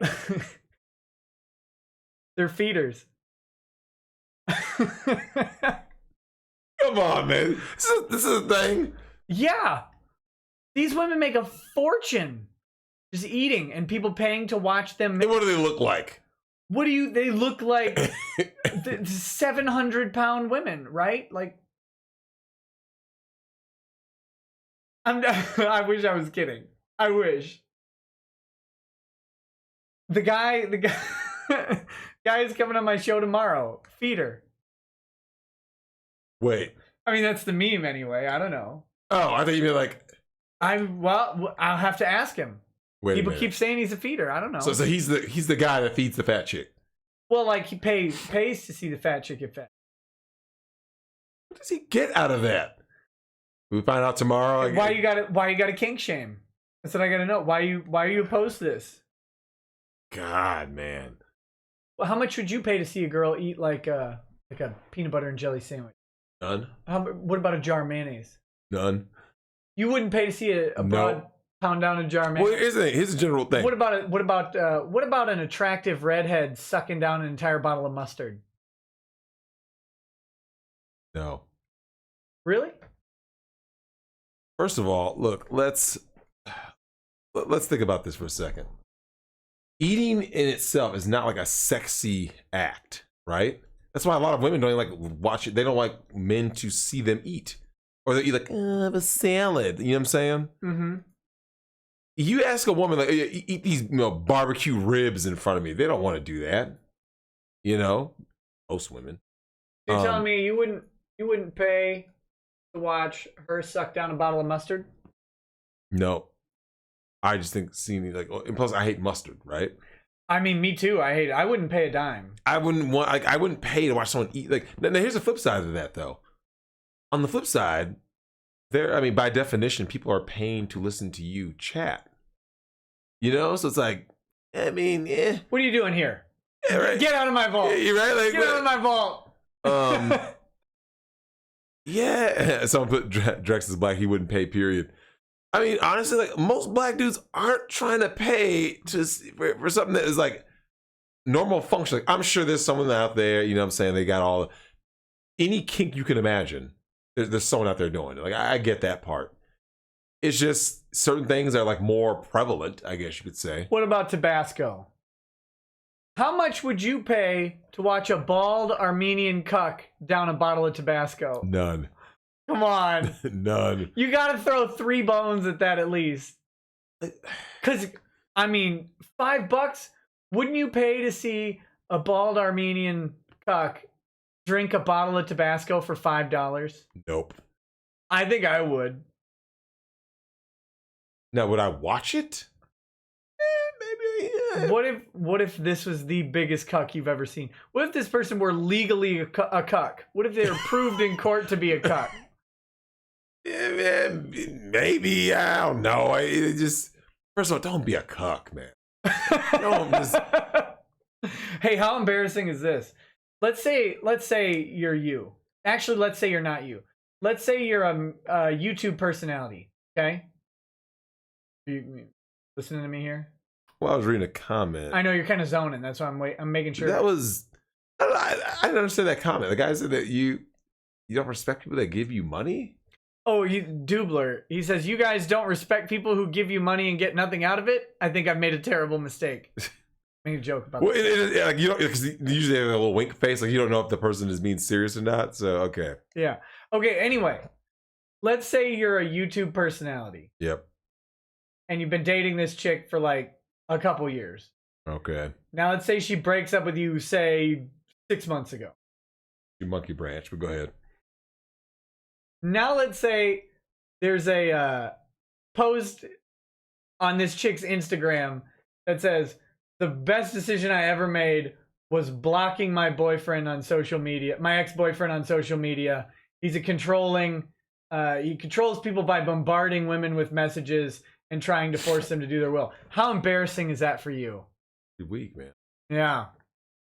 I mean, it's just hypothetical. I just want to see. Would you pay to see that guy drink a bottle of Tabasco sauce?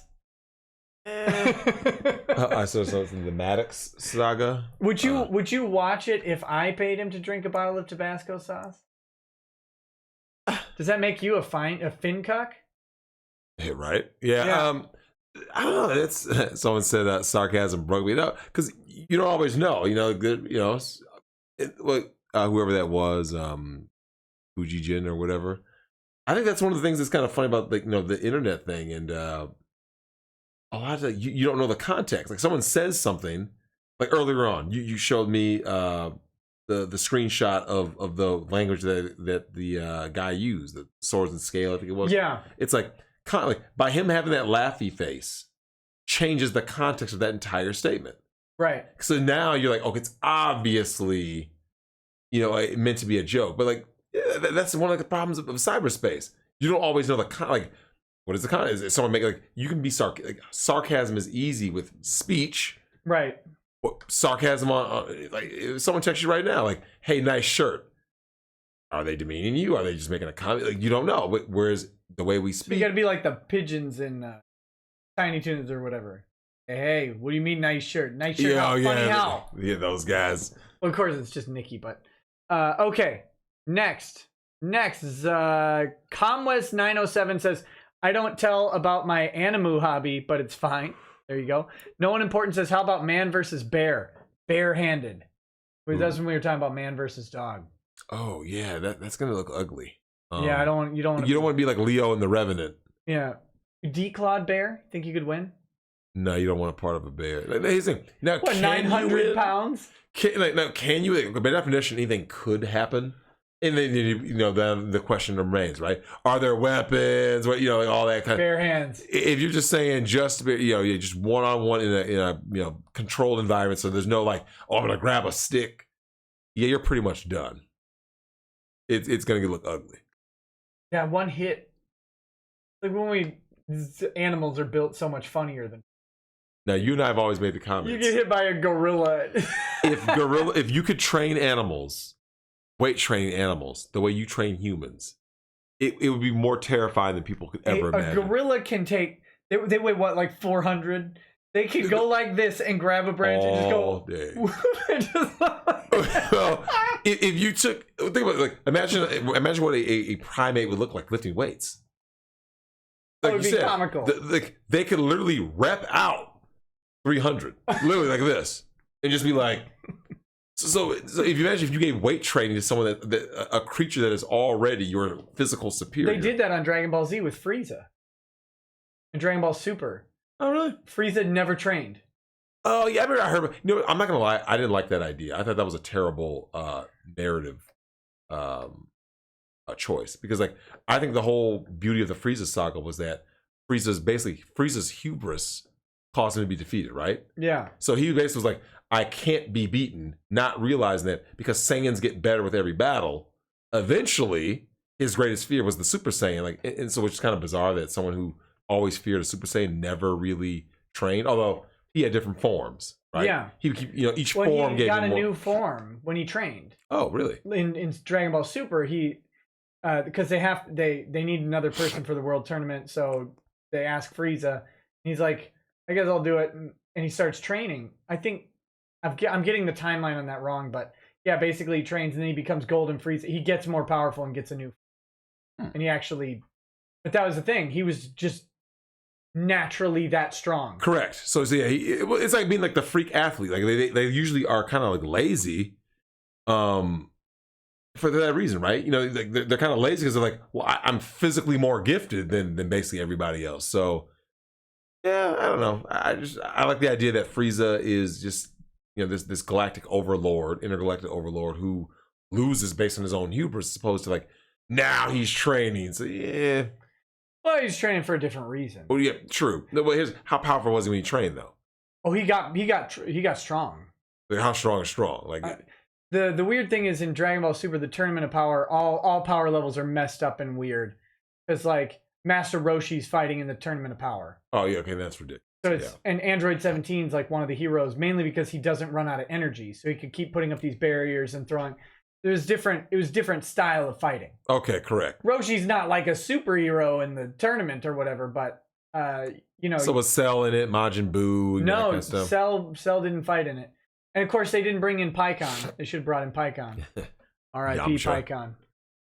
No, Pikkon was the green dude that wasn't a Namek, who was like he one-shotted Cell down in hell. Everybody forgets about Pikkon. Yeah, I think I might have forgotten about him. Pikkon stops Janemba long enough for Frieza or for Vegeta and Goku to do the fusion dance. Because they got it wrong. So Pikkon has to stall Janemba. Janemba is tearing people up, right? Anyway, blah, blah, blah, blah. Sakaki Onsai says, which is worse, a Finn sub or Ron Soye? So the financial sub or Ron oh, yeah, I remember seeing that guy's picture. You know what? And I know a lot of people want me to dog the dude, but you're still worse to be a Finn sub, man.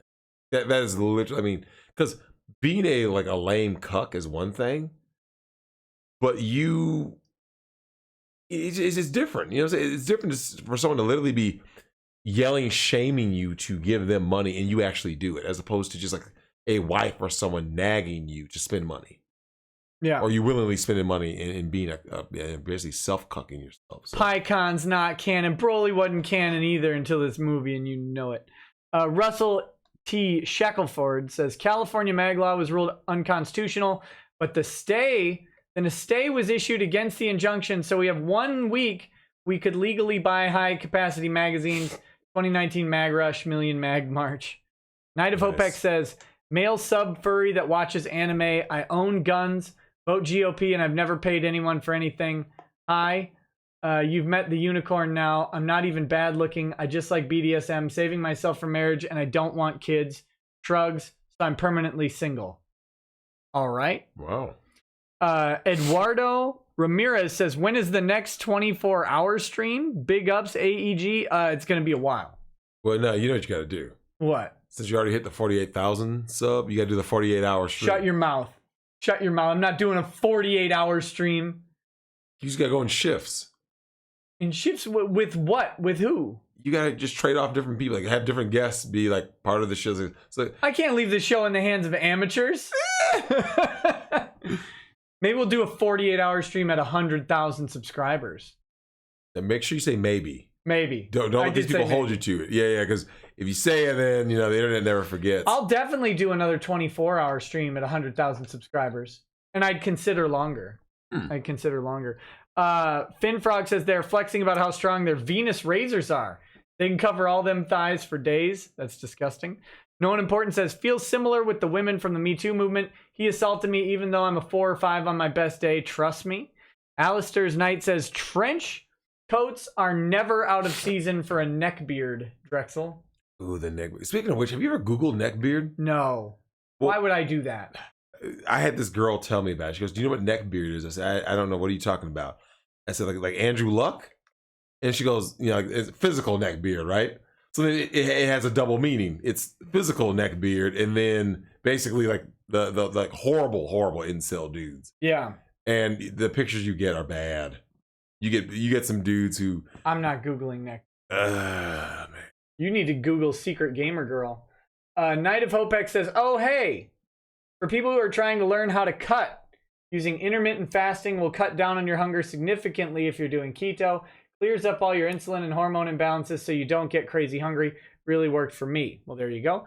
Takaki Onsai says, Stearns County 9 is a Nashville 2 truth. Oh, buddy. Stabby McStabswood says, so many land whales at the water park to get cool.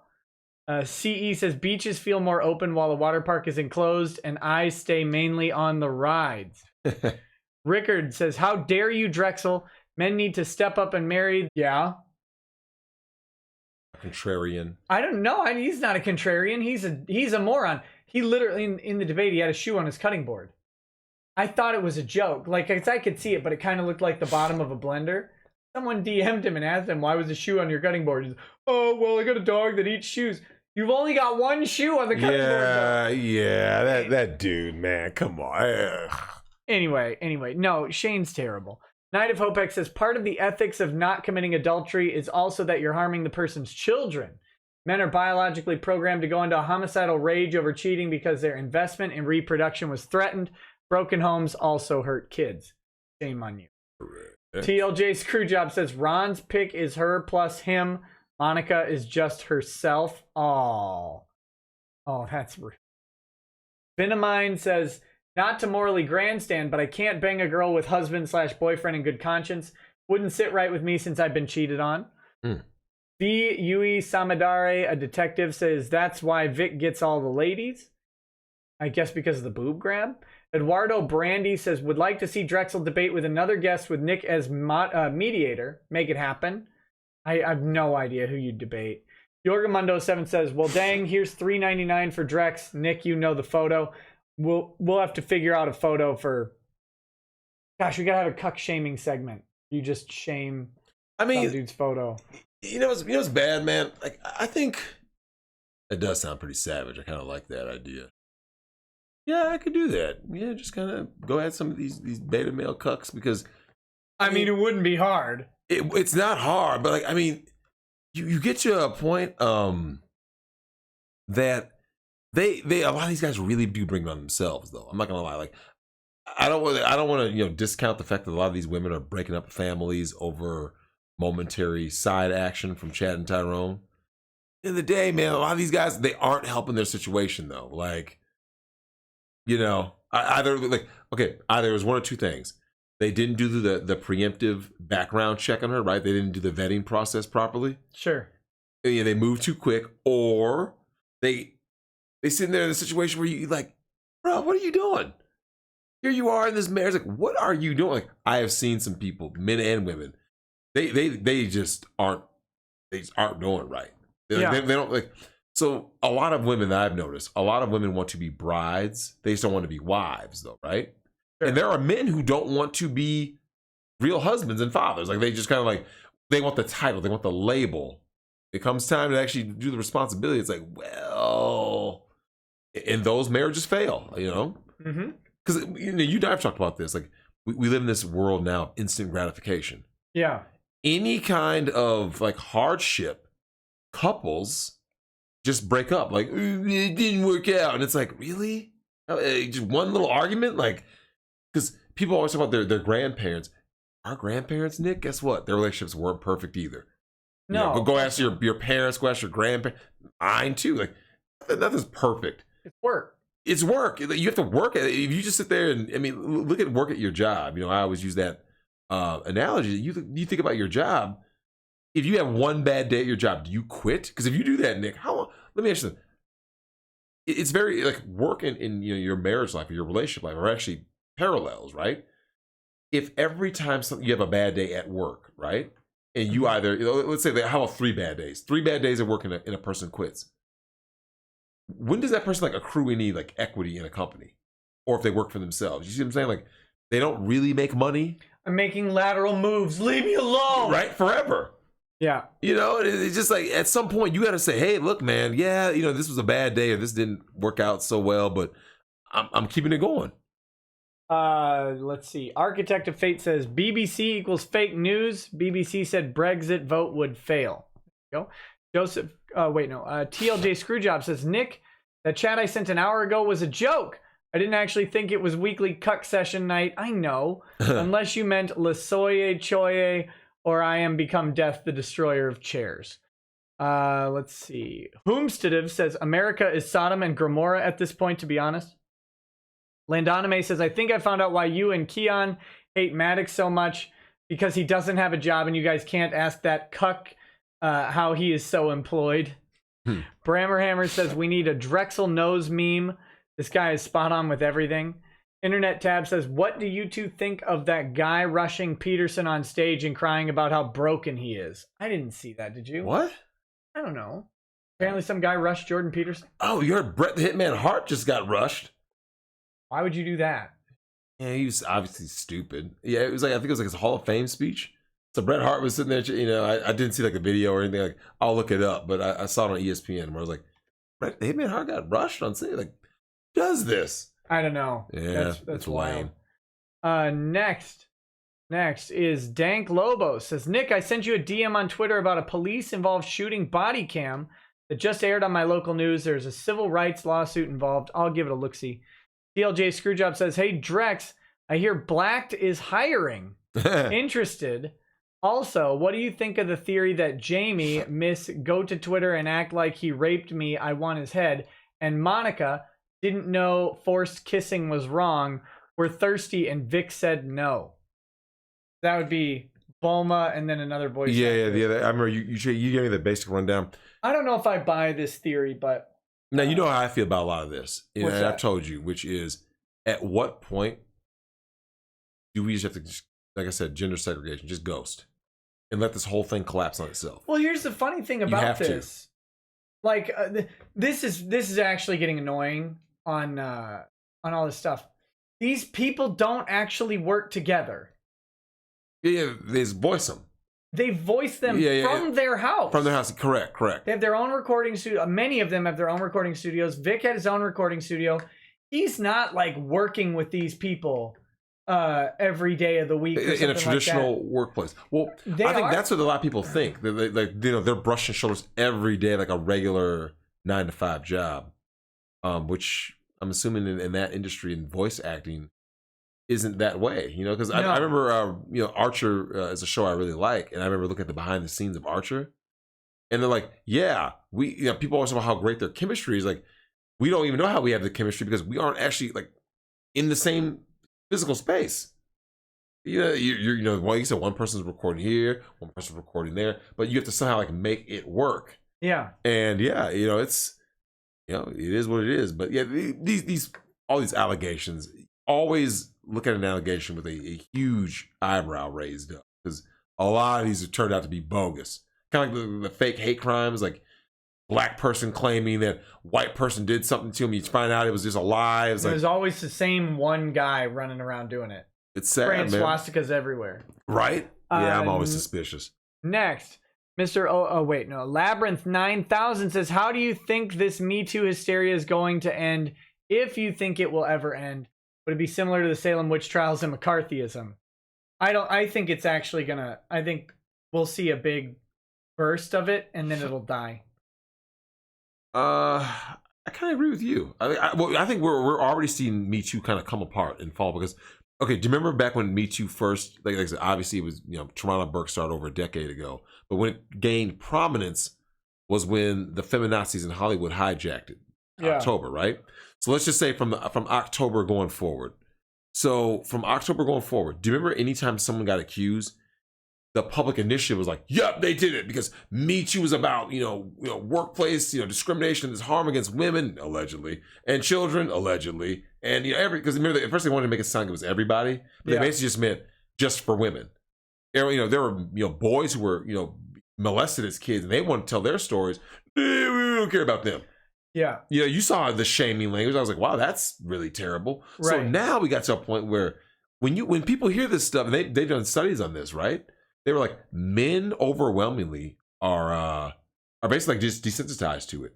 They're like, no, Pence rules, gentlemen, Pence rules. Yep, there you go. Acid Blade 21 says, I myself am a straight guy, but due to the effects of the Me Too movement on society, I now only talk to women when I have to, and that's it. You're not alone in that, buddy. He's not. Pence rules. Gengio says, so who's excited to see what will happen Monday? I know I am. Neon Goblin says, so you guys are against marriage?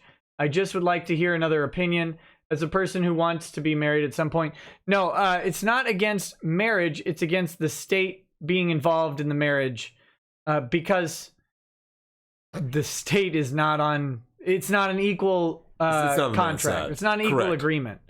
So that's where I'm not opposed to marriage yet. Although I'm getting to where I've long wanted the state not to be involved. I'm just not at the point where I tell people not to do it. So that's the difference between us. But I definitely see that perspective. Nya says, traps aren't trans, though. There are differences. Hotep Nibba says, hot teacher having sex with boy who grows up to be pedophile rapist. Vinamine says, sex for money is okay if a cameraman is present. Lol. Well, it's got to be art. You're right. They got to be good at it. The Big Red Bear says, it's not the state, it's technology. Advances in birth control did this. It's not all bad, but it's the price society is paying, and it's a high price. Captain Weeb 56 says, help me, Nick. I'm stuck at work doing overtime. Well, the stream is getting close to done, so he's making money. Not much to help you with. Sorry. Ferret on the Rock says, what theater do you go to that the nachos aren't some sloppy mess of cornmeal and plasticine cheese? Well, I mean, that's all of them. But sometimes they're crunchy too. Architect of Fate says, how much for Drex to start his own YouTube channel? Also, if you're in the UK, vote Count Dankula for UKIP MEP. He will put May and the EU in their place. How much for you to start your own YouTube channel, Drex? Yeah, it'll come next year. Public is calling for it. Mundane Matt's Boulder says, so Drexel F's traps. He should swap stories with Dankula. You're never going to live it down. I know, right? Static MM says, chicks want to get pooped on. Chicks are wild. Oh, Dubai is no joke. Yeah, man, they're getting Cleveland steamers, man. Oh. Yeah, you haven't heard about that? No, no. Why would I hear about Dubai and chicks getting dumped on? Come on, man. You really didn't know? Why? Where? No. They're getting Cleveland steamered right now in Dubai. I believe it. I thought that was reserved for Germany. Yeah, Cartman's mom. Yeah. Liz Reptile says, in the thread for this stream on Twitter, made a shirt of Drexel saying, real talk, money goes to your GoFundMe. So there you go. Blue Satoshi says, Golden Frieza was initially on par with Super Saiyan level 3. Anime Moon says, Pussycat. Landre Scarlet says, when my dad worked in Alaska, his boss only trusted an elephant gun to kill bears and strongly implied the 44 magnums everyone carried in the bush were mostly to allow you to peacefully sunset yourself reliably should one come at you. Blue Satoshi says, both in power and in stamina. Rando number 9 says, guys, red pill me on NoFap. Are you in favor of NoFap? Have there been like studies done on that or anything? My just general rule, like to this guy in particular. I don't know. He just says red pill him on NoFap. Are you in favor of NoFap, or are you? Okay, look. If that's what like does it for you, like I would rather a dude, do whatever he's gonna do, whether it's in a tube sock or not. Yeah. rather than him like exerting that in a negative fashion. You see what I'm saying? Sure. So yeah, I mean, if you believe, okay, if that works for you, it's how I view religion. You know how I've always had my thing with religion. I was like, makes you a better person. And you weren't trying to like impose it on someone else. Yeah, go ahead. If that works for you, do it. Sure. Yeah. There you go. If it works for you to not jerk it, don't jerk it. Kiash the Pally says, Brett the Hitman Hart got attacked because the MMA moron was upset Venice put the women on the main event for WrestleMania, which was amazing. Oh, I heard, was it Becky Flynn, I think is her name? I don't know about... Why do you know about women wrestlers? Because I was on ESPN.com and I was looking at something that said something about Becky Flynn and it had gave a little picture. Sounds like a bottom shelf. Oh, here we go. Dubler says, sorry guys, I'm bad at text, tone, inflection. 85% kidding, 15% want you to elaborate how your super chats are different. I don't know that the super chats are that different. Than the feeding, I guess. Than the feeding. Oh, like the live, Yeah. Are you guys masturbating to the super chats? I think that's the difference. It could be. I mean, I am. TLJ Screwjob says, the first time he attended RTX, Vic was so happy to see the other cast members because I live in LA. So when I record, I do 3 different takes. Because what if I'm far away or right in front of the other character? Just piling on what you said is true. And Keck7 says, Phoenix Wright gets released tomorrow. Stream when? Stream soon. Stream soon. All right, guys, we're way over the time here. We should wrap it up. Is there anything you want to say before we go? I'm good. I mean, we got our other thing tomorrow, right? But we got special guests. We got I didn't know how long you were staying. If you're staying through the night tomorrow, yeah, we'll have some guests and we'll talk doxing. Oh yeah, doxing. Yeah, it works for me. And you can meet the feeder, the Overlord himself. I was like, who's the feeder? I remember. I was like, oh yeah, that's right, the feeder. All right, guys. We will see you tomorrow. Same bad time, same bad channel. I don't think I can say that. That's trademark. Same bad time, same bad channel. Come hang out, and we will talk about all sorts of fun stuff. And we will talk to you later. Later. Peace.